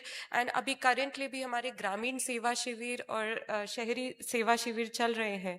So these I believe these 3 pillars, Sameer ji, have truly made it how Rajasthan government is actively trying कि कैसे हम e-governance citizen centric और inclusive करें, और जिले स्तर पे हम ऐसे करते हैं, how we make that into a reality, how we make it possible. So I believe Rajasthan government has never seen technology to be performing miracles. Miracles का ऐसा कुछ नहीं है, बट टेक्नोलॉजी को वो यूज़ कर रहे हैं कि कैसे और responsive, accountable, citizen centric, inclusive बनाए, by giving them that opportunity कि एक असिस्टेड ह्यूमन डिलीवरी भी साथ में रहे. And that's how we see it in the districts, that's how we are implementing it. Thank you. Thank you so much. if this is what is happening at the ground level, then I'm very, very sure that India is on the right path. Thank you, Ms. Dabi. I could keep asking questions, but I realize that you also have right on these experts as much as I have in terms of what you want to know, what you want to ask. So we have about 10 minutes left, but over to all of you. If you have any questions that you want to ask any one of these panelists here, just raise your hand and then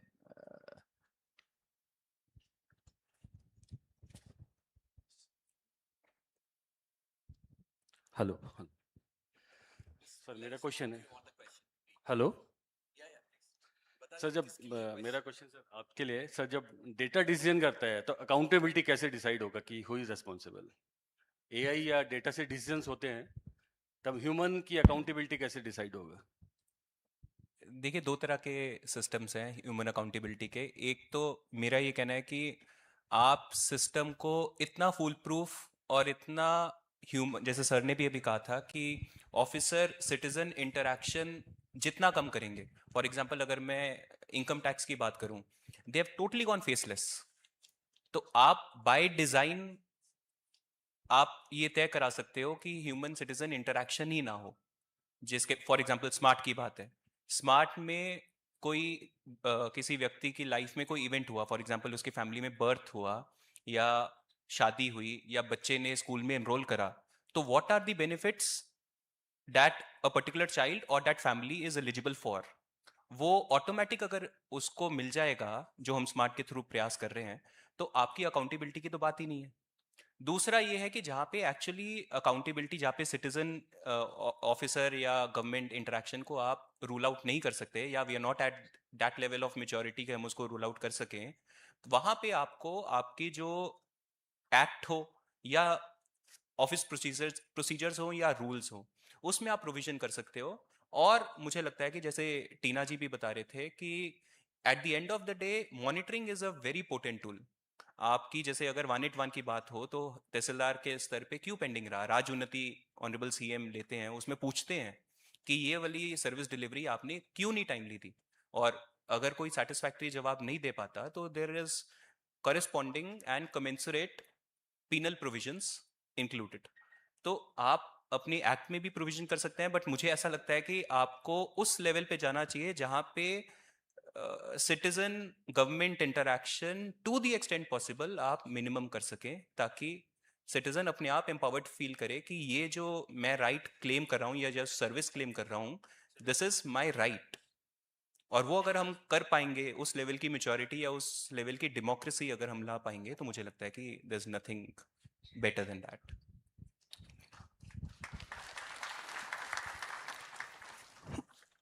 Namaskar, sir. Please let us know who the question is for. For IT department, myself Meera Sharma from CERT Power, Ministry of Power. Although I'm having 2-3, but I'll be limiting to the first one. Actually, it is more. If I relate to the first topic of the morning, first session, wherein the sir was talking about enterprise fusion centers. That is, the output of one department or output of one of the services becomes the input of the other. So is Rajasthan government also thinking about that, or is working in that direction? Because what we have found in the morning and what sir was saying, like the FIR data, then jail data, that helps in the SI or the investigators to further proceed. This is one. Secondly, since whole lot of data aggregation is being taking place or is bound to take place in future, so what about the data accuracy, the accuracy of the data sets as well as integrity and the retention aspect of that? Because that is the prime aspect. If that everything becomes digitized, then that itself becomes the next fuel. The third one is, sir, मुझे ये पता है कि आप क्या sir आप services दे रहे हैं, आप बता रहे हैं कि बर्थ होने पे the citizen becomes eligible for such and such services. But empowerment starts with the knowledge about my right. मुझे पता कैसे चलेगा कि सपोज किसी के घर में डेथ हो रही है, उसके head of the family gets expired. So what all are the Yeah, what all are the requirements? Like death certificate का एक रिक्वायरमेंट है, या रेवेन्यू डिपार्टमेंट में जाना है, उसके बाद लैंड का वो ट्रांजैक्शंस को करने के लिए, तो उसको अधिकार उसके क्या हैं इस इवेंट के होने पर, उसको पता कैसे लगेगा? So that will be really empowering. Thank you. Very pertinent questions, all three of them. Sir आप क्या गवर्नमेंट सर्विस में हैं? Yes sir, Ministry of Power. तो सर मैं 2 एग्जांपल्स दूंगा जिसमें एक डिपार्टमेंट के आउटपुट को हम इनपुट के रूप में दूसरे डिपार्टमेंट में यूज करते हैं. When you got selected into the service, did you fill an attestation form? था सर? हाँ बिल्कुल सर. आपने उसमें क्या लिखा था सर? कि I have never been criminally prosecuted or criminally Right. लिखा था ना सर? बिल्कुल लिखा था सर. वो क्या है? जैसे अमनदीप सर बैठे हैं, आपका अगर क्रिमिनल कन्विक्शन हो गया तो that is output from one department which becomes input to the other department in terms of recruitment. Right. तो हम सब जो गवर्नमेंट ऑफिसर्स यहाँ पे बैठे हैं, वी वर नॉट प्रोसिक्यूटेड और we didn't do anything to be convicted. वो आउटपुट जो कोर्ट का ड्यू प्रोसेस के बाद बना, इट बिकेम एन इनपुट जो हमारी चेकलिस्ट में चेक किया गया कि आप सरकारी नौकरी लेने के लिए एलिजिबल हैं या नहीं. अब मैं आपको दूसरा एग्जांपल देता हूं. स्मार्ट योजना में या लाडो प्रोत्साहन योजना स्टेट गवर्नमेंट की चलती है. उसमें एक मैंडेट है कि जिस बच्चे को 3rd किस्त दी जानी है, उस बच्ची को, मतलब लाडो मतलब हम फीमेल चाइल्ड को प्रमोट कर रहे हैं, उसमें उसका अगर वैक्सीनेशन प्रॉपर्ली हो रखा है, उसके बाद ही 3rd इंसेंटिव दिया जाएगा. तो are we not getting an output of one department as an input to the other department? तो मल्टीपल ऐसी ऑप्शंस हैं. अगर आप मतलब you actually realise. Himanshu, I would just like to give another practical example. जैसे आपने आउटपुट इनपुट की बात की, agri stack. So agri stack is like the stack of, जैसे लाइब्रेरी में बुक शेल्फ होती है, कोई भी यूज करता है फिर रख लेता है किसी को. That is the meaning of the stack. So agri stack में, as I talked about the land holding validation and the validation of the identity of the farmers, there is a use case being implemented in Rajasthan जिसमें जो food department and cooperative department हैं, जो procurement करते हैं गेहूं की, मूंग की, soybean की, मूंगफली की, तो उसमें इस एग्री स्टैक को वो यूज कर रहे हैं. इन द सेंस के अगर मिस्टर एक्स बूंदी जिले में है, उसकी इतनी जमीन है और उसने ये चीज बोई है, तो उसका जो ऑपरेटिंग सरप्लस बनेगा वही तो वो प्रोक्योरमेंट के लिए लेके आएगा मंडी में. तो उसका जो आउटपुट है, that becomes the input of the food department. And पहले क्या होता था कि बॉर्डरिंग जिलों में हरियाणा से या दूसरे जिलों से, स्टेट से लोग आ जाते थे और राजस्थान के किसानों के नाम से पब्लिक प्रोक्योरमेंट में करके चले जाते थे. So that is again another problem which we have been able to solve by bringing in agri stack and making this output of agriculture the input of the cooperative department. Sir, you work for the government.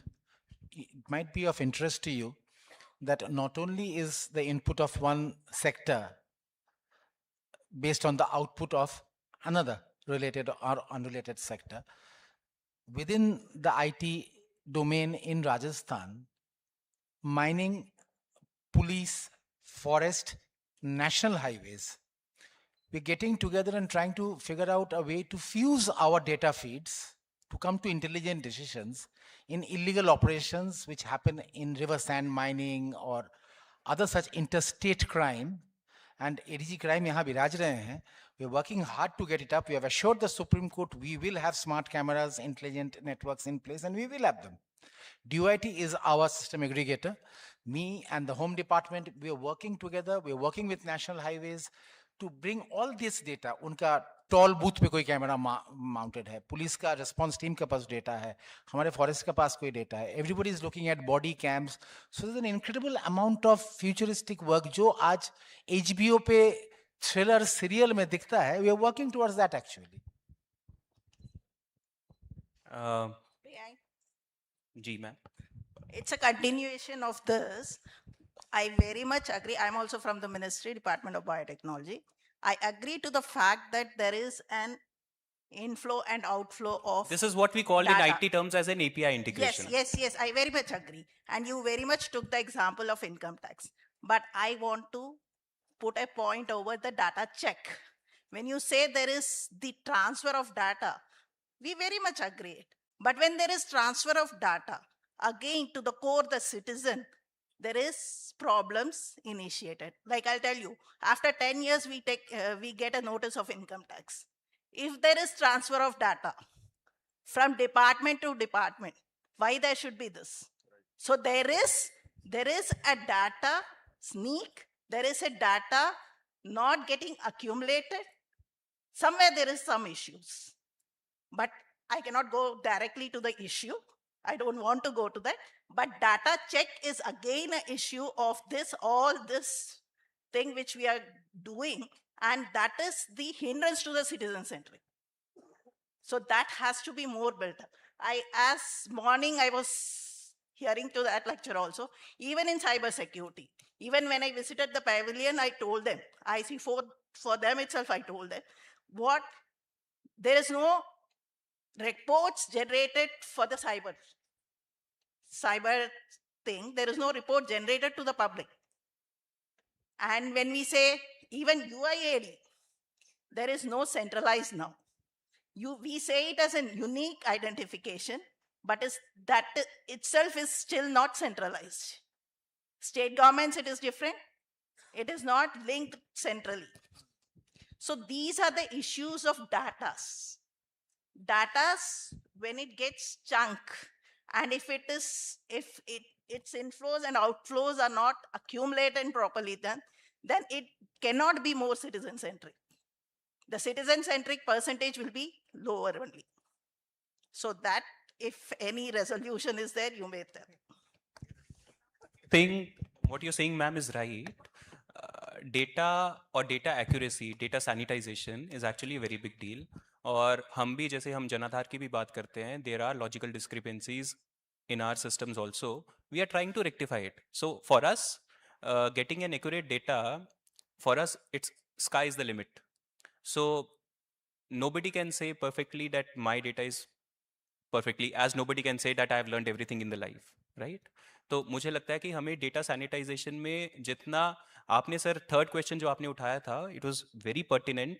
IC activities in terms of data sanitisation भी करने की बहुत बड़ी आवश्यकता है. तो जैसे अगर मैं last question I answer the third one, knowledge को कैसे डिसेमिनेट कर रहे हैं. तो आज एक बहुत पोटेंट टूल एआई के रूप में हमारे पास चैट जीपीटी या जेमिनाइज ऑफ द वर्ल्ड हमारे पास आ गया है. कहीं पे भी कोई प्रॉब्लम होता है, एक pointer, I am not at all saying कि एआई डजंट हेलुसिनेट और AI doesn't give you always the right answer. तो मेरा ये कहना है कि एक प्रॉम्प्टर तो हमें मिलता है कि मुझे अगर चंडीगढ़ घूमने जाना है तो कौन सी सेक्टर में मेरे बस स्टॉप है, वो पहले मैं कॉल करके अपने किसी बैचमेट से पूछता था, अब मैं चैट जीपीटी पे जाके कर सकता हूँ. There are multiple stakeholders. For IC, there are NGOs, there are civil society groups. 1/3 of the calls that we get on our public grievance redressal system, which is called Sampark 181, is information seeking. तो वो toll free number है. A citizen feels empowered to call 181 और फिर पूछता है कि मुझे ये सर्विस चाहिए, मुझे क्या क्या डॉक्यूमेंट्स चाहिए. So 1/3, this is the actual number that I'm telling you, 1/3 of the calls that we receive are not actually grievances. They are just seeking information from the government कि इसको कैसे किया जाए. So multiple stakeholders, multiple platforms to give IC, but फिर at the cost of repetition मैं कहूँगा कि citizen के पास जाके हम अगर हम delivery कर सकें services की, that should be our goal. We'll take just one more question, otherwise I know this topic in itself needs the whole day. Is there any one last question? Yeah, please go ahead. Good morning, sir. Myself, Prateek Srivastava, Deputy Director from Ministry of Power. So like you spoke that already there is sharing. Who's the question for? For IT only, and generally open for all. Generally you are talking about the sharing of data across the government entities. So MeitY has recently come up with national data sharing policy wherein the certain categorization have been recommended regarding the data. criticality of the data, identifying of PII, like those. So has any criteria has been decided by the Rajasthan government which data can be made public? And secondly, since data is the new tool, so is there any policy for monetization of the same being open to the corporates or the startups, and any fees being levied, and to what extent those data can be made available? So I'll briefly answer both of the questions. Data sharing पे आज हमारे पास जो Bible है वो DPDP Act है. So on the data privacy part and on the part of not revealing the information or the private digital data of that particular citizen, आज जो government of India का प्रेवलेंट एक्ट है वो DPDP है. For that we are totally compliant. जो भी services हम दे रहे हैं जिसमें हम data dissemination to the larger public audience और to the larger public platforms पे करते हैं, we take consent. For example Jan Aadhaar is consent based system initially, तो वहां पे we have taken care of it first. Second, data monetization में again coming to ma'am, the problem is data sanitisation. तो हम हमारे जो मल्टीपल सोर्सेस ऑफ डेटा, जैसे राजन sir ने कहा कि agri stack is one, then we have farmer registry, another, we have Janadhar, we have Bhu Rajaswa, बहुत सारे multiple data sets हैं. In Smart we are coming up with a golden record. So for example, अगर मैं आपके question को rephrase करूं, तो हिमांशु गुप्ता की एज आपके पैन कार्ड में भी मिल सकती है, आपके राशन कार्ड में भी मिल सकती है, आपके आधार कार्ड में भी मिल सकती है, और मल्टीपल सच डेटा सेट्स जहां पे मेरी एज मिल सकती है. तो कितने डेटा सेट्स में मेरी एज कॉमन है, उसकी प्रोबेबिलिस्टिक और उसकी वेटेज पॉइंट ऑफ व्यू से we create a golden record. और उस गोल्डन रिकॉर्ड के बेस पे then we can safely say कि नहीं नहीं ये व्यक्ति की एज ये ही है, subject to change also, but this is the probabilistic best we can get into. तो जो मोनेटाइजेशन की बात है, अभी हम डेटा लेक क्रिएट करके एक डेटा एक्सचेंज बनाने के प्रयास में हैं. जब डेटा एक्सचेंज बन जाएगा राजस्थान का, ingesting multiple data sets from multiple departments, then will think about data monetisation. But at the same time we are not stopping from giving that particular citizen centric government services. वो तो हम दे रहे हैं, but data monetisation data exchange के बाद.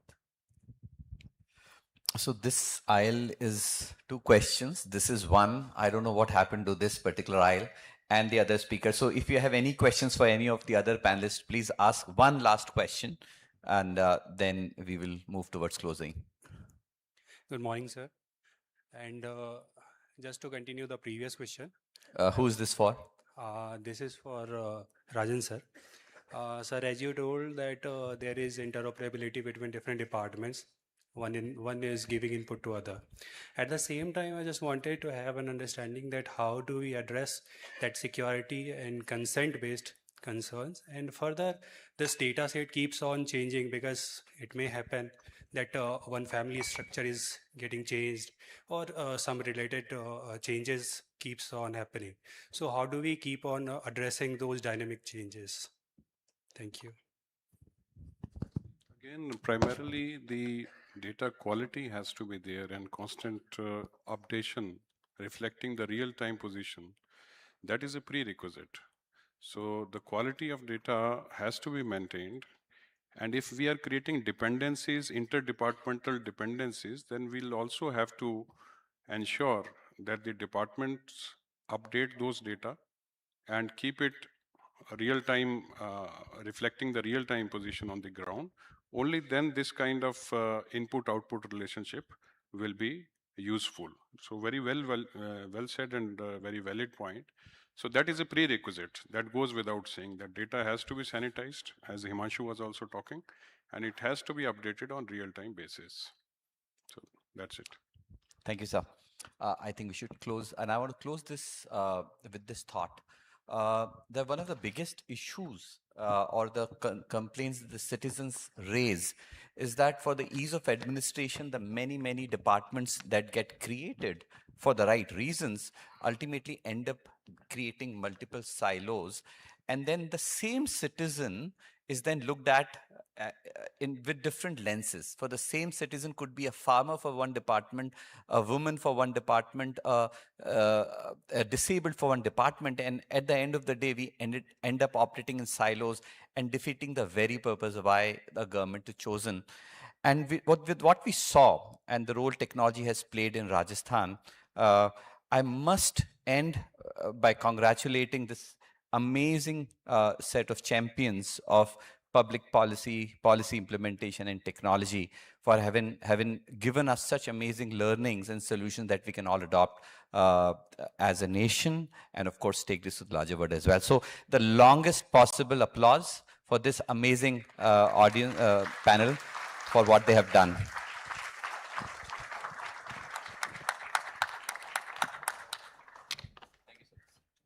Thank you very much to all our experts. I request you all to kindly stay with us on stage, as I would like to invite Secretary, Department of IT NC, Dr. Ravi Kumar Surpur sir, IAS, and Mr. VK Singh, Additional Director General of Police, to join us on stage and present the mementos to our experts. And I think we completely relate to what our moderator Samir sir said, that indeed these policymakers are the champions, and Rajasthan is coming up like a case study, which every other state and policymakers can learn from. We would like to present the memento to Shri Arijit Banerjee,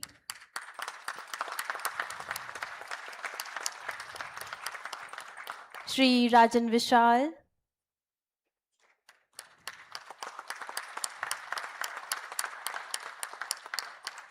Shri Himanshu Gupta,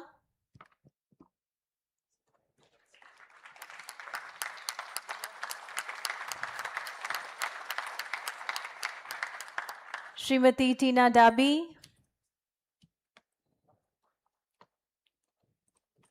put your hands together, and Shri Samir Jain.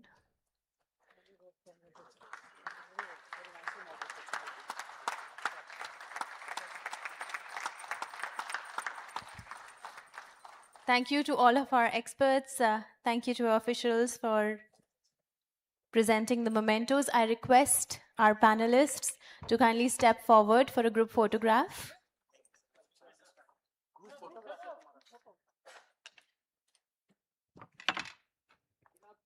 It is beyond impressive what we have been witnessing during these 2 days, and the various kind of launches, initiatives, the way they are changing lives.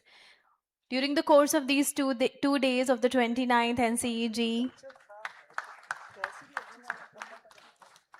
we have had 70 eminent speakers, some of whom are also going to join us, and 1,200 delegates from government, academia, industry, and civil society, senior officials from DARPG, Ministry of Electronics and Information Technology, Government of Rajasthan, MNIT Jaipur, NASCOM, Startup Ecosystems, and domain experts in digital governance who have participated. The next plenary session is going to be conducted in continuity. So everyone who is here to attend for digital interventions to enhance access and quality of school education, kindly stay seated. Our speakers have joined us. We are about to invite them on stage.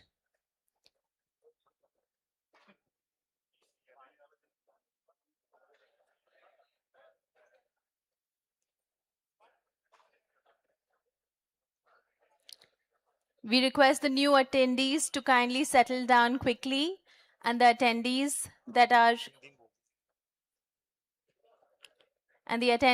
are going for other sessions to quickly exit the hall. इस plenary session में मौजूद रहने वाले हमारे सभी attendees से मेरा निवेदन है कि आप जल्द से जल्द अपना स्थान ग्रहण करें।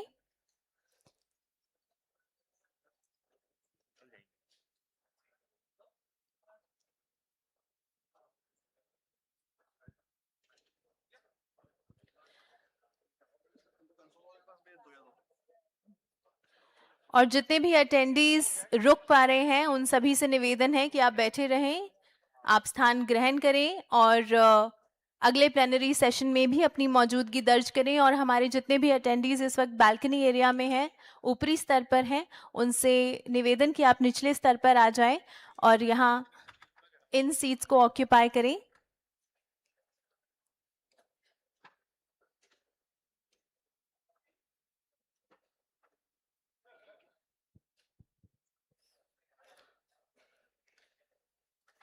यह हमारा प्री लंच सेशन है। इस सेशन के बाद होगा लंच ब्रेक और पोस्ट लंच सेशन में होने वाले हैं national awards on e governance.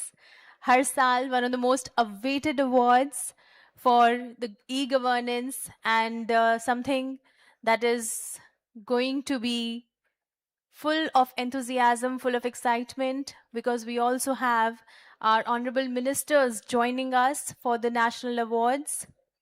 We will be having the complete valedictory session where the honorable ministers and the officials will also be addressing the gathering.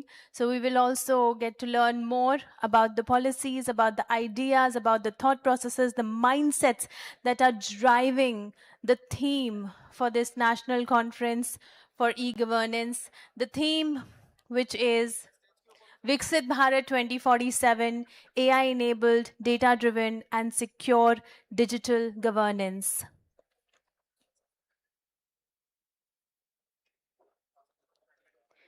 The national awards will be recognizing gold, silver, and jury award winners. There have been 1.65 lakh nominations, and 802 nominations from them have been shortlisted, and now we have the winners that we will be announcing today on this day 2 of the NCeG 2026.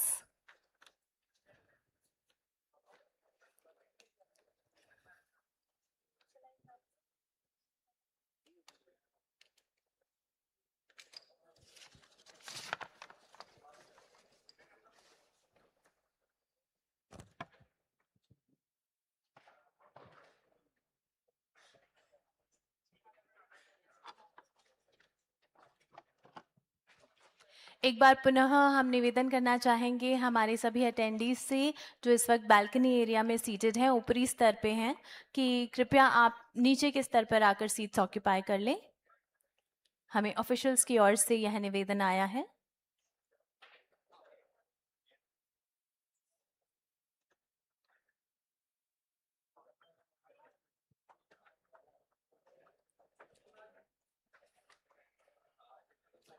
और एक बार फिर मैं सभी को स्मरण कराना चाहूँगी कि अटेंडीज़ के तौर पर भी हमारी बहुत सी कंट्रीब्यूशंस हैं जो हम कर सकते हैं, योगदान है जो हम कर सकते हैं। और सबसे बड़ा योगदान ये है कि जो यज्ञ यहाँ हो रहा है, जो आइडियाज़ का यज्ञ यहाँ हो रहा है, इसको हम बाहर की दुनिया तक पहुँचाएं।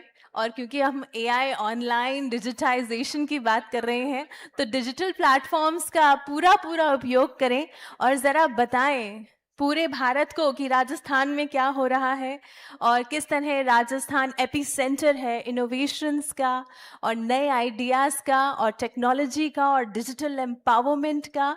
तो आप सभी से निवेदन कि अपने सभी प्लेटफॉर्म्स को एक्टिव रखें, वहाँ पर अपने आइडियाज़ डालें, जो प्लेनरी सेशंस या स्पीकर्स से आप मिल रहे हैं उनके बारे में शेयर करें। Do share about the various details, the various aspects, the various ideas of the NCeG 2026. Let the nation know and let the world know that what Rajasthan is witnessing and what the nation is witnessing here in Jaipur, Rajasthan. Minimum government, maximum governance. That is the national vision of Honorable Prime Minister Shri Narendra Modi ji, and that is what we are aligning with through each of the NCeG. NCeG, which has been this premier platform since 1997. It has progressed from focusing on foundational e-governance initiatives to addressing emerging technologies and their role in improving governance outcomes.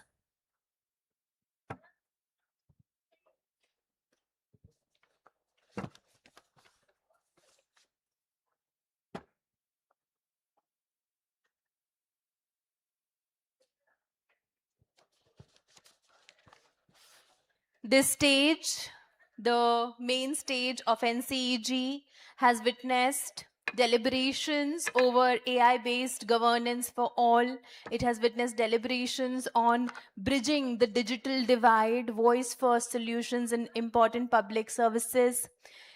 In many of the moments, you will also see the Bhashini translation happening on screen, where if our speaker is speaking in Hindi, then for the ones who would like to understand it in English, the translation is happening live on screen through Bhashini.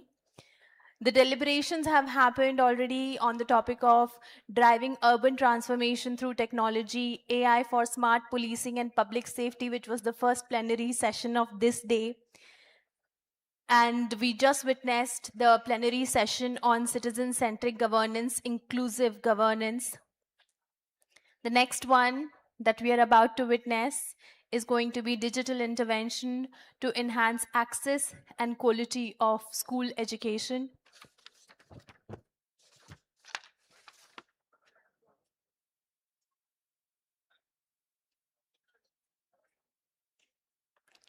Join me in welcoming our speakers. I would like to invite on stage Commissioner, Kendriya Vidyalay, Sangathan, Delhi, Shri Vikas Gupta, IAS. Everybody put your hands together in welcoming Shri Vikas Gupta. I would like to invite on stage Chief Technology Officer, Digital India Corporation, Ministry of Electronics and Information Technology, Shri Debabrat Nayak.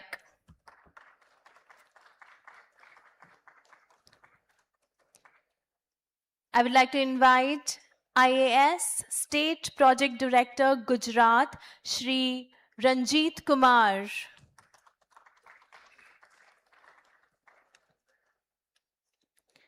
As a host, we have high expectations from Rajasthan. So everyone who's from Rajasthan, you're the host. So you have to welcome with utmost enthusiasm. Let's welcome now State Project Director, Himachal Pradesh, Shri Rajesh Sharma.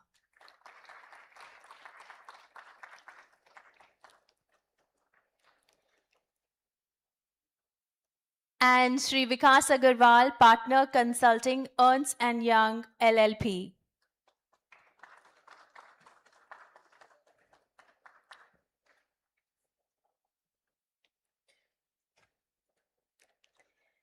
Our chair for this session is Shri Vikas Gupta. Over to our chair.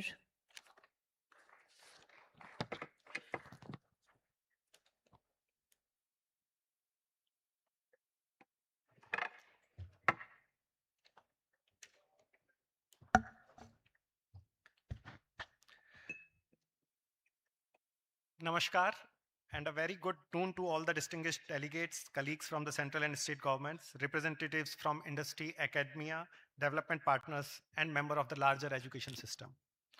It is a pleasure to be part of the discussion on digital interventions to enhance access and quality of school education in the country. Education has always been one of India's most important national building commitments. Over the decades, our collective efforts have focused on expanding access, building schools, strengthening teacher capacity, and ensuring that every child has an opportunity to participate in the educational journey. These efforts have transformed the educational landscape and created new opportunities for millions of learners across the country. Today, the conversation has evolved. As India moves towards the vision of Viksit Bharat in 2047, our focus is increasingly on ensuring that every learner acquires the knowledge, skills, and competencies required to thrive in a rapidly changing world. The learners sitting in our classrooms today will shape the India of tomorrow. and the quality of learning they receive today will determine how prepared they are for the opportunities and challenges of the future. This aspiration lies at the heart of the Nation Education Policy 2020, which calls for a shift from rote learning towards critical thinking, creativity, problem solving, adaptability, and lifelong learning. At its core, the NEP is about preparing learners not just for examinations, but for life. At the same time, the transformation must be inclusive and equitable.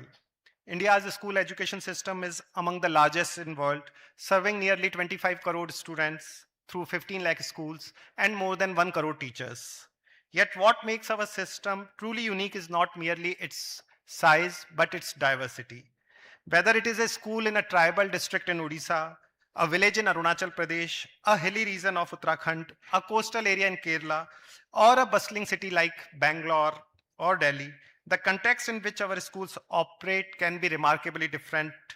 The diversity reminds us that there can be no one-size-fits-all approach to educational transformation.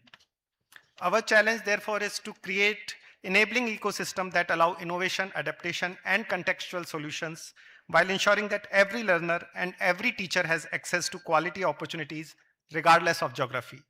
This is where technology becomes an important enabler. Our objective is not merely to digitize existing processes, but to leverage technology to improve learning, strengthen educational governance, and expand opportunities at scale. This understanding has shaped India's approach to educational technology. Rather than viewing technology as a collection of standalone applications, we have focused on building digital public infrastructure for education, open, interoperable, and inclusive platforms that can be adopted, adapted, and scaled by states and other stakeholders. Importantly, this approach recognizes that while the vision may be shared, innovation often happens closest to the classroom. Across the country, states and union territories are leveraging technology in diverse ways, whether to support teaching learning processes, strengthen governance, improve assessments, empower teachers, or explore the responsible use of emerging technologies. These experiences demonstrate that meaningful digital transformation is ultimately about solving educational challenges and improving outcomes for learners. As we enter the age of artificial intelligence, the opportunities before us are immense. At the same time, important questions demand our collective attention, on which we will be discussing, and my fellow panelists will be talking about that. How do we ensure that technology reduces inequalities rather than deepens them, particularly in context of access, quality, and learning outcomes? How do we ensure that digital interventions remain evidence-based, inclusive, and learner-centric? And how do we prepare our children not only to use emerging technologies, but also to engage with them creatively, responsibly, and thoughtfully? These are not questions that one institution can answer alone. They require collaboration between governments, educators, researchers, industry, civil society, and wider ecosystem. I am confident that today's discussion will provide valuable insights and practical lessons from the field, helping us collectively shape the next phase of India's educational journey. With this spirit, I look forward to hearing the experiences and perspectives of our distinguished panelists and fellow speakers. Thank you very much. And one small thing, since I've been asked to moderate this session not as a speaker, so I will be moderating. But regarding what KV has done, my fellow officer Manoj Pandey will be talking about that, what KV has done in this journey in last. So I will first invite Shri Ranjit Kumar, State Project Director, Gujarat, to talk about the G Shala, that how can an application which is platform neutral can enable the students and can transform the learning outcomes in the classroom. Ranjit, please.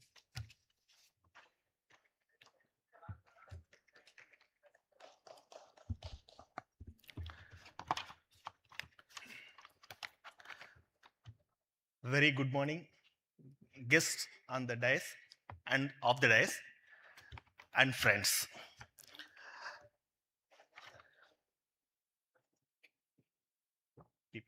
Yes. I'm going to present the G Shala application of Gujarat government. The Gujarat government's intervention to strengthen the government schools by providing smart classrooms and ICT labs and enhancing the equitable access to the digital resources. The G-Shala, that stands for Gujarat Students Holistic Adaptive Learning App. This is, as sir rightly said, it is this is platform agnostic, device agnostic. One can access anytime, anywhere. One can access anytime, anywhere across smartphone, tablets, laptops, desktops, and smart classroom devices. And it is compatible with Android, iOS, Windows, and web browsers, so that the students can have the uniform learning experience. It is in bilingual, Gujarati and English. As we know, various linguistic needs of various people, we need English also. That's why we have kept English. In the vast content library, we have many kinds of animated videos, e-books, interactive assessment modules, then question banks. All are NEP compliant. It is as per the learning outcome based. It is competency based also. It supports formative assessments. So whenever the students they study, they can get the conceptual clarity, and also the system will give the response and inferences to the students.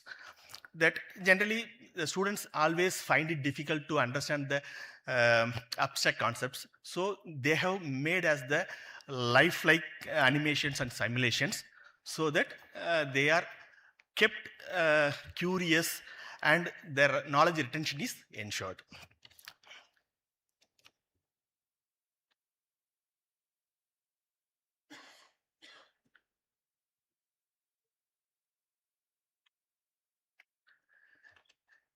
Actually, we have digitized all the textbooks of all the standards from 1st standard to 12th standard. There are 1,500 chapters of the curriculum, and 6,000 plus animated videos are there. And we have gamified the syllabus as per the NEP LO based, so that the students are very much enthused. So in case of gamification, matching, drag and drop, true or false, fill in the blank kind of things are featured. So these robust outcome-based question banks have the support of the continuous practice, assessment, and improved learning outcomes.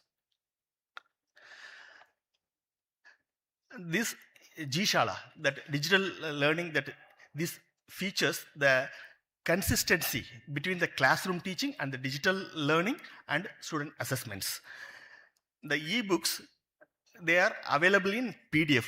It can be accessed in multiple devices and reducing the dependence on the printed books. The reference materials, it is highly curated, and it has the supplementary resources for both the students and the teachers. The instructor-led videos, they are having guided instructions, which is compliant to the NEP. Then teacher preparatory module. In that, we are giving the lesson plan preparation module, and with how the classroom delivery can be done like that. Even the whole syllabus is divided into the duration, in the equal durations, so that they can execute it properly.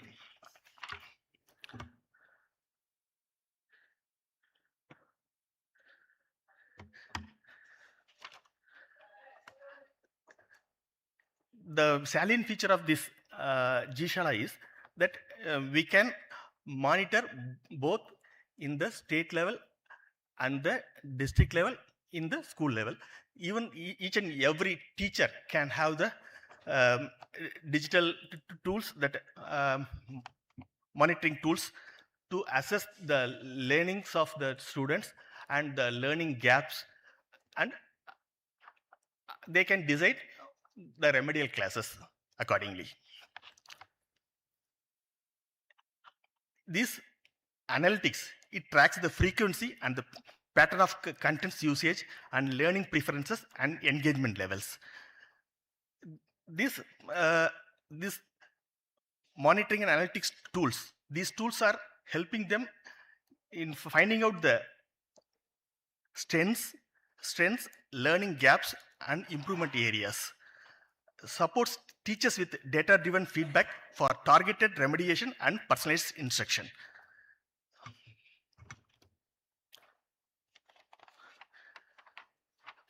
In order to help the digital infrastructure, the government has given the Gyan-Kunj project. In the Gyan-Kunj project, every schools are given with the smart classrooms and with the G-Shala e-content. That's the smart boards are the 65-inch interactive flat panel. It is given with the laptop. Generally, the smart classrooms are standalone systems. But what we have done is, it is linked up with the laptop, so that the teachers can go home, they can do homeworks, they can bring back the laptop. So the smart classes working along with the interactive panel. There is the advantage of this system. We are having more than 1 lakh classrooms in the whole state.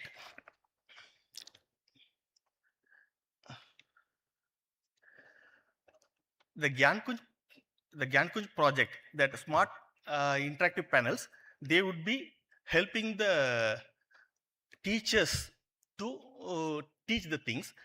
When the students, when they want to do by themselves, for self-learning, we have provided the ICT lab. Every school with 300 of strength, they are given with one computer lab, where 15 computers are given with 30 chairs. That means in each and every session, 30 students can be accommodated. So far, we have given 19,900 computer labs in the whole state. In that G-Shala, there are 32 lakhs and above students are enrolled with this. It is from the first standard to 12th standard, but effectively we are focusing from the 6th standard to 12th standard. Okay, thank you very much.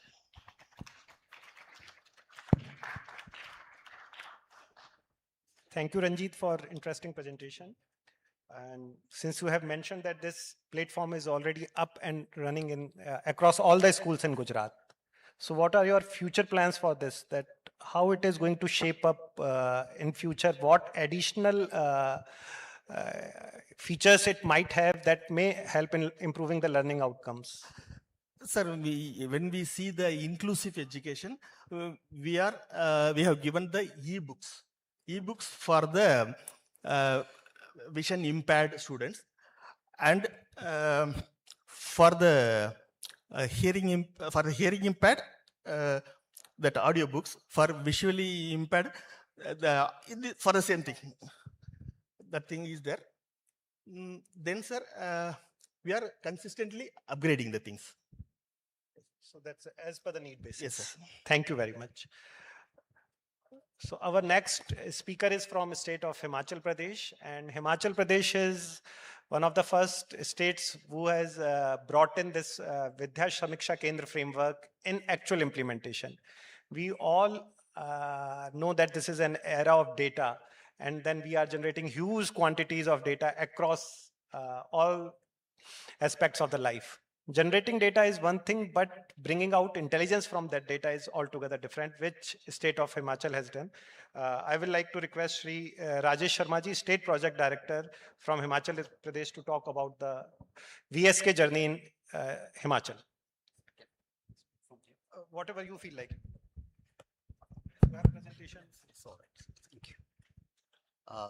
Thank you very much, sir, and I'm really grateful to the organizer that they gave us a chance to be here and to make a presentation of journey of educational landscape of Himachal. For the for the information of our audience here and the August gathering here, I want to apprise that Himachal came into existence in 1971. And we quickly, we were doing very good. In the last decade of the last century, we were among first 5 or 6 schools across the country.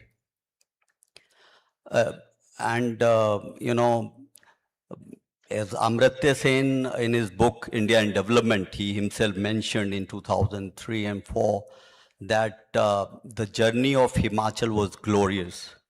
We were neck to neck with Kerala and the best performing states in the country at that point of time.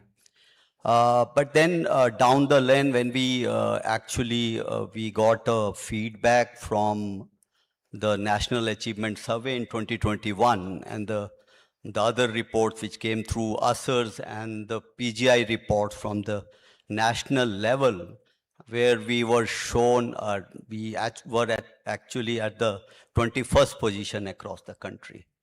So that was the time when, we started, doing some kind of, introspecting ourselves that what has really gone wrong. And that point of time, we did not have the kind of data required to figure out the reasons for those downfall of educational landscape of Himachal Pradesh. And then I think I'm really grateful to the government of Himachal Pradesh, Department of School Education, that they started this project of setting up of Vidya Smiksha Kendra across the country.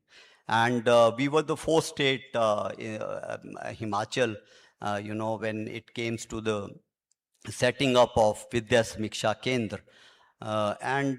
In the journey of, it came in 2023, and we, try to figure out that what really went wrong with the Himachal Pradesh when it comes to the performance of students, the learning outcomes of the students, and what we call the quality of the students across the state of Himachal Pradesh.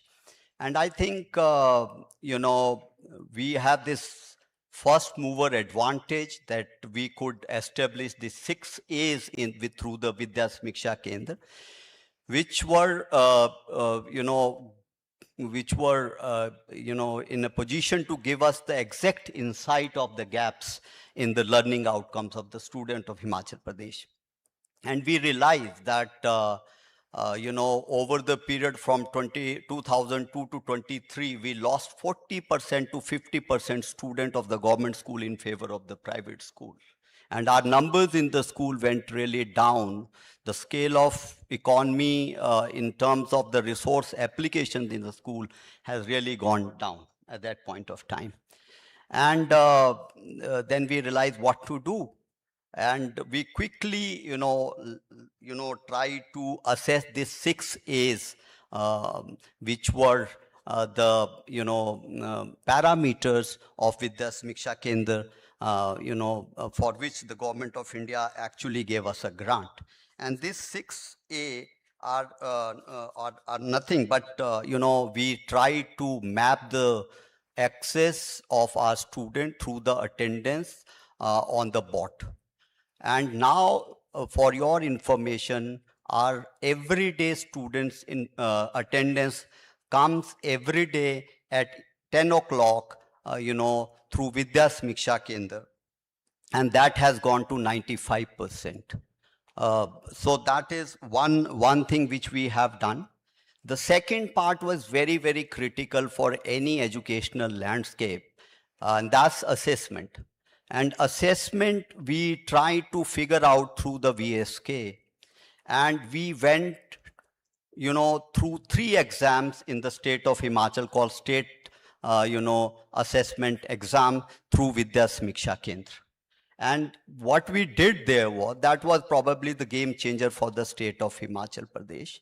When we went to the students, we went through Vidya Samiksha Kendra on OCR and OMR sheets to the students, and we tried to assess these students on the boards in the Vidya Samiksha Kendra. And we could assess them without losing much of time, as the NAS comes after 4 years. Even ASAR comes every year, but it comes, you know, with a very small statistics. So what we did, that we did a slash, and a slash gave us that the NAS kind of questions the NAS ask. You know, when National Achievement Survey is done, that's most of the questions are the competence-based questions. And we were still doing the rote learning questions in the state of Himachal Pradesh. So that's one insight we were given. And then what we did, we tried to train teachers to design the questions which are on the competence-based questions. And then, you know, it is not easy that, you know, going to 14,000 school, giving trainings to all the teachers, sensitizing students how to take these exams on assessment which come through the NAS. But the first result of the state level assessment test which we conducted in the state of Himachal, the results were not very encouraging from the 2021 results of NAS. So that was not encouraging. But then we again, you know, try to figure out at the state level that what is the reason. And again, we went in the second exam, and we find that at the foundational level, the students are not, you know, used to the OCR sheet, OMR sheets, how to take these exams. So we actually went to every school in the state of Himachal at the foundational level, and again at the you know, elementary level, and also at the secondary level. And then the second test of SLAS was done, which has given us a good results. And then third time, before the NAS happened in 2024, we went third time in the state of Himachal and took this exam. And this was only possible, you know, when I'm talking of the assessment which is now coming through the Vidya Samiksha Kendra, we did the state level assessment test where the Vidya Samiksha Kendra has played very, very important role. And what happened that Himachal from 21st place at the foundational level came at the second place, where we have beaten Kerala, which came at the third place. Talking about the elementary level, we were at the fifth place in the country. Talking of the secondary level, we came at the fourth place in the country. So we actually were the top 5 positions when it came to the National Achievement Survey 2024. So what I'm trying to tell you is that sometime in a social sector like education, which is where the graduation period comes, you know, toward the end of every year. But then, you know, what has really gone wrong over the period of time to figure out becomes very, very difficult. And these statistics and through these kind of tools like Vidya Samiksha Kendra can help us on these things. And that is what I try to, you know, tell here, that when you have the kind of right statistics with you, these statistics are analyzed in a right fashion, then we come to know the gaps. And these gaps, then you try to, do some kind of, bridge up these gaps and try to overcome. And that is how in 2024 NAS position, Himachal came among, first 5 states in the country. After it was, it was 21 place in 21st NAS result. So that's the second part of it.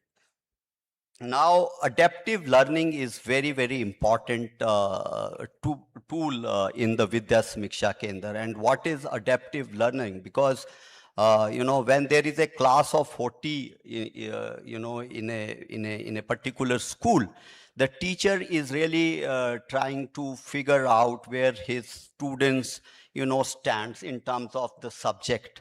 And this adaptive learning can help. us out. Himachal has done this adaptive learning in two ways. One was through the LEP and one was the personalized adaptive learning. Personal adaptive learning has been the game changer for the state of Himachal. And even LEP, where in the far-flung areas, we don't have that kind of infrastructure support. Though let me apprise everyone here, when it comes to the infrastructure of ICT, smart classroom or other things, we are 95% saturated in Himachal Pradesh. But still there are places where we are short of this, or there are less these smart classrooms in the state of Himachal. There we have done it through the LEP. And what this LEP has done, we have worked out a personalized books for every student in Himachal Pradesh. So there are 14,000 of school, 9 lakh of students, they have a personalized book on every subject. And the students know, if a student of class 7th, if he or she is not doing the maths of class 5th, then he is to be brought those personalized adaptive books to the class 9th. So that is what is being done through the LEP. And on the PAL, there we have, the technology has helped us, where our schools have enough of these, IT resources available. There, these gaps of, their learning outcomes has been made possible through the technology. So that is what it has been done. There is a robust, mechanism of monitoring of Vidya Samiksha Kendra. And what we have done is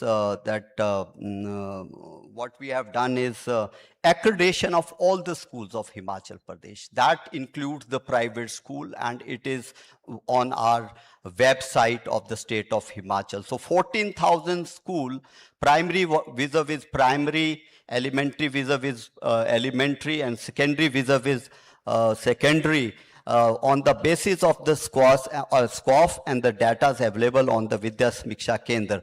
All schools know what is their ranking, vis-a-vis other schools. So 14,000 schools, every school knows where they stand in terms of infrastructures, in terms of the quality of education, in terms of the PTR and other critical aspects of the educational landscape. So that's all about Himachal, sir. Thank you, Rajesh ji, for giving insights about the implementation of VSK in Himachal. One question which I will like to ask, that how are you able to integrate the various data sets associated with not only education or lying within the education department, but across the departments to improve the educational outcomes?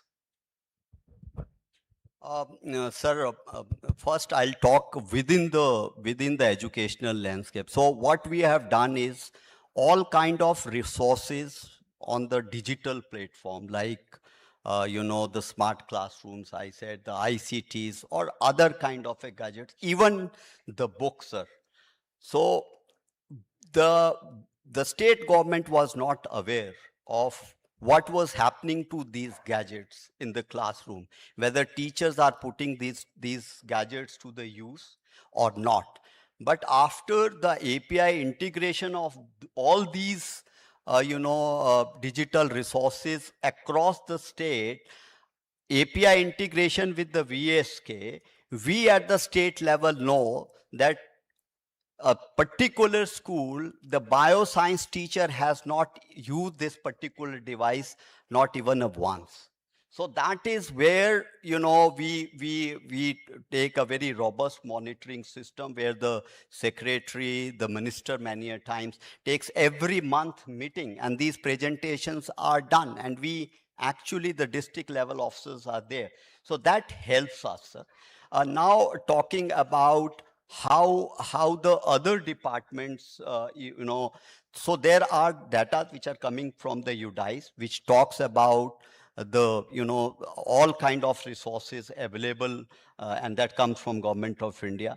And then, we are also taking the help of our IT department, where we have, integrated the entire statistics with the IT department of the state of Himachal Pradesh. And anybody, the department of IT on our, they can always have a look of all kind of statistics available on that, sir. Thank you. As we, whenever we avail a service from government or even that to large extent to the private sector, we have to establish our identity. And Aadhaar has solved this identity, personal identity problem to a large extent, but in educational system, when a person moves from one educational institution to another, or maybe to higher educational institution, and subsequently to employment, the students as well as any person is required to establish its identity, particularly with regard to the educational record, which has not only increased, which has a tremendous impact in terms of time and money spent, but creates an inconvenience to the citizens also. So to address this problem, APAR ID has been introduced, and now I would like to request Shri Devbrat Nayak, CTO Digital India Corporation, to talk about APAR ID and its journey.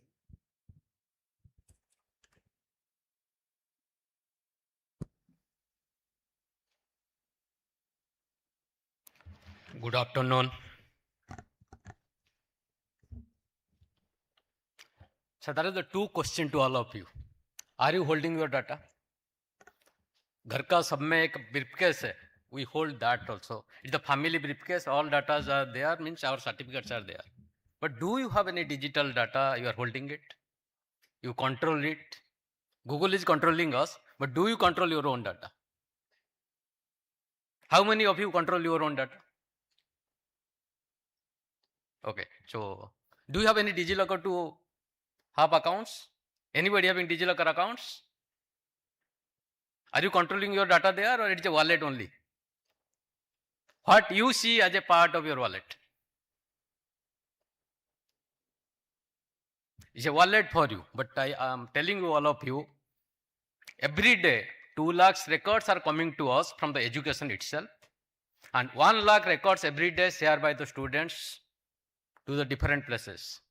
It's happening right now, every day, and I don't know that how many of you know that we hold 1 billion educational records for the National Academic Depository, and around 30 crores APAR right now.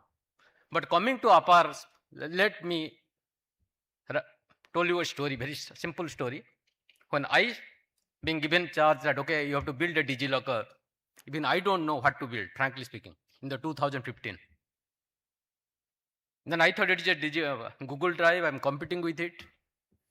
Then why that I will be competing with the Google Drive? You can't, in the government, you can't compete with the Google Drive. I think it is all of you, the startups and everybody should learn that. What I learn in between, that how to find a one customer first. The first customer who will be grow my digital presence or the product to ride on. In 2015, somewhere in the March, there's the education, the result being declared that we approach CBSE. Now it is a fight in between my team also. Whether we will build a CBSE result publication and the result will come to the DigiLocker and the student will get their first digital documents. We approach CBSE. Much having a good pursuance, they agreed that, okay, they will publish the DigiLocker as a part of students' mark sheet. In the first time, they will issue a digital mark sheets. That is the game changer. I will say from myself that for the DigiLocker as a part to grow with the students every year. And we acquire more than almost some crores of students every year right now. And almost 50% of the users are students only. 11 years right now, we are around 70 crores user base. Per users cost us around 10 paisa for keeping their own records. We have not charged single penny to the educational departments. But look at the growth of the DigiLocker right now. You as a student, you are having a APAR ID, you are having a Aadhaar ID, you are having a driving license, you are having a PAN, and you have in the class 10 mark sheet, and you are having the class 12 mark sheets. All are with you right now. Someday that story starts that somebody in the Singapore asks, okay, open your DigiLocker, give me your mark sheet show me your mark sheet from there. And recently somebody in the Toronto asked, open your DigiLocker, show your digital ID, driving license. Now the think about, we are now into the international because that everybody understands the value of a digital data and how the digital data is coming through and how it is being trusted. Even if you show your physical documents, it does not give you a value. But now that the understand the digital chain, it's a value right now. So that's why the first question was, how you are controlling data. Luckily for us, we are being into the middle of the DPDP, and the DPDP says, you will have to control the data, not the departments. So as a citizen, just think about it. You are controlling your data, and you will share your data, and everybody will take that data as a digital trusted data. So starting with the APAR now, continuing as a, that how that APAR has been grown.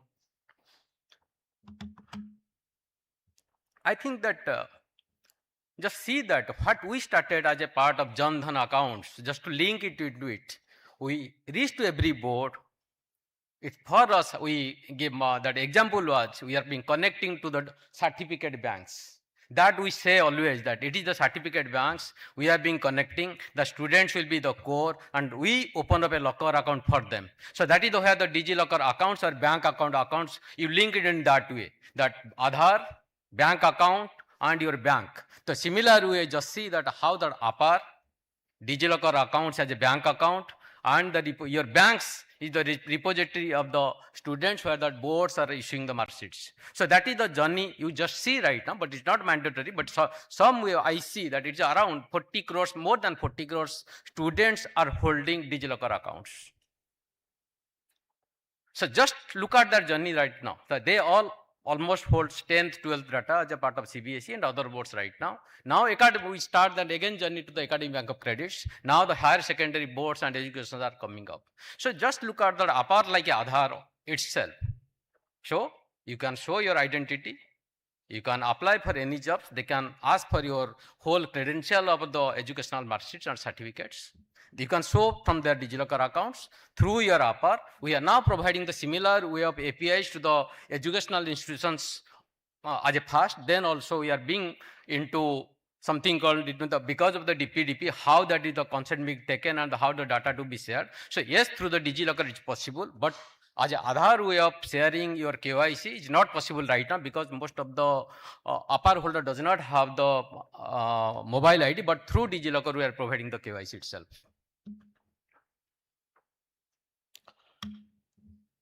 So the problem is very straightforward. Just to have a discussion in between the NAeG and also I am working for the UPSC also.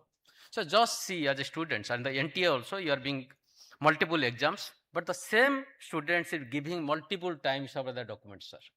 It's again and again you are proving yourself. Okay, I am proving myself, or as a students you are proving your, every time you are giving the documents. So one student said 3 to 4 times. Just see how many exams are happening in the country and how many times the students are giving the data. So if you look at the another way, if the student having a APAR ID and all the documents are linked all together and only APAR ID like a KYC providing all the data in the consent, then job is done. So that is where that APAR ID plays a larger role in the educational ecosystems to the job, because you start with the education, but we are moving out, in and out of the educational systems. You also going for a job. So definitely that APAR ID will carry a value as a part how that other system will be integrated and how the students will get the value. So definitely that is the same way how the Aadhaar works. Look at the similar way APAR will work. Student have the APAR ID, student can move in and out of the organizations, sorry, schools, right? Colleges, drop, then again join because of the new educational policies.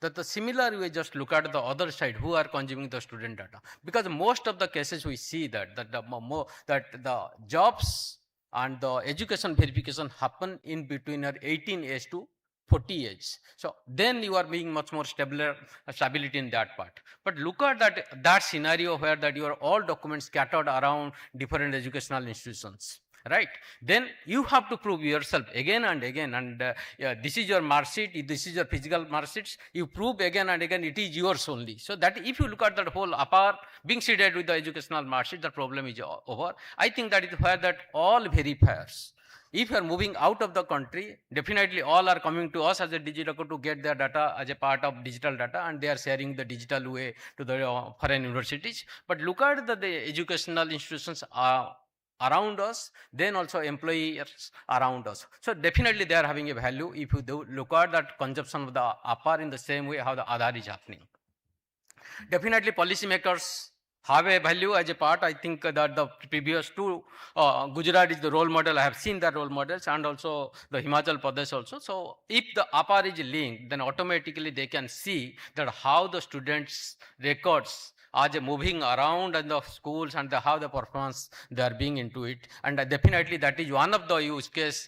Not only one use case. I think more use cases will definitely coming up. How you can look at the student's performance, how also that you can give him the best advice as a part through the AI or the personal assistant to the teachers, how they will guide the students, where they have to work hard or they have to guide them as a part of which subject they will do better.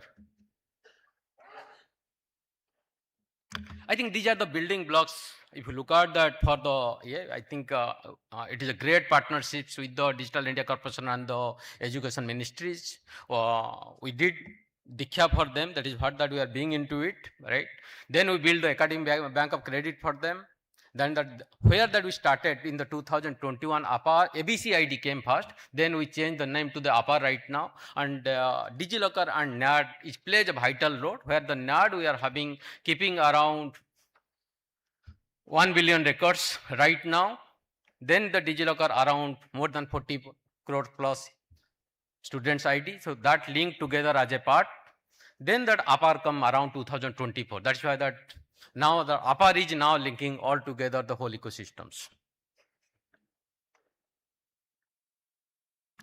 So this is the statistics as a part. APAR is being created around 30.47 crore and 26.64 crores, I think, being Aadhaar verified. 3,391 awarding institutions being linked to the NAeG and ABC platforms. Then around all boards, because recent times we working for them for almost 10 years in the DigiLocker as a part. I think almost all boards we are being connected right now, and almost 2 lakh daily data inputs into the educational systems, and 1 lakh is going for the verifications. We are in the number 4, I think Aadhaar, driving license, PAN, then the educational records shared across different service providers to get some services right now. And I think mostly what is happening right now is, yes, most of the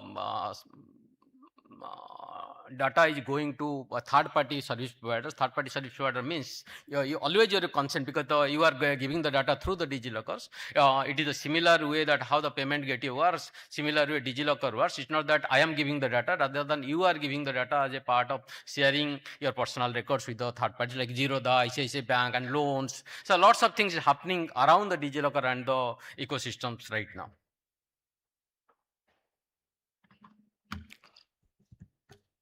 So definitely, if you look at that APAR, because we are being into the position tracker, and where that APAR is being created for the early childhood as a part, when the children is 5 years, that time with the parental consent as a part, they are being creating the APAR. That APAR Pro starts from the class 5th.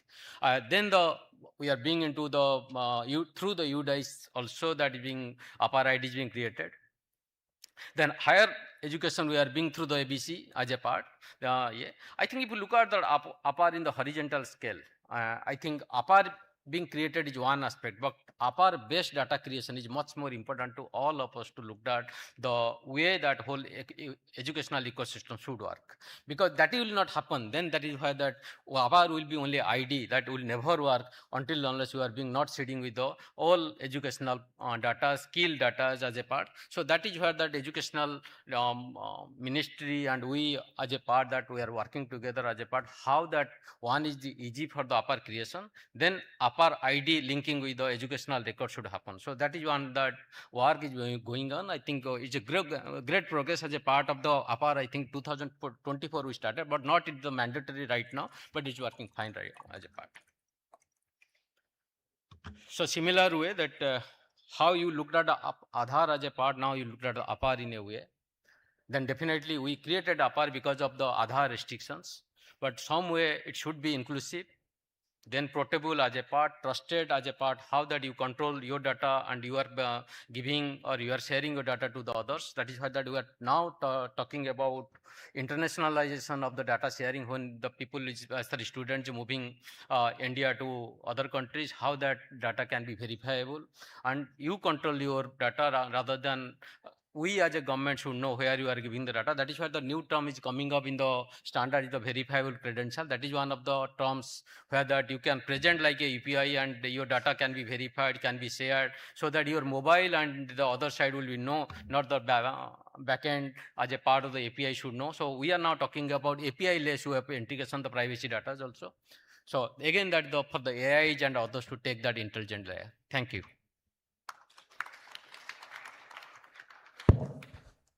धन्यवाद देवव्रत जी। अब मैं अनुरोध करूंगा विकास Agarwal partner EY से जो दीक्षा के बारे में बात करें। जो दीक्षा जैसा हम सभी जानते हैं one nation one digital platform for education है, वो किस तरह से लर्नर्स की लर्निंग आउटकम में हेल्प कर रहा है, किस तरह से लर्नर्स को एम्पावर कर रहा है। I will like to request mister Agarwal to talk about that. Thank you sir. Good afternoon and namaste. Before I start, I must thank Ministry of Education, Government of India, DARPG, Government of India and Government of Rajasthan to invite me to join this esteemed panel. If we look at ages, if we go centuries back, Shiksha and Diksha have been part of our culture forever. And Shiksha and Diksha were both our enablers in terms of social equity and also in the economy.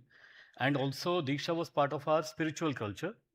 But here, when we talk about Diksha, it is nothing to do with spiritual. It's more about everyday on-ground education that we impart through our schooling system.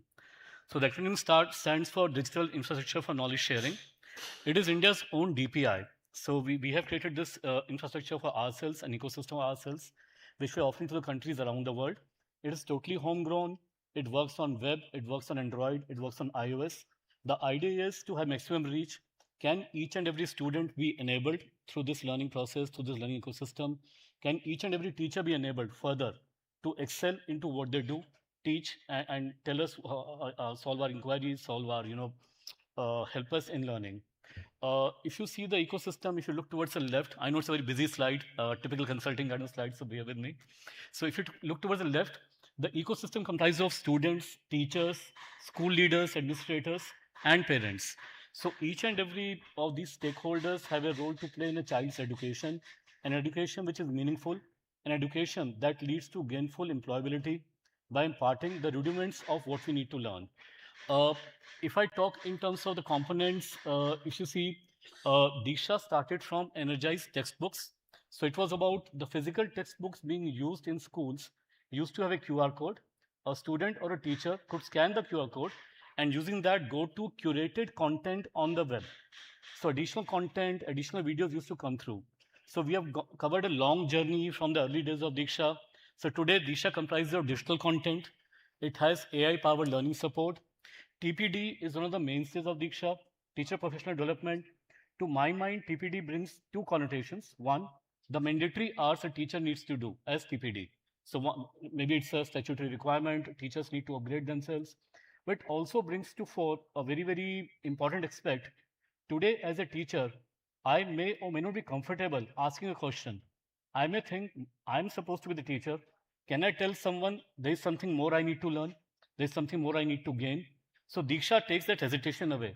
A teacher in his own comfort, in her own comfort zone, on a laptop, on a mobile, can understand deeper about the topics of interest to him or her, the topics or subjects that he or she teaches.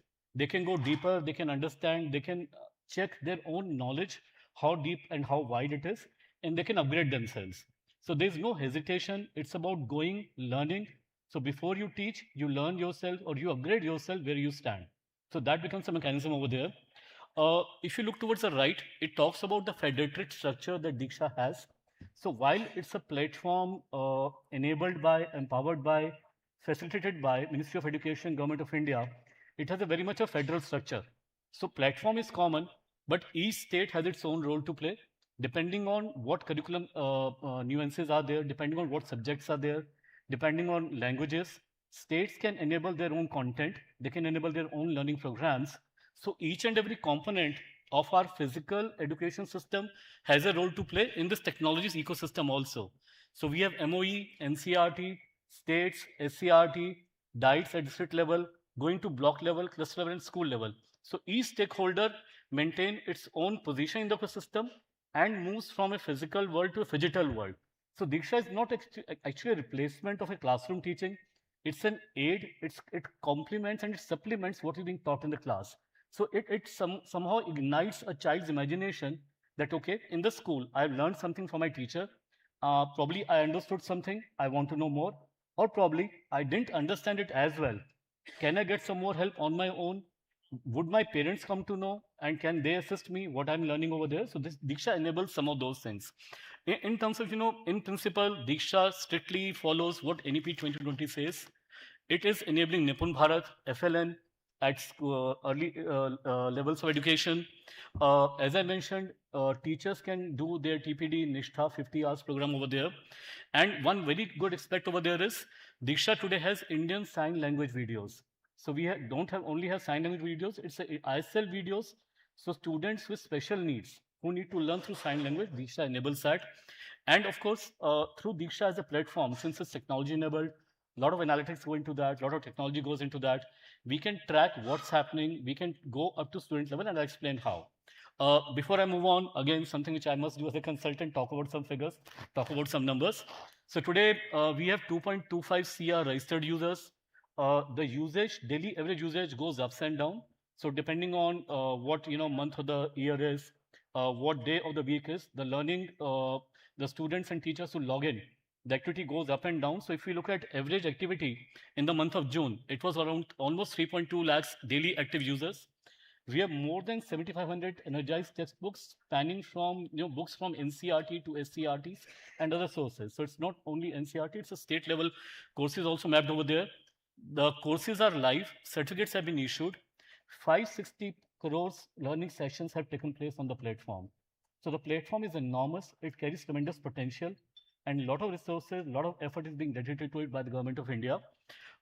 If you look at learning modules, which go into the learning sessions, more than 6,000 crore learning sessions are there. They are virtual labs. The schools where labs do not exist, or probably labs are there, but students are looking for more, teachers are looking for more equipment, more knowledge. The virtual labs are there, which are sort of, I won't say exact replacement, but I'll say 80 to 90% things which we do in physical labs can be done in virtual labs also. And then we have PAL content. I'll talk more about that. If I talk about Diksha's journey in terms of technology, it started as open source software, starting with energized textbooks, as I mentioned, textbooks on which there used to be a QR code. You scan the code using your camera, and you go to web, and you get additional content. Not any content or every content, you get curated content. The content which your teacher, which your school, which your SCERT, which NCERT would like you to go through. So it's additional content which is very well controlled, very well curated. The next enhancement came in by integration of DigiLocker, Google Classroom, and CollabGeo. CollabGeo is a geometric tool made by NIC, which students and teachers use.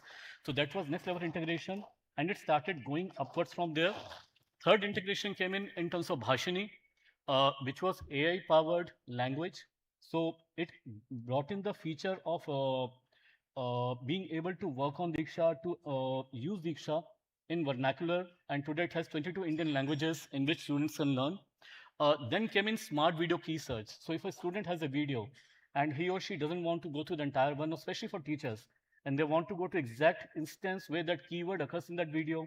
Or maybe I believe I know the initial part, but I want to understand more about, let's say, photosynthesis. I know it happens in trees, leaves, but I want to know exact chemical reaction that happens. So by putting a word, I can do video key search and fast forward to that and start learning from there. So a lot of technology was brought in over there. Couple of years back, apart from having this energized textbooks and this live courses, videos, audios, LMS was added, which is Moodle based. Now today, when a teacher or a student logs in, there are two applications working at the back. So there's an application, the original open source platform, and there's a Moodle-based LMS, which also works at the back end over there, depending on what you want to do. So when a teacher wants to do, let's say, courses under Nishtha, the teacher gets transferred to LMS, and the courses can be done over there. When a student wants to do additional content reading, the student uses the first app, the ETB, but when a student enters the world of PAL, it comes into LMS. So it's a sort of seamless transition. You just log in and it app takes you over there. And of course, a lot of AI is being added. I'll explain a bit in detail. If you look at the AI features in Diksha, so AI has become very pervasive word. We all talk about AI. Today we got those robotic vacuum cleaners. They say that's a robotic AI home cleaner. People say elevator is AI enabled. So much abused word. But here AI means what can we do meaningful. So it's about, can I chat with the books? So using using GPT-4o Mini, so that feature has been added, wherein we can do discovery, we can do classification, lesson planning, using the RAG ability of AI. We can do read aloud, text to speech. If students or teachers want to hear in their own language using Harshini, they can do that. As I mentioned, the keyword search, and there's an AI-based translation. So whatever is there, content is there, can be translated using Harshini into 22 languages. Personal adaptive learning, Rajesh sir talked about it, Ranjit sir talked about it. So Diksha is moving on to the PAL world. Currently, PAL is enabled for standards 9th and 10th for science and mathematics. In English language, it's about when a teacher teaches a class, probably a teacher is able to see out of 40 students or 50 students in a class, who is grasping, who is not. But can teacher pay individual attention to each and every? Probably teacher wants to, but can't. There's a paucity of time, paucity of resources over there. This is where technology comes in. Using technology, can we try to understand each and every student's grasping power, where that student is going in that course, in that curriculum, which concepts he or she is able to grasp or unable to grasp, how do we improve, what additional support they need? This is where technology comes in. So today, Diksha hosts PAL, students enter over there. They start with a very basic rudimentary assessment, is self-assessment. Again, it also brings in an element of anonymity over there. So if a student is hesitant to be called out as someone who is not able to understand, there's no need to be hesitant about that. It's a technology interface, so totally impersonal. There's no human sitting on the other side to judge you. And quickly, then you start understanding what you want to do, and PAL gives you the learning paths over there. Finally, just some snippets in terms of how PAL works in Diksha. So there's a podcast, AI talking to AI, and you can intervene. So two voice bots talking to each other, and you can say, no, I want to know more about that. So the voice bots start talking to you and becomes a conversational podcast. There are chapter summaries, and you can check your knowledge. I'll take a pause here, and thank you so much.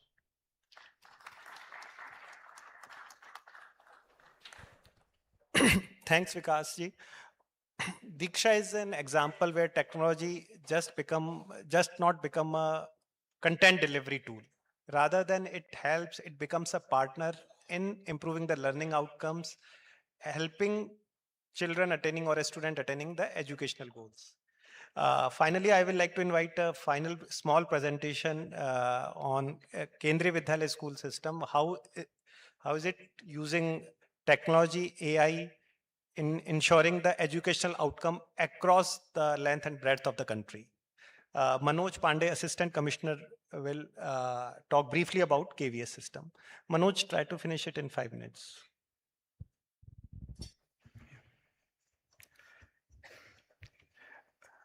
Thank you, sir. Thank you so much for inviting me in this national conference on governance. Kendriya Vidyalaya Sangathan, where India lives in classrooms. We are from Kutch to Kohima, from Kanyakumari to Kashmir. Everywhere we live, our classrooms is a mini India where the children from different languages study in the classrooms. About 50 to 60% children are there in the classrooms which are from different languages, from different regions. So, Kendriya Vidyalaya, a system of education under central government of India, where quality education is provided at very low cost or no cost.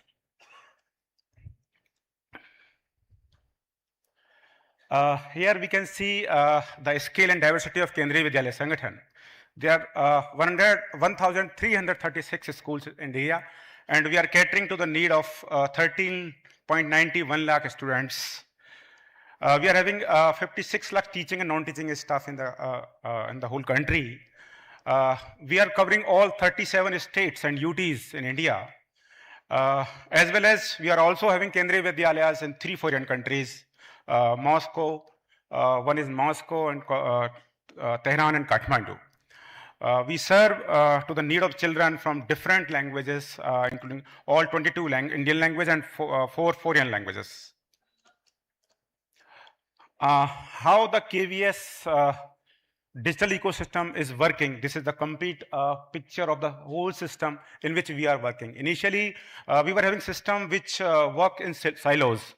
So we started the journey just 1 year back under the guidance of Commissioner KVS.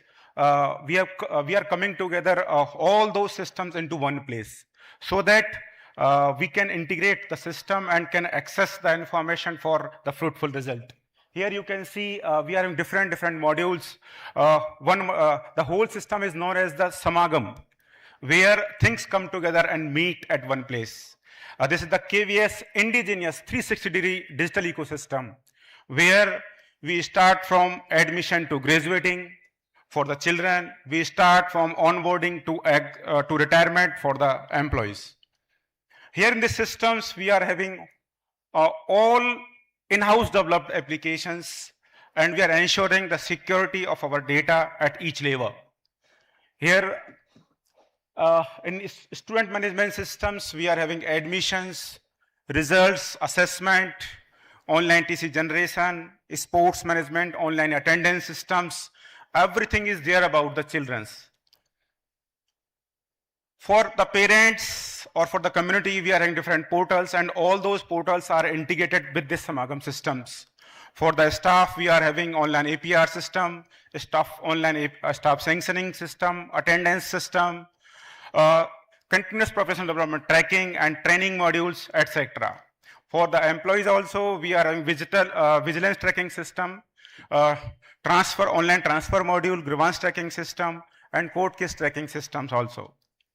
For the construction and maintenance and repair, we are developing one system, that is M&R management system, through which we can track the construction activities at each level, as well as the maintenance going on in the Vidyalaya system. So what is the status of the Vidyalaya building is there.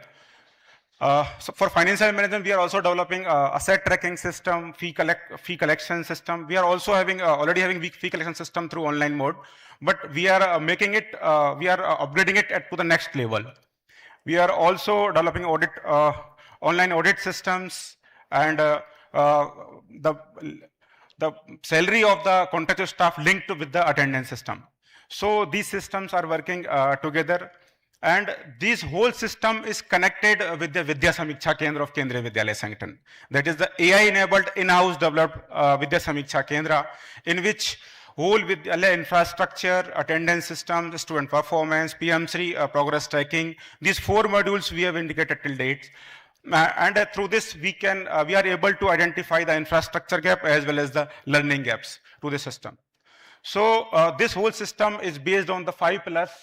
That is access and infrastructure, first one, learning content and pedagogy, assessment and outcomes, administrative and governance, and then parental and community engagement.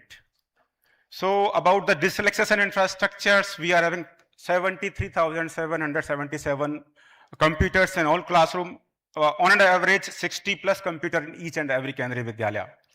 The student computer ratio is 18:1. Means for one computer serves to the need of 18 children.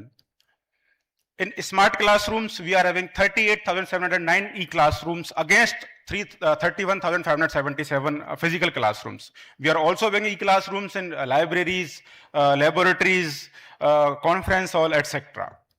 About the internet connectivity, except some newly opened Kendriya Vidyalayas, we are having saturated internet connectivity in all the Kendriya Vidyalayas, as well as we are having 98% websites in all Kendriya Vidyalayas. Some new open Kendriya Vidyalayas, the website is undergone. So we are near to saturation about the digital access and infrastructure.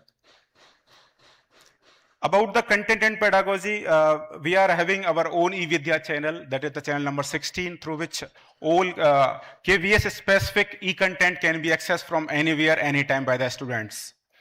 We are having our own e-content repository through which we can access the whole e-content developed by our own teachers. That content is available for the children as well as for the teachers also, other teachers also. For the capacity building program, we have conducted the training for 76,000 plus teachers, staff. Means one or more teachers have been engaged in more than one trainings also. For the tracking of their training, we are having the CP tracking system through which we can track how many teachers have completed their CPD courses or not, so that the timely intervention can be possible. About the assessment and learning, we are having our own KVS assessment and evaluation system modules under Samagam portal, through which each and every exam conducted at school level, we can track the performance of the children. For the competency-based testing, as the CBSE has introduced 50% competency-based question from class in secondary classes, in 10th and 12th especially.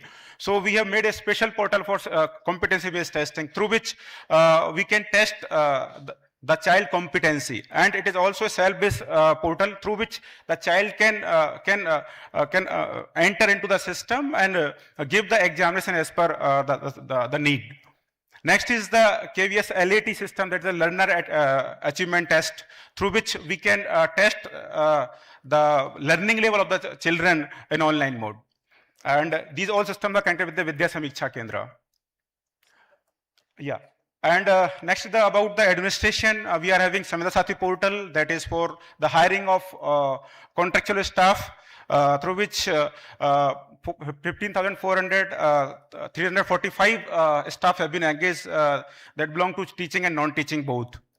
And for PM3 tracking also, we are having own e-platform through which we can track. For pension system, we are having e-pension portal. For employees, EHRMS portal through which leave, etc. we can track here. And about the parent and community engagement, because it is the important pillar between the school and children, that is the parent. So for parent, we are having Parent Connect app, through which we provide each and every information to the parent. And for alumni, we are developing Alumni 2.0, through which alumni can interact with each other in their group as well as in the public group on the platform. So these are the digital intervention of KVS to enhance the access and quality in school education. Thank you. Jai Hind. Thank you, Manoj. So we have heard different journeys towards a shared goal and common goal, that is better access and better quality in education to our children, to our citizens. Now floor is open for the questions from panelists.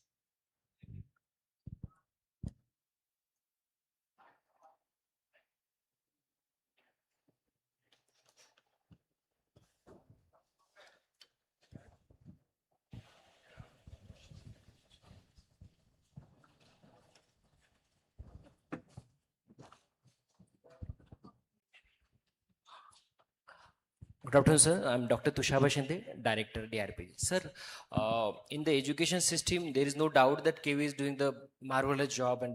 But sir, nowadays the number of schools in the rural areas are going down and number of private schools are rising. And our population is at a very high number in that. So what is the reason and what we can do? Thank you, sir. I will ask my colleagues from the states, Himachal or Gujarat to answer. Thank you. This is a very pertinent questions. I was talking about Himachal and we have lost We have 15% private school catering to the need of 40% of students. That means the rest of 85% of the government schools just cater to the need of 50 to 60%. That's the scenario of the state of Himachal, but that's across the country. So, you know, when we were figuring out what is the reason, as you have asked, I mean, that can be the aspirations of the parents, because aspiration of the parents is to send the schools to send the students or their kids to the private school from the perspective that they have a better resources, they have a better teachers, or they have a, you know, the kind of uniforms they are sent with, the ties and all.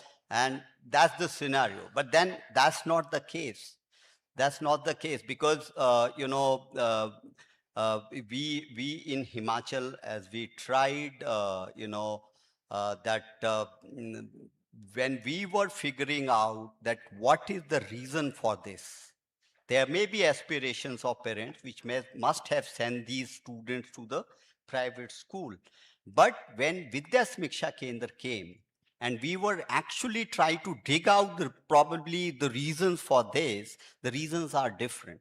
The reasons are, we have a better teachers in the sense that, you know, PTR is better in the government school than the private school when it comes to the state of Himachal. I can't say it for other states.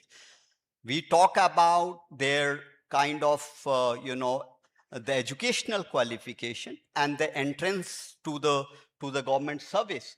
So private school, they don't meet those kind of standard. As I'm not talking of those Nami Grami schools of India, so-and-so schools, but I'm talking of those shops which have come and taken our government school students to the private institutions. So we have to be really careful. We really need to do a lot of advocacy. PM Shri came to all the state and it has made a lot of difference.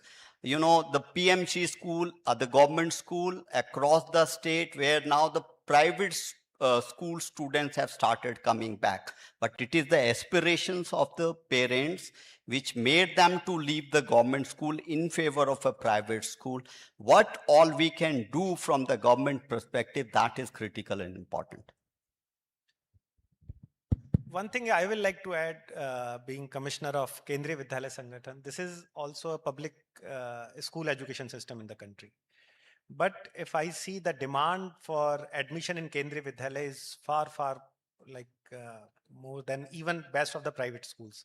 On average, for 40 openings in Balvatika or class 1, we receive around 2,000 to 3,000 applications.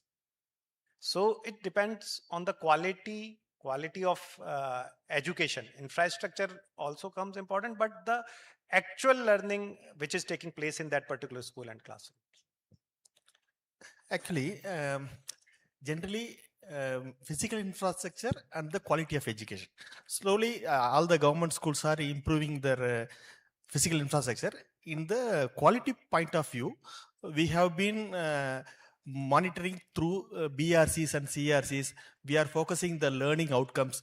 Previously, the report cards were simple. Now we are giving the holistic progress cards. So the parents can see the various learning outcomes of the students. So after the introduction of PMC schools, many parents are bringing back their students from private schools to government schools.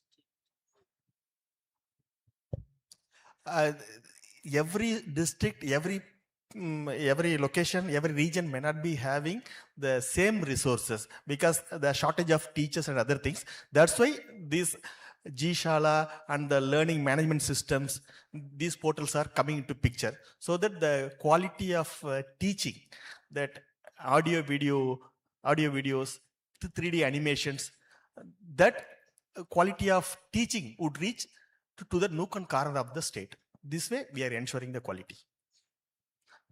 Sir नमस्कार, मेरा नाम विजय प्रकाश है sir. मैं सूचना प्रौद्योगिकी विभाग राजस्थान सरकार में हूँ।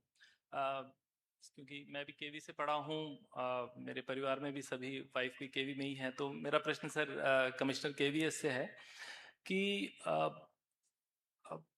एक ये ऑब्जर्वेशन है सर कि बहुत सारी पोर्टल्स जो हैं वो टीचर्स को मैनेज करनी पड़ती है, डेटा मैनेजमेंट करना होता है, कुछ एडमिनिस्ट्रेटिव कंप्लायंस करनी होती है। तो पॉसिबली जो उनका जो कोर काम है टीचिंग, वो कहीं ना कहीं मे बी शायद अफेक्ट होता है। तो इसको आप कैसे देखते हैं कि कैसे हम उस जो बर्डन है उसको थोड़ा सा हम कम करें कि वो अपने कोर काम की तरफ बढ़ सके? मुझे लगता है कि आपकी स्पाउस केवीएस में है ना? Obviously sir. तो जैसे So I am सर ने right. जी सर, मैं एक प्रश्न जो ऑल्दो सर ने बताया अभी कि समागम पोर्टल से काफी कुछ यूनिफिकेशन किया है, एक जगह लाए हैं, फिर भी और क्या प्रयास हैं?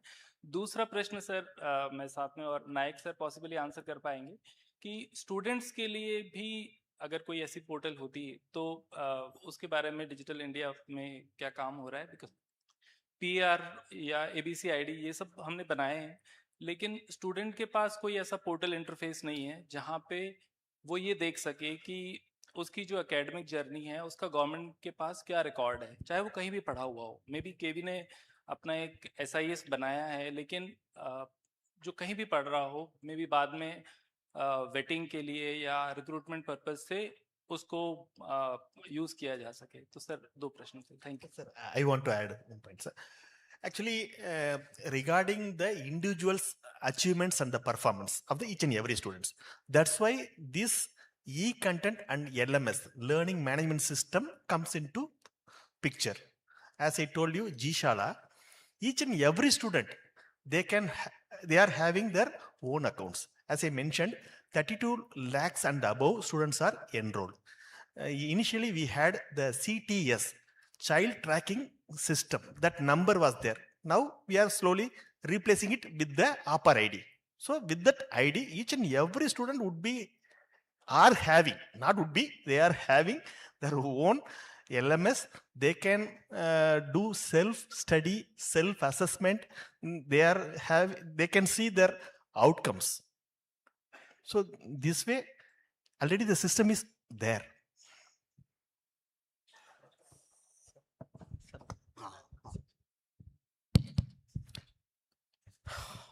It's a very top question to answer as a part of aggregation. It's a top as a part why I see that for the last 11 years, I say to everybody as the part of the India is what is for me and what I want. That is the 2 different things if you look at, and and if you look at that in India as a policy, as a part of is there any policy that anybody, as any department, all of you are in the government departments, if I ask the many as a part of the states, I move around and ask them, okay, can you give the document to the DigiLocker? You will say, no, I don't have a policy. Very simple. Look at the passport. We struggle for the last 11 years to get your own passport data. Right? So similar way, we approach the election commission. They say, oh, no, this is for this and passport for that. So that is what happening as a part. But I say always, give me my digital data. So similarly, it happens to as a student also. So one aspect is 2 very different areas not addressed. One is health, second is the education. If you look at the similar way that if your data as a student we capture from the class 1, only not every week by week assessment, not. It is only that annual or half yearly exams as a part. It's the similar way how the GSTN works. You upload your documents in the ID and it links to the performance of the students. And parents can see that the tools can look at and everybody can give them that where the students will do better and that, right? So one assessment of the class 1 to class 10 can happen and easily happen. Right. The only point here is willingness. Nothing as a part of that is not over here. So it is somewhere. It's the missing across the states, across the India, and everybody is talking about data sharing as a part that I always say that where it is being written, who will share what to whom. That is 3 things people remember as that part. If it happens, then automatically the problem will be solved. Thank you, sir. Just Hari Kumar ji answer. Director DOSEL, Government of India. Good afternoon. So I'll answer your question also on the point. I'm Hari Kumar, Director for Digital Education. So we actually went to a lot of schools across all the states. So there is one number which was sticking out from all the teachers. What percentage of the effort that you spend on admin work, what percentage of time you spend on teaching work? This was precisely your question, right? Now, if we go across any place, you ask private school, government aided, or other type of schools, the answer will be straightforward, 60%. We don't know in which WhatsApp group this got circulated. But across length and breadth, wherever you go, 60% will be the same. They'll say that we are spending 60% of the time for administration work. Now, actually, when you go there, we'll see, end of the day, right, we want to digitize. But how are we digitizing? We are digitizing in silos. Now, I create a system, and I say that, okay, enter all the data here. So they enter all the data. If teachers are not obedient, how will the students be? Now, I create another system, and I tell that, enter all the data here. So I enter 20% of data here. 10% of the same data I enter into another system. Now, there are 8 systems minimum in across all the states. There are few states where there are still not yet digitally mature. So now what we did was, as part of unifying all these things, we built a platform called SamarthX through Delhi University. We did a pilot in the state of Goa. So where this will become the single portal. Now, this might not be like one pill solves all the problem. There might be some additional data also. Now, if I want to give, for example, there are CBSE schools. So I am collecting 200 points as part of SamarthX. CBSE collecting 250 points. Only the 50 points will be entered by those schools in CBSE portal. The remaining 200 points will get transferred from SamarthX into CBSE portal through API. So this pilot is successfully going on in Goa. Soon we'll be leveraging this to all the other states. So that will actually solve the problem. So that will also bring back teachers to what they're supposed to do. I hope I've answered your question. Excuse me, sir, can I have one small submission, sir? Sir, I'm Anand Soda from DARPG, sir. When we talk about digital intervention, so one perspective when as a parent which comes to the fore is when we give tab to a daughter of mine, so the social media, how do you see, is it a menace or is it helpful in her growth academically and elsewise? Because there are countries which are banning it, and what our policymakers here see it. Thank you, sir. So we will be having a security check for the later session. And thank you so much to all our experts. Any concluding remarks, sir, you'd like to add? Since we are running short of the time, so what I will like to say about what have you said, as we all know, ati sarvatra varjaya. So excess of anything is bad. So we should be using social media, but to what extent, to what, that's to be decided by our own. I would like to thank all the panelists, my co-speakers, for giving interesting insights on various aspects of education and particularly regarding to digital intervention. All of them have spoken about different aspects from identity to classroom delivery to the management and administration of schools, which is very relevant for people like us. All these gives a 360-degree picture of digital interventions. So I am hopeful that all these interventions are have helped us in having better understanding towards improving our school education system, with particular goal of today's session is enhancing access and quality. Thank you very much, and thank you to all for listening patiently. Thank you. Thank you very much, sir. I thank all our experts, and I would like to request Dr. Tushaba Shinde, sir, to please join us on stage, Director, DARPG, to felicitate our experts, our plenary session panelists. We would like to present this memento to Shri Vikas Gupta, our chair for the plenary session. Thank you, sir. This is a token of remembrance for the NCeG 2026. Thanking for your contribution. Shri Devbrat Nayak. Audience, do continue to show your enthusiasm and appreciation for each of the experts. These are our brilliant minds, the policymakers who add to the ideas. Shri Rajneet Kumar, sir. Shri Ranjit Kumar, sir. Shri Rajesh Sharma.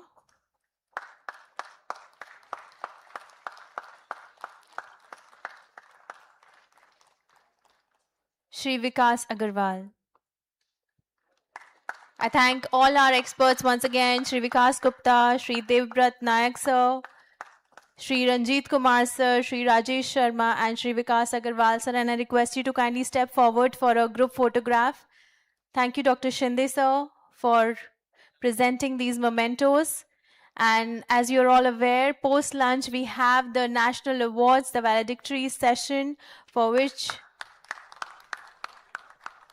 there is a lot of excitement. Thank you so much, sir. It is indeed reassuring to hear that students are coming back. And yes, we will be breaking for lunch now.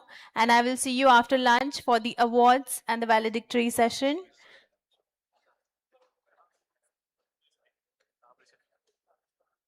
There is a key. If one of our guests who is here has lost their key, it looks like a bike key. It's a bike key. So please check if you are carrying your bike keys. You can collect it from the reception. Thank you. The first, at the first floor, lunch is reserved for speakers, media, and awardees, and organized by DARPG and Ministry of Electronics and Information Technology.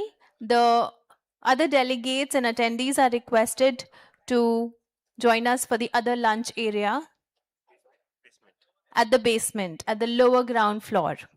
Thank you.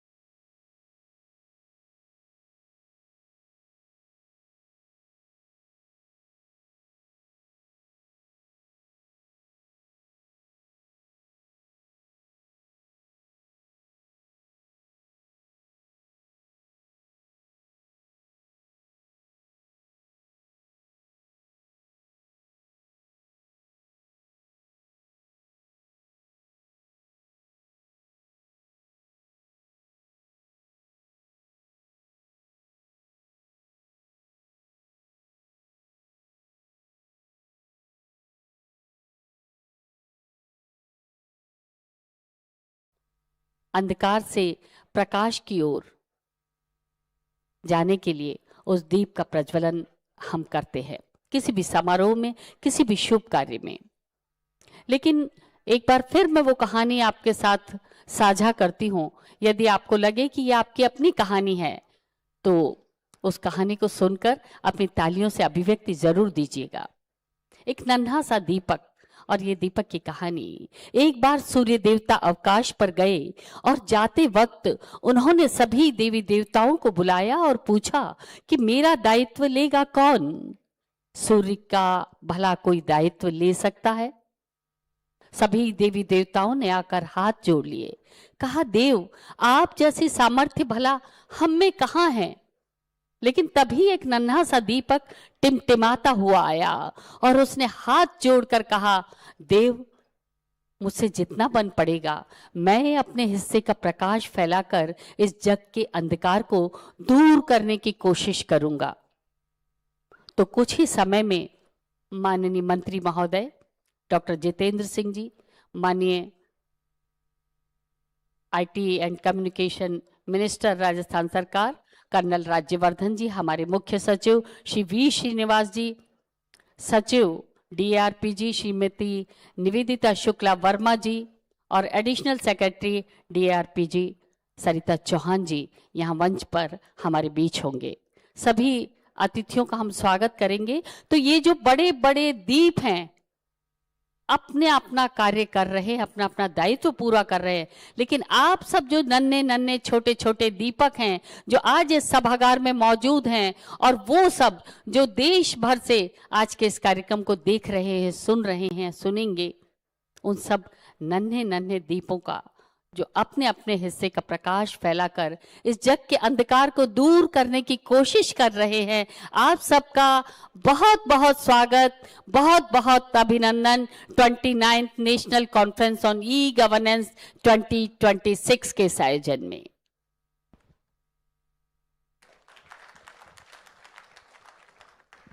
और कुछ ही समय बचा है, हम केवल इंतजार के क्षणों का उपयोग कर रहे हैं। कुछ ही समय में हमारे अतिथिगण हमारे बीच होंगे और आज के समापन समारोह का हम शुभारंभ करेंगे।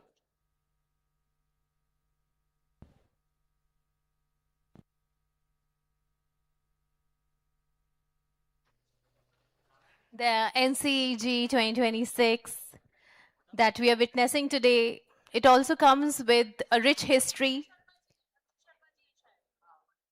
Since 1997, this initiative has progressed from focusing on foundational e-governance to becoming this flagship conference of the Government of India, which serves as a unique platform where policymakers, startups, technology experts, and nationwide stakeholders come together to harness AI enablement and emerging technologies for simpler, faster, and more scalable governance.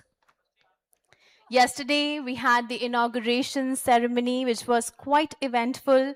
There were so many launches, and we can see why we are celebrating this national conference this year in Jaipur, because so much of digital empowerment is happening in Jaipur and Rajasthan. Rajasthan has ranked first in Group A for both eMitra and State Portal in the National E-Service Delivery Assessment Report. The state also secured the top rank in the City Portal category for cities with populations above 2 million.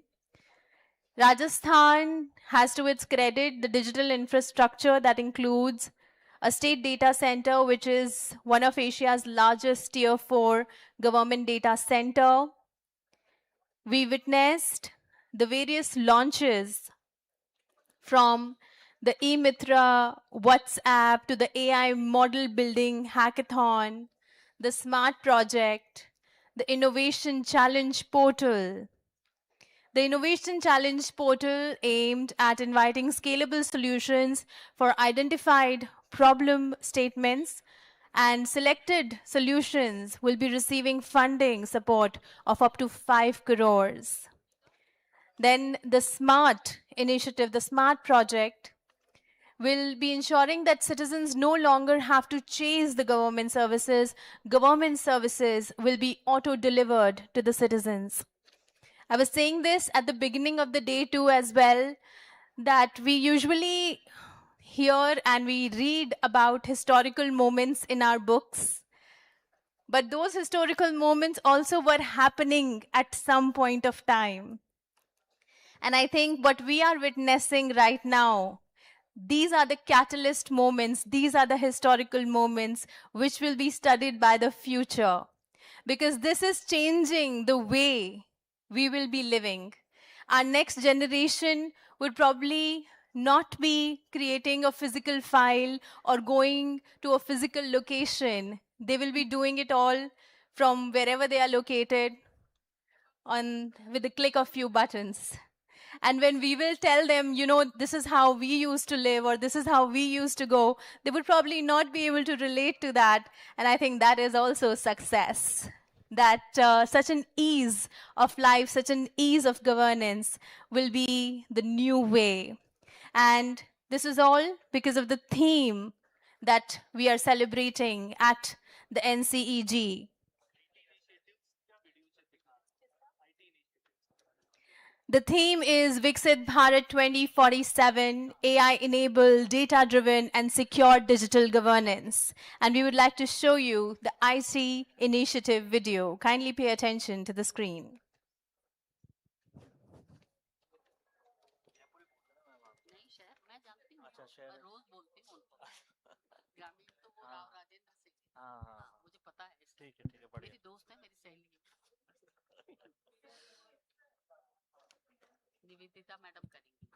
ये रख लो cap आप रख लो अपने पास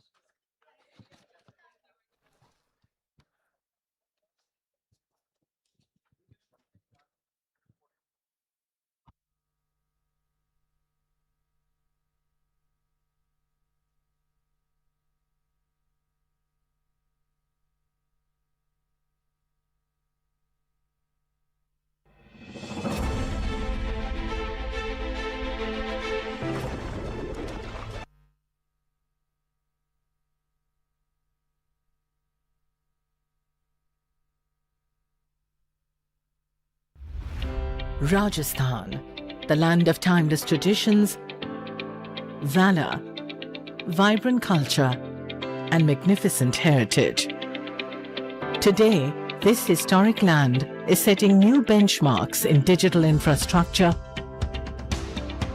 process re-engineering, transparency, and citizen-centric service delivery. Guided by the vision of Honorable Prime Minister Shri Narendra Modi's Digital India mission.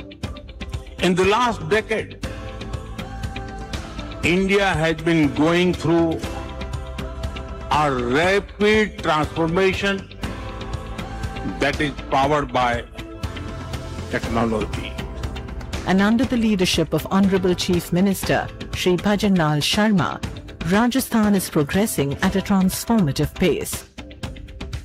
आज हमारा Rajasthan e governance और digital समावेशन से आगे बढ़कर आर्टिफिशियल इंटेलिजेंस और मशीन लर्निंग में अग्रणी बनने की दिशा में कदम बढ़ा रहा है.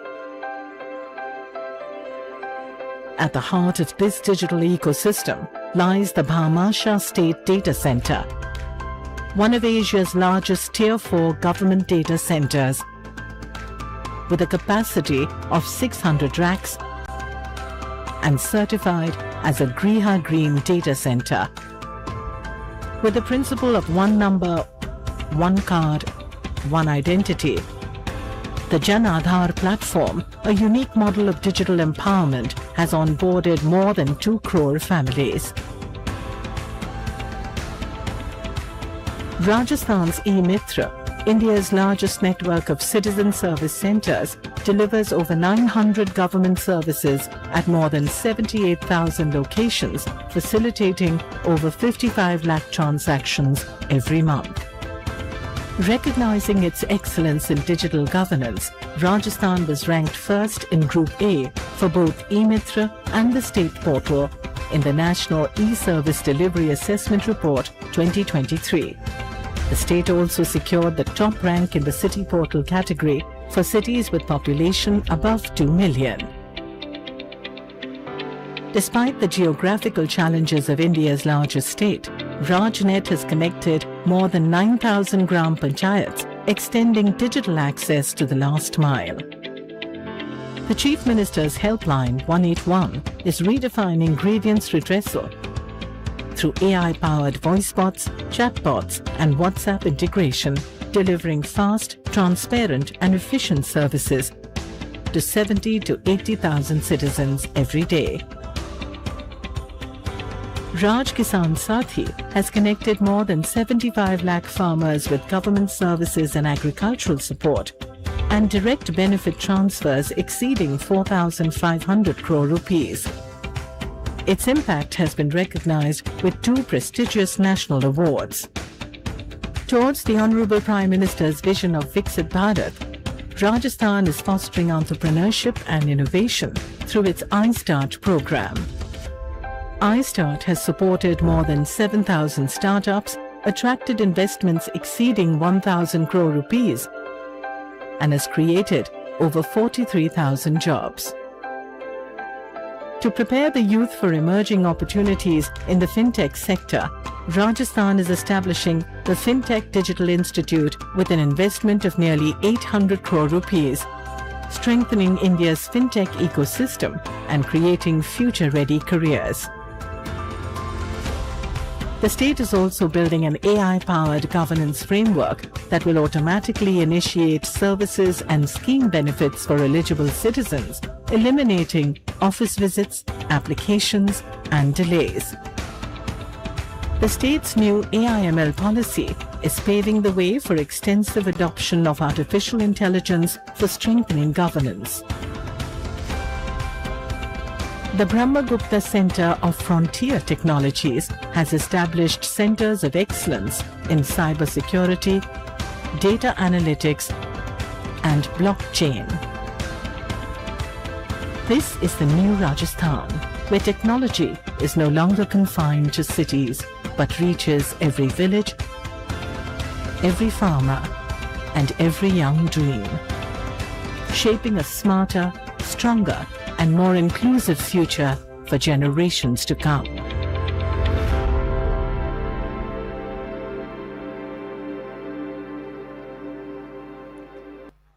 Viksit Bharat, Viksit Rajasthan, the 29th National Conference on E-Governance here in Jaipur, Rajasthan. The organizing partners, Department of Administrative Reforms and Public Grievances, Government of India, Ministry of Electronics and Information Technology, Government of Rajasthan along, and the knowledge partners, NASCOM. So many forces, so many powers coming together, and at the end of the day, the power of everyone who is attending, the life force that I can see at this hall, which is making this environment very much energetic as we are about to welcome our honorable ministers. We will be joined by Honorable Minister of State Independent Charge, Ministry of Science and Technology, Dr. Jitendra Singh, and he has arrived. He will be joining us at the main stage shortly. We will also be joined by Colonel Rajavardhan Rathore, sir, Honorable Minister for Information Technology and Communication, Government of Rajasthan.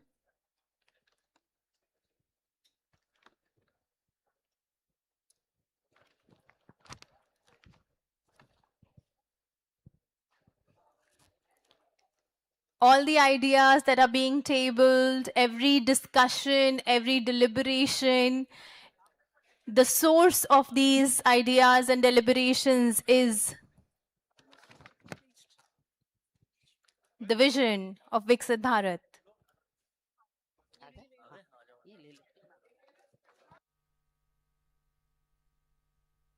और आज के समारोह के मुख्य अतिथि doctor Jitendra Singh, माननीय राज्य मंत्री विज्ञान और प्रौद्योगिकी मंत्रालय हमारे बीच है। जोरदार तालियों के साथ, तालियों के जय घोष के साथ हम आपका स्वागत करते हैं, अभिनंदन करते हैं। बहुत बहुत स्वागत, बहुत बहुत अभिनंदन। माननीय हमारे बीच हैं माननीय सांसद जयपुर शहर श्रीमती मंजू शर्मा जी, आपका भी बहुत बहुत स्वागत, बहुत बहुत अभिनंदन।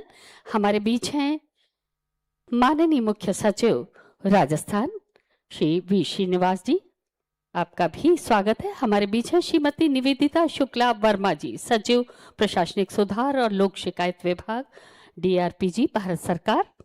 हमारे बीच कर्नल राज्यवर्धन राठौड़ जी भी पधार चुके हैं, माननीय मंत्री सूचना प्रौद्योगिकी और संचार, उद्योग, वाणिज्य और युवा मामले और खेल विभाग। हमारे बीच हैं Shrimati Sarita Chauhan, additional secretary DARPG, आपका स्वागत और अभिनंदन आज के इस 29वीं नेशनल कॉन्फ्रेंस ऑन ई-गवर्नेंस 2026 के इस आयोजन में। और आइए, हमने अपने अतिथियों का तालियों से अभिनंदन किया, अपने अतिथियों का स्वागत हमने हृदयस्थ और अंतस्थ भावों से किया। आइए करते हैं स्वागत का सारस्वत अनुष्ठान। और इस क्रम में सबसे पहले अनुरोध करना चाहेंगे, हमारे बीच हैं डॉक्टर जितेंद्र सिंह, माननीय राज्य मंत्री स्वतंत्र प्रभार विज्ञान एवं प्रौद्योगिकी मंत्रालय, पृथ्वी विज्ञान मंत्रालय, प्रधानमंत्री कार्यालय, कार्मिक, लोक शिकायत और पेंशन, परमाणु ऊर्जा और अंतरिक्ष विभाग राज्य मंत्री भारत सरकार। आपके स्वागत के लिए अनुरोध, माननीय मुख्य सचिव एक नन्हा पौधा और स्मृति चिन्ह आपको भेंट करें।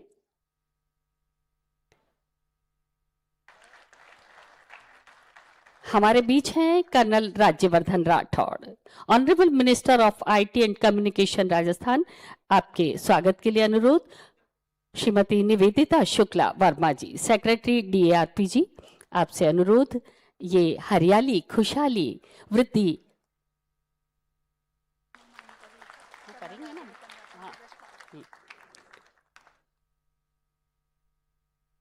और ये स्मृति चिन्ह है।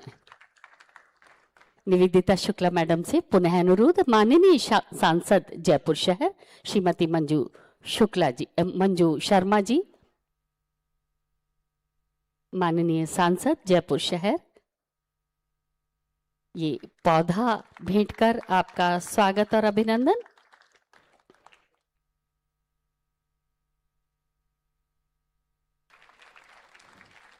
हमारे बीच हैं माननीय मुख्य सचिव राजस्थान सरकार श्री वी श्रीनिवास जी, आपके स्वागत के लिए अनुरोध करना चाहेंगे Shrimati Sarita Chauhan, additional secretary department of administrative reforms and public grievances government of India.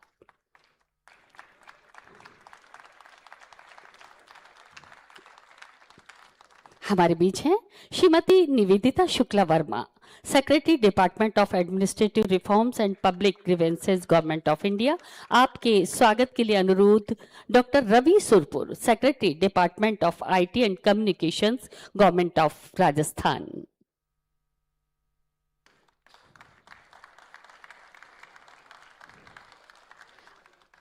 और हमारे बीच हैं Shrimati Sarita Chauhan, additional secretary department of administrative reforms and public grievances government of India. आपके स्वागत के लिए अनुरोध, Shri Himanshu Gupta ji, commissioner and special secretary department of IT and communication government of Rajasthan.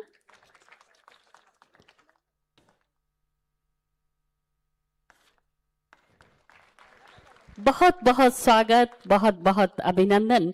फूलों को हम बिछाएं, कहाँ है हमारी बरसात, कांटे मगर हम उठा लेंगे आपकी राह से।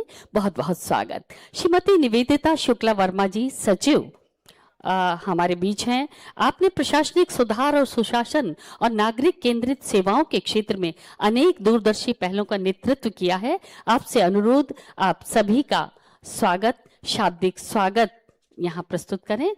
निवेदिता शुक्ला वर्मा जी।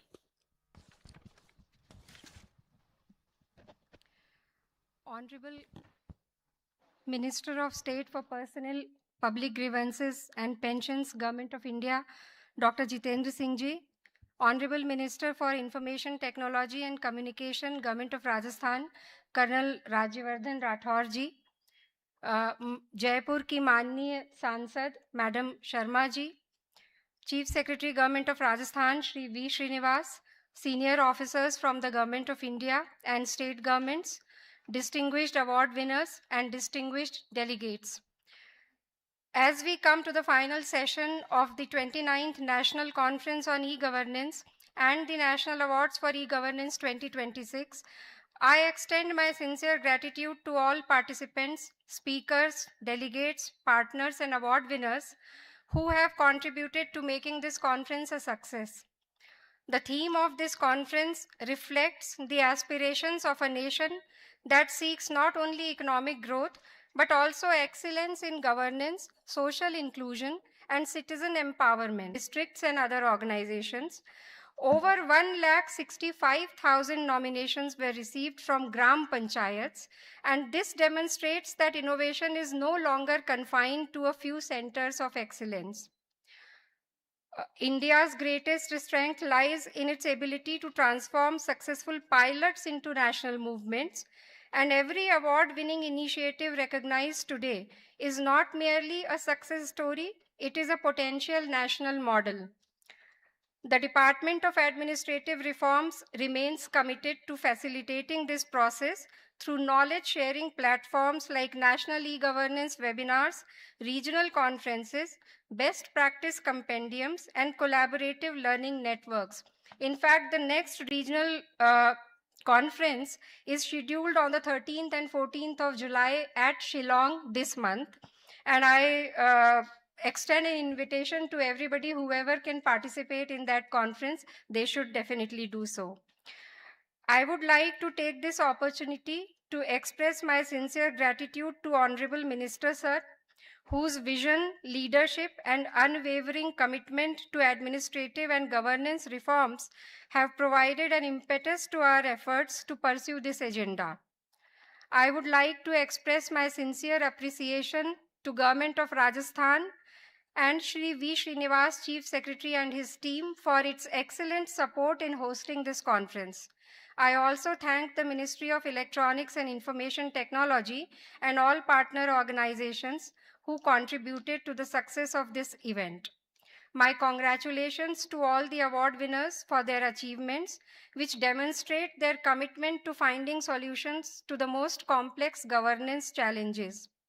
As we would be leaving Jaipur today, let us carry forward not only the learnings of this conference, but also a shared commitment to build a governance ecosystem that is intelligent, secure, inclusive, resilient, and citizen-centric. Let us work together to ensure that by 2047, India is not only a developed economy, but also a global model of digital governance.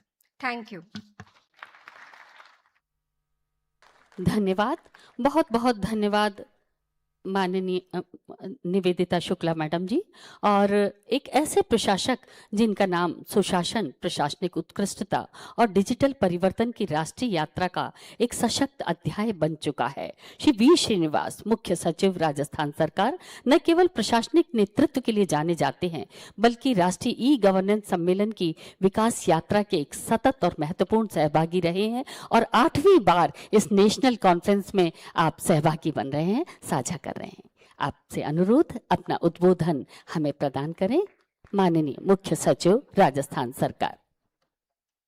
Honorable Minister of State for Personnel, Public Grievances and Pensions, Dr. Jiten Singh ji. Honorable Minister for Information Technology, Communications, Industry, Government of Rajasthan, Colonel Rajyavardhan Rathore ji. Honorable Member of Parliament for Jaipur, Srimati Manju Sharma ji. Secretaries to Government of India, Srimati Nivedita Shukla ji, Srimati Nidhi Khare ji. Additional Secretaries to Government of India, Shri Puneet Yadav ji, Srimati Sarita Chauhan ji. Distinguished colleagues, distinguished delegates. At the outset, I extend a warm and hearty welcome to my Minister, the Honorable Dr. Jiten Singh ji, to the 29th National E-Governance Conference being held in Jaipur.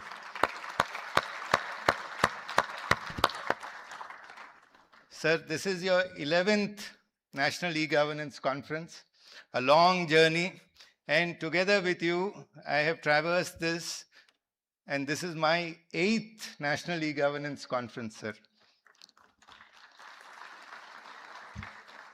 I have served with you as a Joint Secretary, an Additional Secretary, a Special Secretary, 4 years as Secretary to Government of India, and now as Chief Secretary Rajasthan. It's my great privilege to welcome you. You've been a digital visionary, a man who has conceptualized Viksit Bharat at 2047, the governance model, and reimagined the way governance would look in a futuristic time frame. Personally, let me salute you for the services to the nation. The 29th National E-Governance Conference in Jaipur has been an incredible success. We've had representations from 28 states, 9 union territories, 21 ministries of Government of India, and over 42 exhibition stalls featuring advanced technology features, particularly cutting edge of artificial intelligence, data analytics, intelligence monitoring portals, face authentication techniques, forest stack, agri-stack. A huge number of technology innovations have been featured. As the Honorable Prime Minister has said, e-governance is no longer about managing systems. It's about managing possibilities. Keeping in view this large dictum that has been given to us under the policy maxim of maximum governance, minimum government, the National Conference on E-Governance has tried to bring together citizens and government using technology. The objective is to digitally empower every citizen and to digitally transform every public institution to ensure accountability, transparency, and a level of governance that is simplistic, forward-looking, and futuristic. So with these objectives, the number of spillover benefits that Rajasthan sees from this 2-day conference are quite significant. Over 200 speakers, more than 100 new digital platforms have been presented from this forum. We look forward to a continued dialogue with each one of you in terms of replication of these best practices that have been presented here. I extend my heartfelt gratitude to the Secretary DARPG for giving us this conference on our request, and we hope you had a comfortable stay. Once again, in this valedictory session, let me welcome the Honorable Minister and all the distinguished dignitaries for this event. Thank you. धन्यवाद, बहुत बहुत धन्यवाद माननीय मुख्य सचिव महोदय colonel Rajyavardhan Rathore जी, जिन्होंने हमेशा युवाओं को प्रेरित किया है। राजस्थान में डिजिटल गवर्नेंस और उभरती प्रौद्योगिकी को दिशा देने के प्रयास में आपकी विशेष रुचि और सक्रिय सहभागिता निरंतर दिखाई देती है। आप इस कॉन्फ्रेंस की संकल्पना से लेकर आयोजन की रूपरेखा तक उसका मार्गदर्शन, व्यक्तिगत जुड़ाव निरंतर हमें प्रेरित करता रहा है। बहुत आदर और सम्मान के साथ आमंत्रित करते हैं माननीय मंत्री महोदय कर्नल राज्यवर्धन राठौड़ जी, आप पधारें और अपना उत्प्रेरण उद्बोधन हमें प्रदान करें।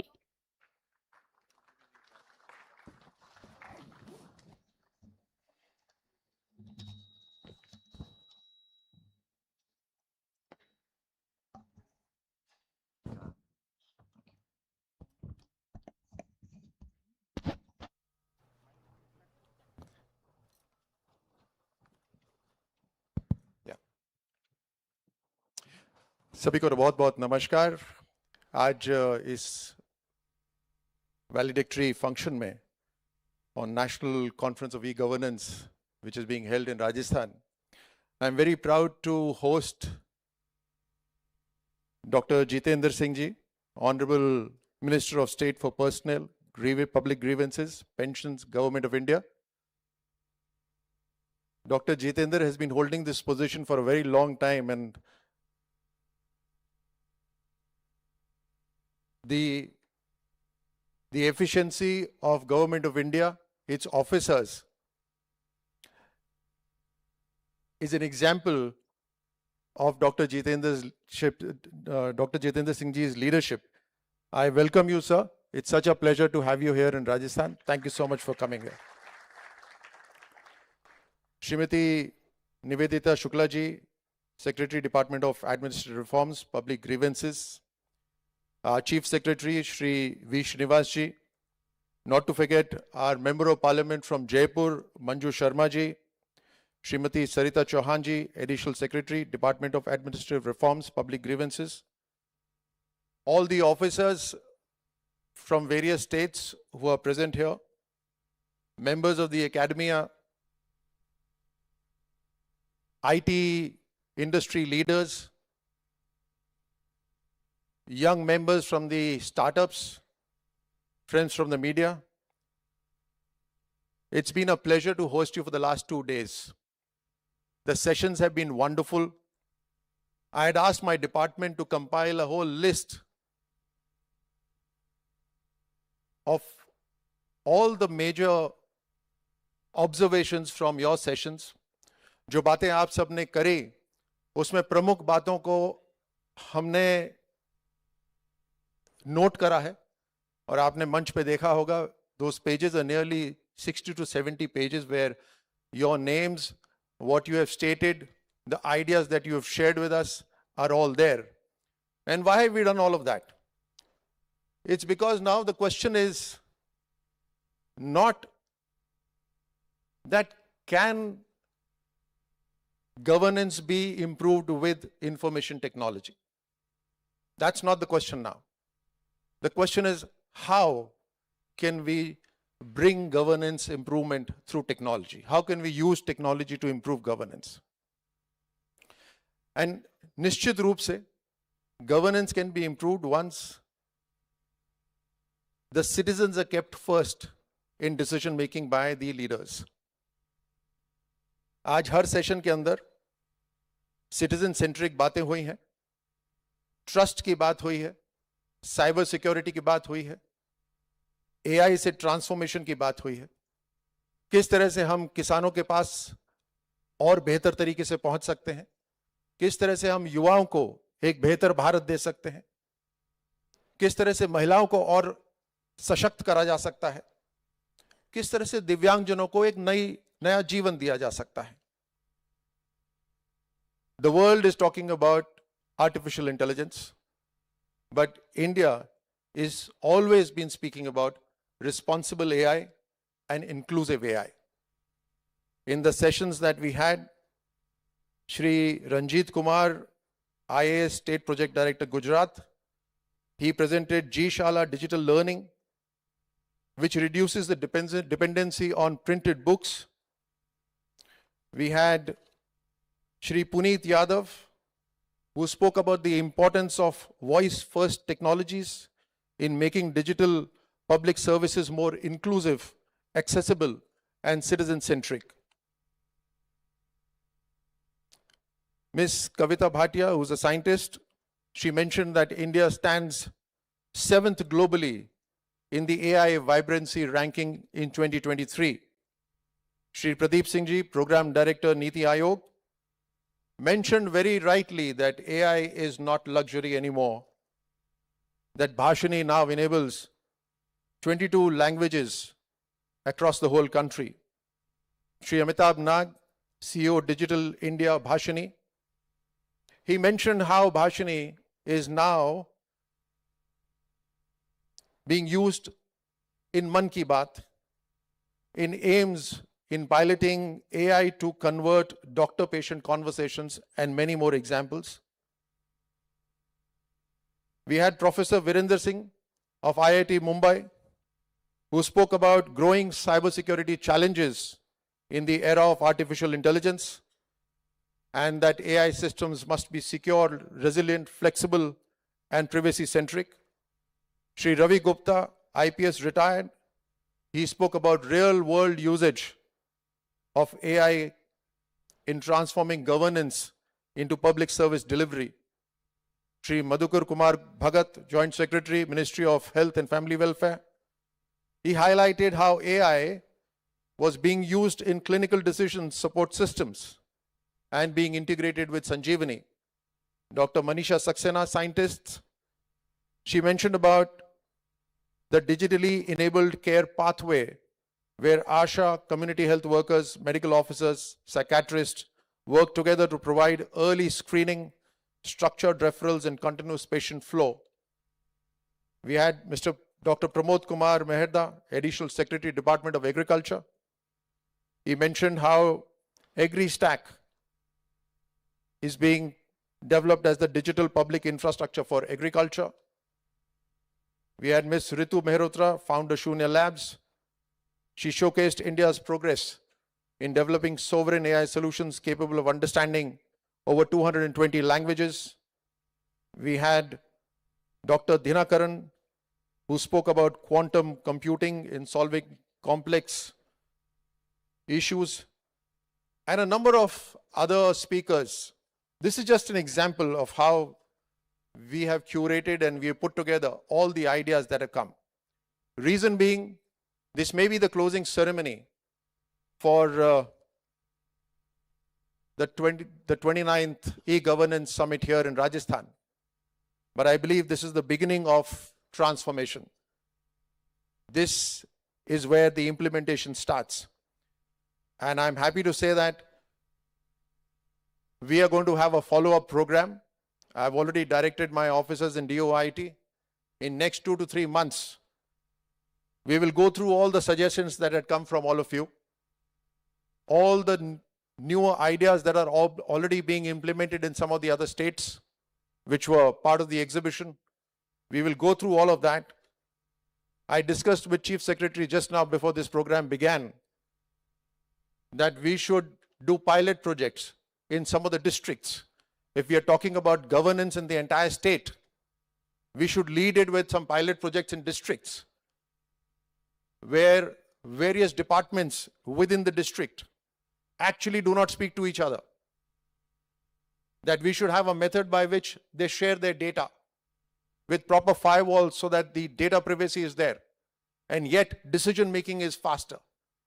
And we have, once we do these pilot projects, I'm sure we will realize and we will have a case with us as to how to scale that up and then implement it in the entire state of Rajasthan. I thank all of you for putting in your effort, coming here, contributing to the nation's development. And निश्चित रूप से आप सबके विचार से हम सभी ने सीखा है, एक दूसरे ने सीखा है, एक दूसरे के आइडियाज को हम वापस लेकर जाएंगे और अपने अपने क्षेत्र में इंप्लीमेंट करने की कोशिश करेंगे. So we will emerge as a nation that uses technology for transformation of the public and for safety and security of the nation. Thank you so much and I wish you all the best. धन्यवाद, बहुत बहुत धन्यवाद माननीय मंत्री महोदय आपके इस प्रेरणादायी उद्बोधन के लिए. And this brings us to the moment where we will be presenting to you a film that presents the National Awards for E-Governance 2026 award-winning initiatives showcasing how technology and innovation are transforming governance and enhancing citizen service delivery across the country. The film on e-governance initiatives by DARPG will be playing now.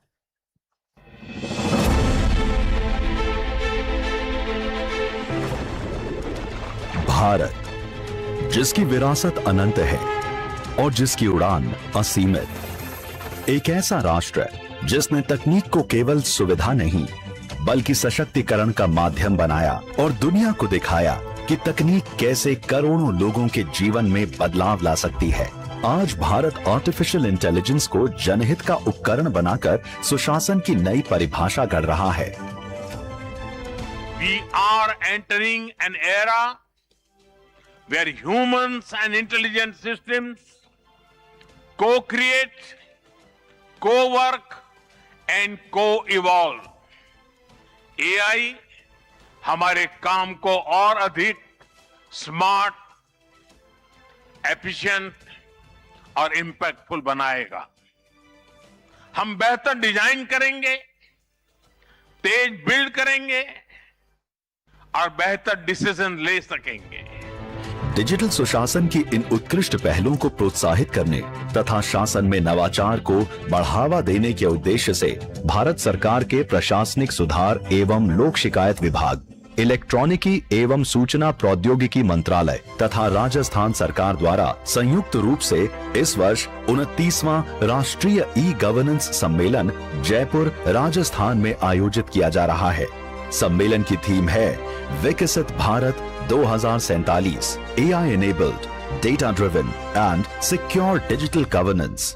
राष्ट्रीय e governance पुरस्कार 2026 के अंतर्गत इस वर्ष 6 श्रेणियों में 802 तथा ग्राम पंचायत श्रेणी में 1,65,000 नामांकन आए। इन 7 श्रेणियों में से 17 उत्कृष्ट परियोजनाओं और पहलों का चयन किया गया, जिनमें से 10 को स्वर्ण पुरस्कार, 6 को रजत पुरस्कार और 1 को जूरी पुरस्कार प्रदान किए जा रहे हैं। कृषि क्षेत्र में एग्री स्टैक किसानों को एकीकृत डिजिटल सेवाओं से जोड़ते हुए कृषि प्रशासन को नई दिशा दे रहा है। ई जागृति उपभोक्ता अधिकारों को डिजिटल सशक्तिकरण के माध्यम से अधिक सुलभ, पारदर्शी और प्रभावी बना रही है। महाकुंभ 2025 में डिजिटल नवाचारों ने करोड़ों श्रद्धालुओं के सुरक्षित एवं निर्बाध प्रबंधन का मानदंड स्थापित किया है। केरल का ब्लड बैंक ट्रेसेबिलिटी सिस्टम रक्तदान प्रक्रिया को अधिक सुरक्षित, पारदर्शी और विश्वसनीय बना रहा है। ई संजीवनी की AI सक्षम क्लिनिकल डिसीजन सपोर्ट प्रणाली दूरस्थ क्षेत्रों तक विशेषज्ञ स्वास्थ्य सेवाओं की पहुंच को और सशक्त बना रही है। केरल हाईकोर्ट का district court case management system न्यायिक प्रक्रियाओं को अधिक दक्ष, पारदर्शी और डिजिटल बना रहा है। ICMR माइंड्स मानसिक स्वास्थ्य सेवाओं को डिजिटल नवाचारों के माध्यम से जन स्वास्थ्य तंत्र से जोड़ने की दिशा में महत्वपूर्ण भूमिका निभा रहा है। इसरो के स्पेस एप्लीकेशन सेंटर का थ्रेट इंटेलिजेंस एवं DNS फिल्टरिंग समाधान उन्नत साइबर सुरक्षा के माध्यम से महत्वपूर्ण डिजिटल अवसंरचना को और अधिक सुरक्षित तथा सशक्त बना रहा है। मध्य प्रदेश की ई नगर पालिका शहरी नागरिक सेवाओं को एकीकृत डिजिटल प्लेटफॉर्म पर लाकर नगर प्रशासन को अधिक सरल, पारदर्शी और नागरिक केंद्रित बना रही है। बैंक ऑफ बड़ौदा का एकीकृत साइबर सुरक्षा फ्रेमवर्क सुरक्षित डिजिटल बैंकिंग, सुदृढ़ साइबर सुरक्षा और ग्राहकों के बढ़ते विश्वास को नई मजबूती प्रदान कर रहा है। नंदुरबार की ई आरोग्य धमनी डिजिटल स्वास्थ्य सेवाओं को सुदूर क्षेत्रों तक पहुंचाकर नागरिकों के लिए स्वास्थ्य सुविधाओं को अधिक सुलभ और प्रभावी बना रही है। पुणे 360 एकीकृत डिजिटल प्लेटफॉर्म के माध्यम से नागरिक सेवाओं को अधिक सरल, तेज और सुगम बना रहा है। सांगली की कड़ेपुर ग्राम पंचायत डिजिटल नवाचारों के माध्यम से जन भागीदारी और ग्रामीण सुशासन को नई दिशा दे रही है। त्रिपुरा की बिजॉय नगर ग्राम पंचायत डिजिटल सशक्तिकरण के माध्यम से नागरिक सेवाओं और स्थानीय प्रशासन को अधिक प्रभावी बना रही है। उज्जैन की त्रिनेत्र AI आधारित वीडियो सर्वेलेंस प्रणाली आस्था, सुरक्षा और अत्याधुनिक तकनीक के प्रभावी समन्वय का उदाहरण प्रस्तुत कर रही है। पंचायत एडवांसमेंट इंडेक्स डेटा आधारित योजना और सुशासन के माध्यम से ग्रामीण विकास को नई गति दे रहा है। सर्वे ऑफ इंडिया की real time precise positioning service Bharat की सटीक डिजिटल मैपिंग तकनीकी क्षमता को नई ऊंचाई दे रही है। मुझे ये बताते हुए प्रसन्नता हो रही है कि ई गवर्नेंस पर 29वां राष्ट्रीय सम्मेलन जयपुर, राजस्थान में आयोजित किया जा रहा है। यशस्वी प्रधानमंत्री श्री नरेंद्र मोदी जी के नेतृत्व में भारत ने डिजिटल इंडिया से डिजिटल गवर्नेंस तक की एक असाधारण यात्रा तय की है। मैं राजस्थान के माननीय मुख्यमंत्री श्री भजनलाल शर्मा जी और राजस्थान सरकार को इस महत्वपूर्ण सम्मेलन का आयोजन करने में सहयोग प्रदान करने के लिए आभार व्यक्त करता हूं तथा बधाई देता हूं और साथ ही साथ इस सम्मेलन की सफलता के लिए अपनी शुभकामनाएं भी देता हूं।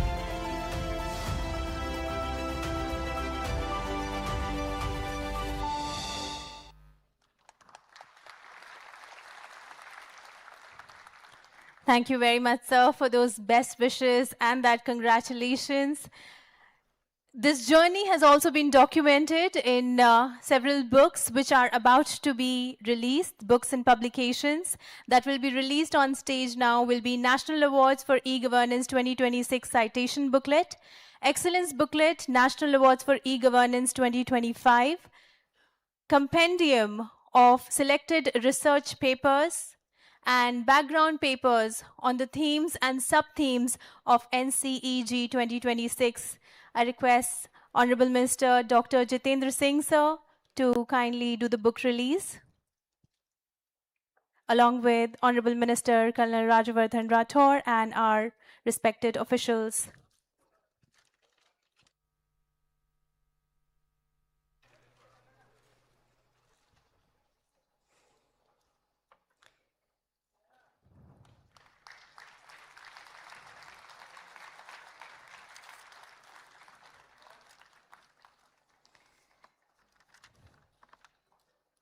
The citation booklet, the excellence booklet, the compendium of selected research papers, and the background papers on the theme and sub-themes of NCeG released at the NCeG 2026 valedictory stage. We come now to the moment where the national awards for e-governance shall begin, that recognize and promote excellence in the implementation of e-governance initiatives. The Department of Administrative Reforms and Public Grievances presents the National Awards for e-governance every year. As you saw in the film, 17 awards will be presented, and I would like to request Honorable Minister Dr. Jitendra Singh, Honorable Minister Colonel Rajawardhan Rathore, and our respected officials to kindly come forward for the award presentation.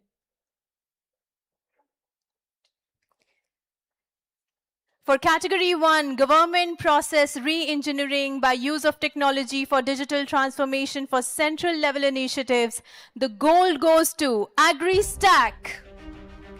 Digital agriculture mission के तहत कृषि एवं किसान कल्याण मंत्रालय द्वारा विकसित AgriStack platform किसानों से जुड़ी सेवाओं और आंकड़ों को एकीकृत कर रहा है। किसान रजिस्ट्री, विलेज मैप और क्रॉप सर्वे को एक डिजिटल पहचान से जोड़कर ये पहल योजनाओं की बेहतर पहुंच सुनिश्चित कर रही है। राष्ट्रीय ई गवर्नेंस पुरस्कार 2026 के अंतर्गत एग्रीस्टैक को स्वर्ण पुरस्कार से सम्मानित किया जा रहा है। Congratulations to Ministry of Agriculture and Farmers Welfare. In the same category of government process re-engineering for state level initiatives, the goal goes to Mahakumbh 2025. भारतीय आस्था का सनातन पर्व महाकुंभ 2025 डिजिटल गवर्नेंस का भी एक नया उदाहरण बना। उत्तर प्रदेश द्वारा आयोजित इस आयोजन में पहली बार AI आधारित निगरानी, integrated command and control centre, digital mapping और स्मार्ट पब्लिक सर्विसेज का उपयोग किया गया।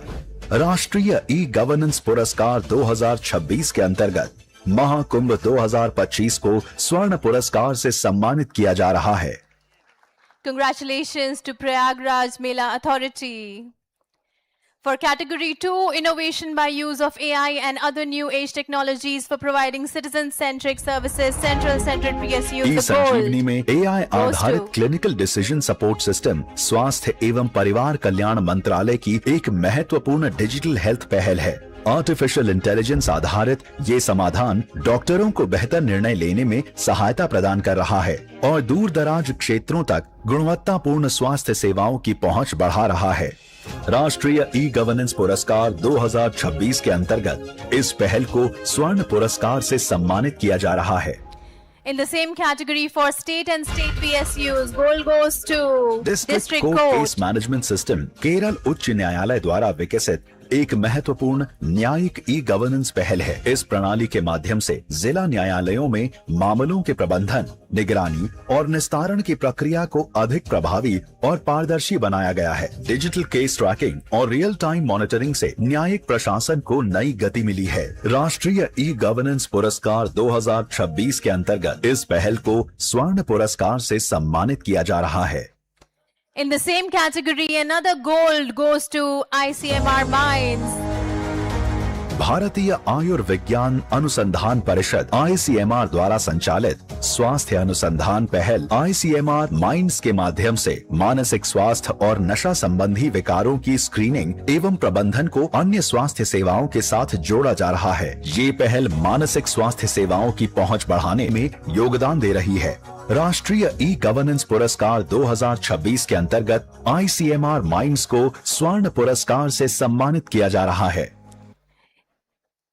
In category 3, Gold goes to space application centre ISRO Ahmedabad द्वारा विकसित ये पहल देश की साइबर सुरक्षा क्षमताओं को मजबूत बनाने की दिशा में एक महत्वपूर्ण प्रयास है। इस प्रणाली के माध्यम से साइबर खतरों की पहचान, सूचना साझाकरण और डीएनएस फिल्टरिंग सेवाओं को प्रभावी बनाया गया है। राष्ट्रीय ई गवर्नेंस पुरस्कार 2026 के अंतर्गत इस पहल को स्वर्ण पुरस्कार से सम्मानित किया जा रहा है। For category 4 of district level initiatives in e-governance, the gold goes to ई आरोग्य धमनी महाराष्ट्र के नंदुरबार जिला परिषद के स्वास्थ्य विभाग द्वारा संचालित एक डिजिटल पहल है। इसके माध्यम से स्वास्थ्य सेवाओं की निगरानी, मरीजों के रिकॉर्ड और चिकित्सा सुविधाओं के प्रबंधन को अधिक प्रभावी बनाया गया है। यह पहल आदिवासी क्षेत्रों तक स्वास्थ्य सेवाओं की पहुंच को मजबूत बना रही है। राष्ट्रीय ई गवर्नेंस पुरस्कार 2026 के अंतर्गत ई आरोग्य धमनी को स्वर्ण पुरस्कार से सम्मानित किया जा रहा है।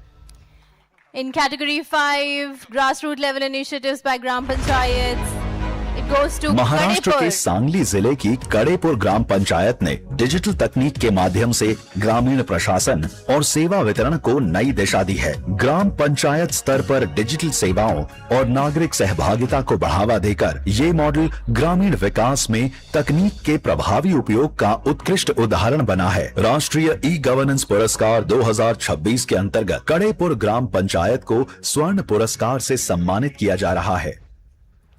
For category 6, gold goes to Trinetra.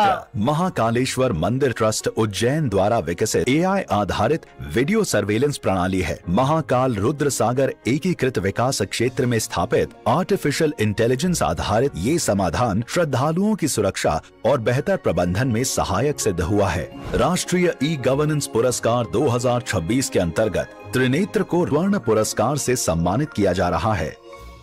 For category 7, gold goes to Panchayat Advancement Index. Panchayat advancement index Panchayati Raj मंत्रालय द्वारा विकसित डेटा आधारित सुशासन की एक महत्वपूर्ण पहल है। इस प्लेटफॉर्म के माध्यम से देश भर की पंचायतों के विकास और प्रदर्शन का मूल्यांकन सामाजिक, आर्थिक और प्रशासनिक मानकों के आधार पर किया जा रहा है। राष्ट्रीय ई गवर्नेंस पुरस्कार 2026 के अंतर्गत पंचायत एडवांसमेंट इंडेक्स को स्वर्ण पुरस्कार से सम्मानित किया जा रहा है। We shall now present the silver awards, and silver award for category 1 central level initiatives goes digital to India के नए दौर में उपभोक्ता न्याय भी डिजिटल हो चुका है। उपभोक्ता मामले विभाग, खाद्य एवं सार्वजनिक वितरण मंत्रालय द्वारा विकसित ई जागृति एक वन स्टॉप डिजिटल प्लेटफॉर्म है, जिसने उपभोक्ता शिकायत निवारण प्रणाली को सरल, तेज और पारदर्शी बनाया है। राष्ट्रीय ई गवर्नेंस पुरस्कार 2026 के अंतर्गत ई जागृति को रजत पुरस्कार से सम्मानित किया जा रहा है। silver for category 1 state level initiatives goes to blood bag traceability. Blood bank traceability and citizen interaction portal Kerala development and innovation strategic council द्वारा विकसित एक अभिनव पहल है। इस डिजिटल प्लेटफॉर्म के माध्यम से रक्तदान से लेकर रक्त की उपलब्धता और उपयोग तक पूरी प्रक्रिया को ट्रैक किया जा रहा है। ये प्रणाली रक्त प्रबंधन को अधिक सुरक्षित बना रही है। राष्ट्रीय ई गवर्नेंस पुरस्कार 2026 के अंतर्गत इस पहल को रजत पुरस्कार से सम्मानित किया जा रहा है। Silver for category 3. Bank of Baroda द्वारा विकसित integrated cyber security framework digital banking सेवाओं को सुरक्षित और मजबूत बनाने की महत्वपूर्ण पहल है। इस प्रणाली के माध्यम से साइबर जोखिमों की पहचान, निगरानी और प्रबंधन को बेहतर बनाया गया है। राष्ट्रीय ई गवर्नेंस पुरस्कार 2026 के अंतर्गत इस पहल को रजत पुरस्कार से सम्मानित किया जा रहा है। Another silver award for the same category goes to E-Nagar Palika. Madhya Pradesh के नगरीय विकास एवं आवास विभाग द्वारा विकसित ई नगर पालिका विद साइबर सिक्योरिटी शहरी प्रशासन में डिजिटल परिवर्तन की महत्वपूर्ण पहल है। मजबूत साइबर सुरक्षा प्रावधान के साथ ये प्रणाली बेहतर सेवा वितरण सुनिश्चित कर रही है। राष्ट्रीय ई गवर्नेंस पुरस्कार 2026 के अंतर्गत ई नगर पालिका को रजत पुरस्कार से सम्मानित किया जा रहा है। Silver for category 4 goes to Pune 360. Pune 360 Pune नगर निगम द्वारा विकसित शहरी प्रशासन और नागरिक सेवाओं के एकीकृत प्रबंधन की अभिनव पहल है। इस प्लेटफॉर्म के माध्यम से विभिन्न विभागों की सेवाओं और आंकड़ों को एक मंच पर लाया गया है। ये प्रणाली बेहतर निर्णय प्रक्रिया और प्रभावी नागरिक सेवा वितरण में महत्वपूर्ण भूमिका निभा रही है। राष्ट्रीय ई गवर्नेंस पुरस्कार 2026 के अंतर्गत पुणे 360 को रजत पुरस्कार से सम्मानित किया जा रहा है।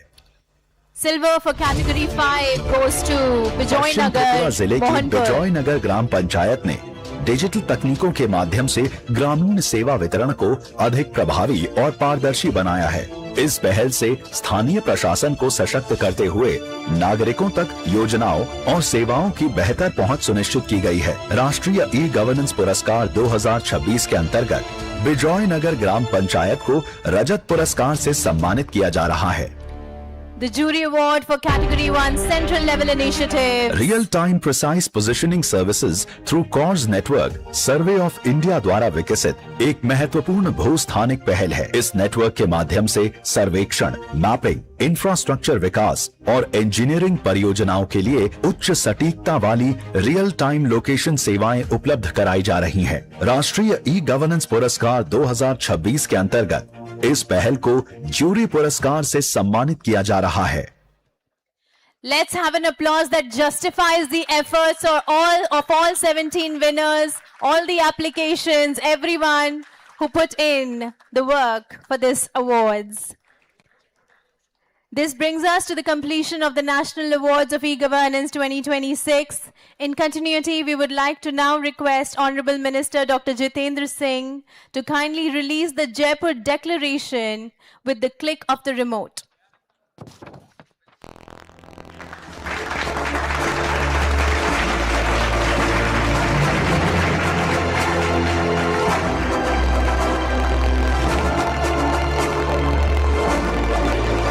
The declaration will reaffirm the collective commitment of governments, institutions, industry and academia towards building transparent, inclusive, resilient and future-ready governance systems aligned with the vision of Viksit Bharat 2047.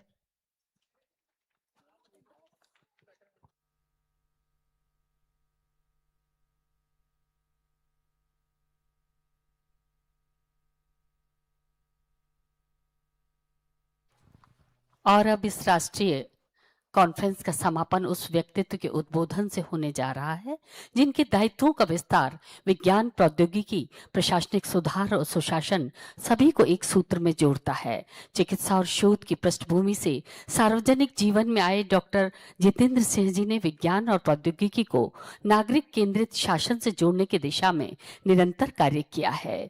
Bharat सरकार में विज्ञान और प्रौद्योगिकी मंत्रालय, पृथ्वी विज्ञान मंत्रालय के राज्य मंत्री के साथ प्रधानमंत्री कार्यालय, कार्मिक, लोक शिकायत और पेंशन, परमाणु ऊर्जा विभाग तथा अंतरिक्ष विभाग में राज्य मंत्री के रूप में अनेक महत्वपूर्ण राष्ट्रीय दायित्वों का निर्वहन आप कर रहे हैं। इस परिकल्पना को आगे बढ़ाने वाले प्रमुख नीति निर्माताओं में उनकी भूमिका अत्यंत महत्वपूर्ण रही है।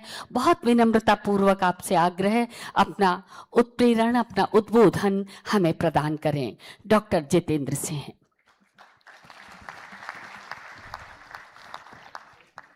On the dais, Honorable Minister, Government of Rajasthan, and my very dear friend, and indeed a long-standing friend, Colonel Rajyavardhan Singh Rathore ji. I also look at it as an opportunity to spend some time with you, so that's my added bonus.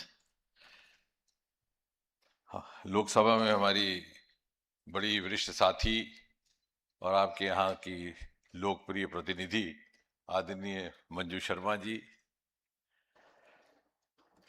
Chief secretary V Srinivas ji has been very generous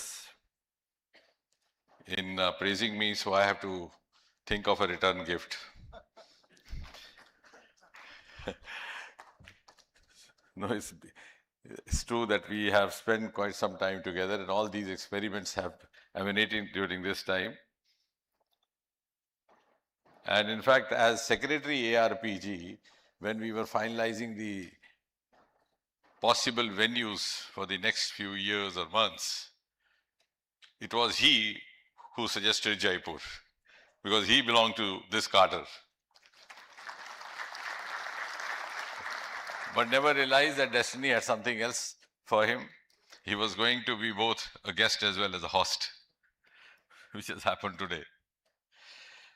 Our very esteemed colleague, Mrs. Nivedita Shukla Verma, who is efficiently holding the dual charge of Department of ARPG as well as the Northeast, the donor.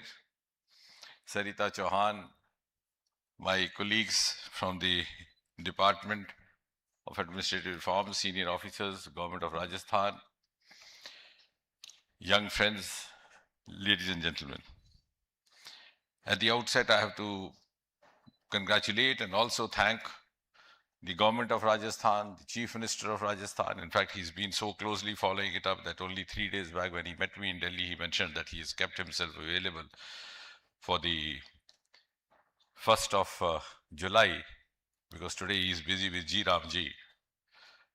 And the manner in which the entire government has cooperated in making this event a success, as was rightly mentioned by Colonel Rathore, has happened all because of the cooperation offered by Colonel Rathore, his Department of IT, and in fact the whole of the government. And that truly represents what we've been propagating, the whole of government concept, the whole of center, the state, as well as the society. And also we have from the center as well, the Department of the Ministry of IT. And everybody was excited about this conference being held in Jaipur. I don't know how much the academies of it was exciting them, or the pink flavor of the city, but whatever. I think that might also be one reason for a very heavy attendance, which Mr. Srinivas was mentioning. All the states represented over here, not a single state left, not a single unity territory left. And I also have to compliment the organizers, the Department of ARPG, which I could modestly or immodestly include myself as well, for very thoughtfully coining this year's theme, which is that of Viksit Bharat 2047, AI-enabled, data-driven and secure digital governance. Now, before that, as Mr. Srinivas was saying, that this is the 11th conference. So how this started, why it happened is that I think long back, soon after he took over in our department, I suggested to him, and I'm glad that he's been always accommodating my random thoughts, at least with apparent magnanimity, even if they were bothering him otherwise. I said, can we move the Government of India out of Vigyan Bhavan? Because Vigyan Bhavan is a very convenient venue. You just place the order, everything is done, because sari vyavasthaएं वहाँ पर in place hai. And then we said we would change the venue and then we will follow the spirit of it. So same pattern was followed for the e-governance awards and also for the conferences related to governance. And when we started rotating among the different regions, and when we thought of Northeast, he said Guwahati, I said no, Itanagar. I said we would not pretend having gone to Northeast, we would actually go. And he might be embarrassed to hear that that was his first visit ever to Arunachal after having put in nearly 3 decades of service. Because officers and ministers from Delhi just went up to Guwahati and thought they had conveniently believed that they had traveled northeast. Similarly, we went up to Leh, up to Srinagar.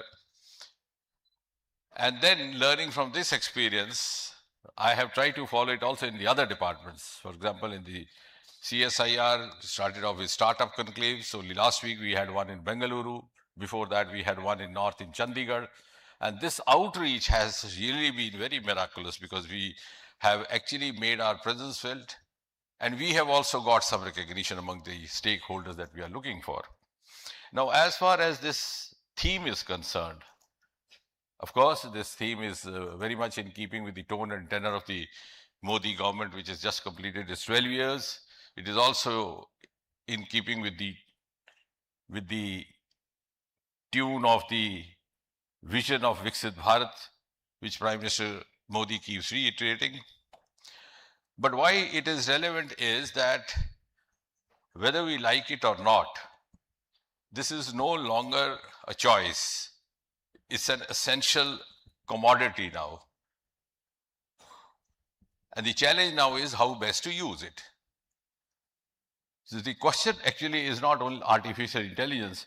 The question that we need to ask ourselves is, how intelligent am I to use artificial intelligence? Am I intelligent enough to ensure that I handle a model which is human-led AI or HI-led AI? And when we talk in the terms of Viksit Bharat, let's also not forget that many a times I personally believe it becomes a little more, it sounds very romantic, but it becomes presumptive. And I was saying that once in the academy also in Mussoorie. And I suggested this once to Mr. Srinivas also, that we should first have some indices for 2047. Inadvertently, consciously or unconsciously, more so unconsciously or subconsciously, we tend to look at 2047 through the prism of 2026. In research, we have something called retrospective perspective. The best way to understand what I'm saying is you just look back 20 years, 21 years, and see what was new that time. The VCR, video cassette, which is an essential part of every dowry. Now try gifting it to somebody, he'll throw it out of the first window. The STD booth. I remember in institute, Mr. Srinivas was also there in the institute as JS at AIMS. At 11 o'clock in the night, we would have a long queue of boys and girls waiting to call home at 1438. And नेताओं के घर में भीड़ लगी होती कि साहब एक एसटीडी बूथ दिलवा दीजिए, बच्चे की जिंदगी बन जाएगी, जब तक बच्चा बड़ा हुआ बूथ बंद. So it's not easy actually, and that's precisely I was saying when we talk in the terms of governance, that's precisely I was telling to the trainee officers, what would be my role in 2047? Let me first understand this. Secondly, what would be the role of civil servant? Will there be a role or not? Already you've seen programs like Swamitva happening. You have put Patwari out of job. पहले तो पटवारी promotion लेना पसंद नहीं करता था, इतना उसको लगाव मोहब्बत हो जाता था अपनी नौकरी से, पेशे से. So it's not easy, but yes, this is a government which is very futuristic, and so is the Prime Minister. And soon after he took over, he gave us the mantra of maximum governance, minimum government, which in simple words would mean more of citizen centricity, more of transparency, more of accountability. And for optimally achieving this, the government has been trying to use the cutting edge technology to the maximum extent. And therefore, this theme aligns with that. And it's not an end in itself, as I said. It could be just a means and just a cue for us to start thinking of those lines. Because if you see the record of this government, it's been always planning reforms with a huge amount of sensitivity at the same time. For example, soon after we came in, on the 26th of May 2014, one of the earliest announcements made by the government, of course with the same ministry, the different department, the DOPT, was abolishing the attestation of those documents. And a huge message was sent out that, look, this is the government which has the capacity to trust the youth of this citizen, of this country. Otherwise, tomorrow you'll ask your children also to get the mark sheets attested by a Tahsildar or a Deputy Commissioner. So where will this end? And then within months, we also abolished the interviews to make the selection with a level playing field for all. The same department where Mrs. Nivedita is heading, you came out with a number of pension reforms. Earlier on, the family pension was not available for a separated or a divorced daughter living with her family. She had to go to a court to get a writ order. You also relaxed the pension rules for missing employees or employees who died a little earlier before 7-10 years of service. Then you also, and I think at least I have the satisfaction that Mr. Srinivasa was also there, and Mrs. Nivedita, they have been very indulgent in accepting every now and then some random cues that I offer. Now we have also come out with the rule allowing a woman employee to nominate for family pension person other than her husband. sounds a little unorthodox, but if you look within ourselves, it's very much in keeping with the changing or dynamically evolving values of the society today. So since I am a public servant, through my observations, I offered some to them. And I'm glad that up to now, nearly 2,000 rules have been done away with. Normally, after superannuation, हम कहते हैं जी मैंने ये कानून लाया, मैंने ये लाया, हमने ये हटाया. This is what you'll tell your grandchildren. The file journey has also been reduced from level 8 to 4.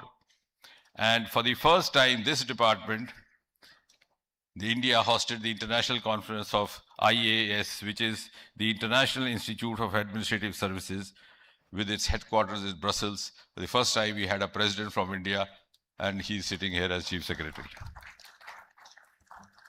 Similarly, some of our success stories emanating from this department have attracted officers from several neighboring countries.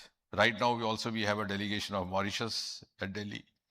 We frequently have Maldives, Sri Lanka, Bangladesh, South Africa. One of them is CP Grams, where when this government came in, the grievance number was just 2 lakh per year. Today, we have 25. 25 lakh because we are prompt, we are responsive. People had stopped filing grievances because they knew that hona kuch nahi hai. Now we are filing a timeline. Of course, again, AI driven. That is one of the best examples of how AI has been tamed to improve our disposal rate, almost 95%. And I vividly remember about 18 months back, I think, I told Mr. Srinivas, I said, disposal is 100%, but happiness 0. So he always gives me a weird look. I said, no, what I mean to say is that in Europe these days, there's something called happiness index. So no 2 words in English language mean the same. You're disposed of the grievance, the person's aspiration is not at rest. तो वो सोच के आया था कि मैं chief secretary मुझे बनना चाहिए. जवाब में दे दिया कि साहब वो पैनलमेंट हुई 360 हुआ नहीं पाया गया. वो कहता साहब ये तो सारा ऐसे ही है. So I'm glad that on my suggestion he introduced a human desk. And that is the model of hybrid. I think ultimately that is the model in AI we'll have to follow in every sphere of life. So after disposal of every grievance which is AI driven, a human being speaks to the complainant. And then I told them कि जैसे ही आप phone करेंगे तो आपको पूछेंगे कि साहब आपको जवाब मिल गया. Since I have been a medical practitioner dealing with hundreds of patients every day, almost for a quarter of a century, तो मैंने पहले ही सीखा तो पहला जवाब आएगा, अरे साहब मिला तो क्या, पहले ही पता था. ऐसे ही होना था, सब जगह ऐसे ही है, सब चोर है, ये है वो. तो मैंने कहा आपने कुछ नहीं कहना, उसको थकने देना 10 मिनट. उसके बाद कहना भाई साहब कुछ और विकल्प सोचते. So देखिए in 5-7 minutes you will also introduce some happiness index. So that is again what we are trying to say, that we are also learning from these experiments. And this is what we have learned when we are talking of a theme related to AI. We would also have to keep in mind how to integrate it with HI. Then of course, Mission Karma Yogi is another one which is being followed by the same ministry. We already have 1.6 crore government officers. And now we've also introduced Mission Karma Yogi Prarambh in the Rozgar Mela that you witness every now and then online.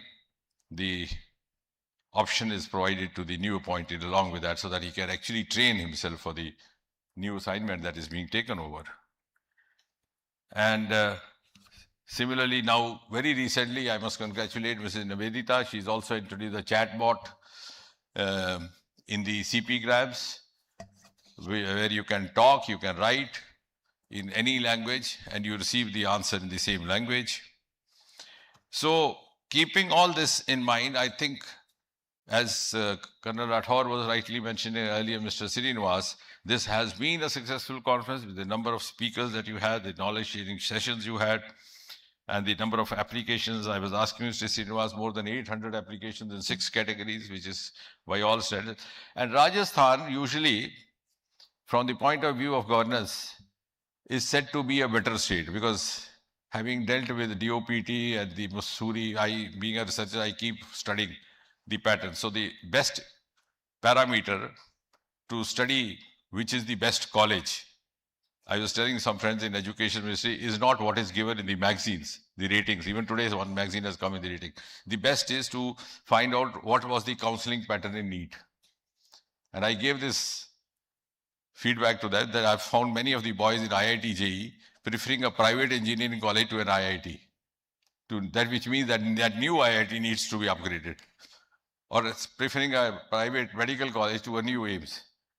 And similarly, the best pattern of judging the governance levels comparatively of different states is to see the preference given by the IAS officer trainings. And to that extent, Rajasthan is one state. If you don't get the home state, invariably pehla likhte hai home. Jab home nahi milta, then they go for either Rajasthan or go for Gujarat. So from there you can, a very few to Kerala, so you can judge what is making them feel at home. And from that point also, we have taken lots of decisions in the last 12 years for the ease of working, because just as we have tried to improve the citizen centricity, I think equally important is to improve the work environment. The crutches have been improved, the maternity leave has been increased to 6 months.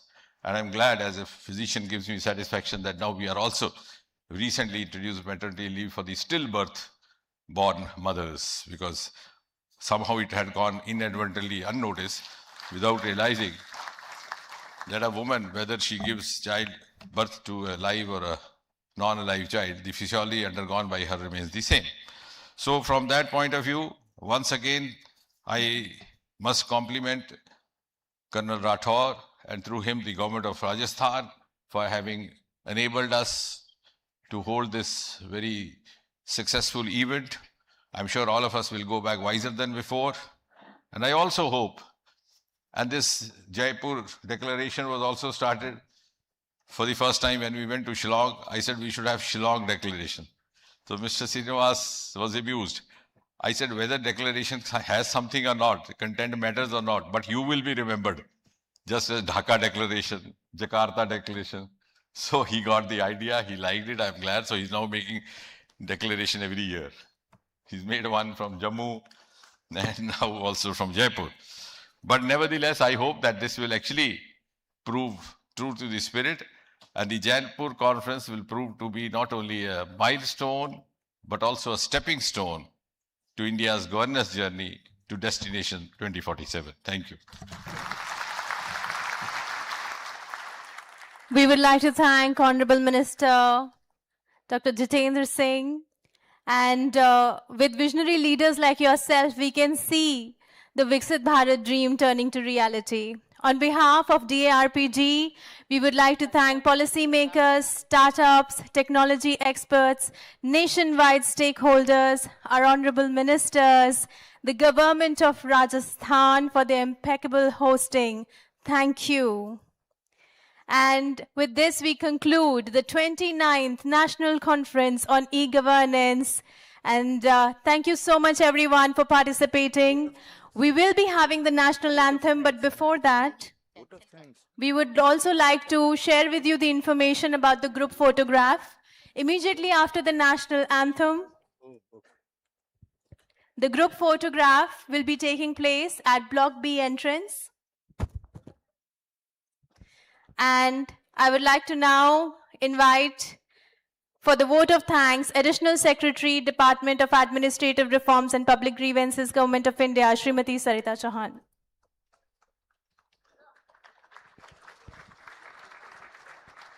Good afternoon to all. Respected dignitaries on the dais, senior officials of the Government of India and state governments, and distinguished delegates, stakeholders, and all participants. Thank you. As we come to the close of the 29th National Conference on E-Governance, it's my privilege to express our sincere gratitude to everyone who has contributed to making this conference a meaningful platform for dialogue, collaboration, and shared learning. Over the last 2 days, Jaipur witnessed a confluence of more than 2,000 delegates, including policymakers, administrators, and other stakeholders, who deliberated on how to collectively envision the next phase of India's digital governance journey. On behalf of DARPG, I convey our deepest gratitude to Honorable Union Minister of State, Dr. Jitendra Singh Ji, for gracing today's award session. Sir, your visionary leadership and steadfast commitment to administrative reforms, digital governance, and citizen-centric public service continues to inspire and guide our efforts towards Viksit Bharat 2047. We are equally grateful to Honorable Chief Minister Shri Bhajan Lal Sharma ji for delivering the inaugural address. I express my appreciation to Honorable Minister Colonel Rajyavardhan Rathore ji and Chief Secretary Shri V. Srinivas ji for the leadership and close coordination in ensuring the seamless conduct of this national event. We are grateful to Government of Rajasthan for their warm hospitality and outstanding support in hosting this conference. My heartfelt gratitude goes to Secretary DARPG Srimati Nivedita Shukla Verma ji, whose vision and guidance has shaped every aspect of this conference. I also thank Secretary MAeTi Shri S. Krishnan ji for the continued partnership between DARPG and MAeTi in advancing India's digital governance journey, all the senior officers who have participated in the conference as well. I extend my sincere appreciation to all our speakers, moderators, panelists, delegates, exhibitors, and knowledge partners for enriching this conference through their insights, experiences, and innovative ideas.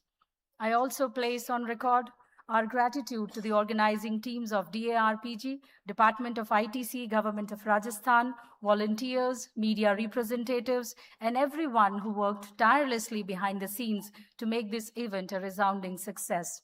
As we leave Jaipur, we carry back new ideas, stronger partnerships, and renewed commitments to translate today's discussions into tomorrow's governance reforms. With these words, I thank each one of you for your participation and valuable contribution. Thank you all. धन्यवाद, बहुत बहुत धन्यवाद additional secretary DARPG Sarita Chauhan जी। और आइए आज का ये समापन समारोह अपने बिल्कुल अंतिम चरण में हम सब अपने स्थान पर खड़े हो जाएं राष्ट्रगान के लिए। मातृभूमि को सम्मान दें, वाणी को पवित्र करें। एक विनम्र अनुरोध, आप सभी अपने मुख से राष्ट्रगान को उच्चारित अवश्य करें। राष्ट्रगान। जन गण मन अधिनायक जय हे भारत भाग्य विधाता, पंजाब सिंध गुजरात मराठा द्राविड़ उत्कल बंगा, विंध्य हिमाचल यमुना गंगा उच्चल जलधि तरंगा, तव शुभ नामे जागे, तव शुभ आशीष मांगे, गाहे तव जय गाथा। जन गण मंगल दायक जय हे भारत भाग्य विधाता, जय हे जय हे जय हे जय जय जय जय हे। आप सभी का बहुत बहुत आभार, आप सबकी गरिमा में उपस्थिति के लिए। और मैं आपसे विदा लूंगी। जय भारत, जय हिंद। मैं डॉक्टर ज्योति जोशी अपनी साथी उद्घोषक स्वाति शर्मा के साथ। And once again, I'd like to remind our winners that you have to be available at the Block B entrance for the group photograph. This group photograph will be with the Honorable Ministers and the winners of the National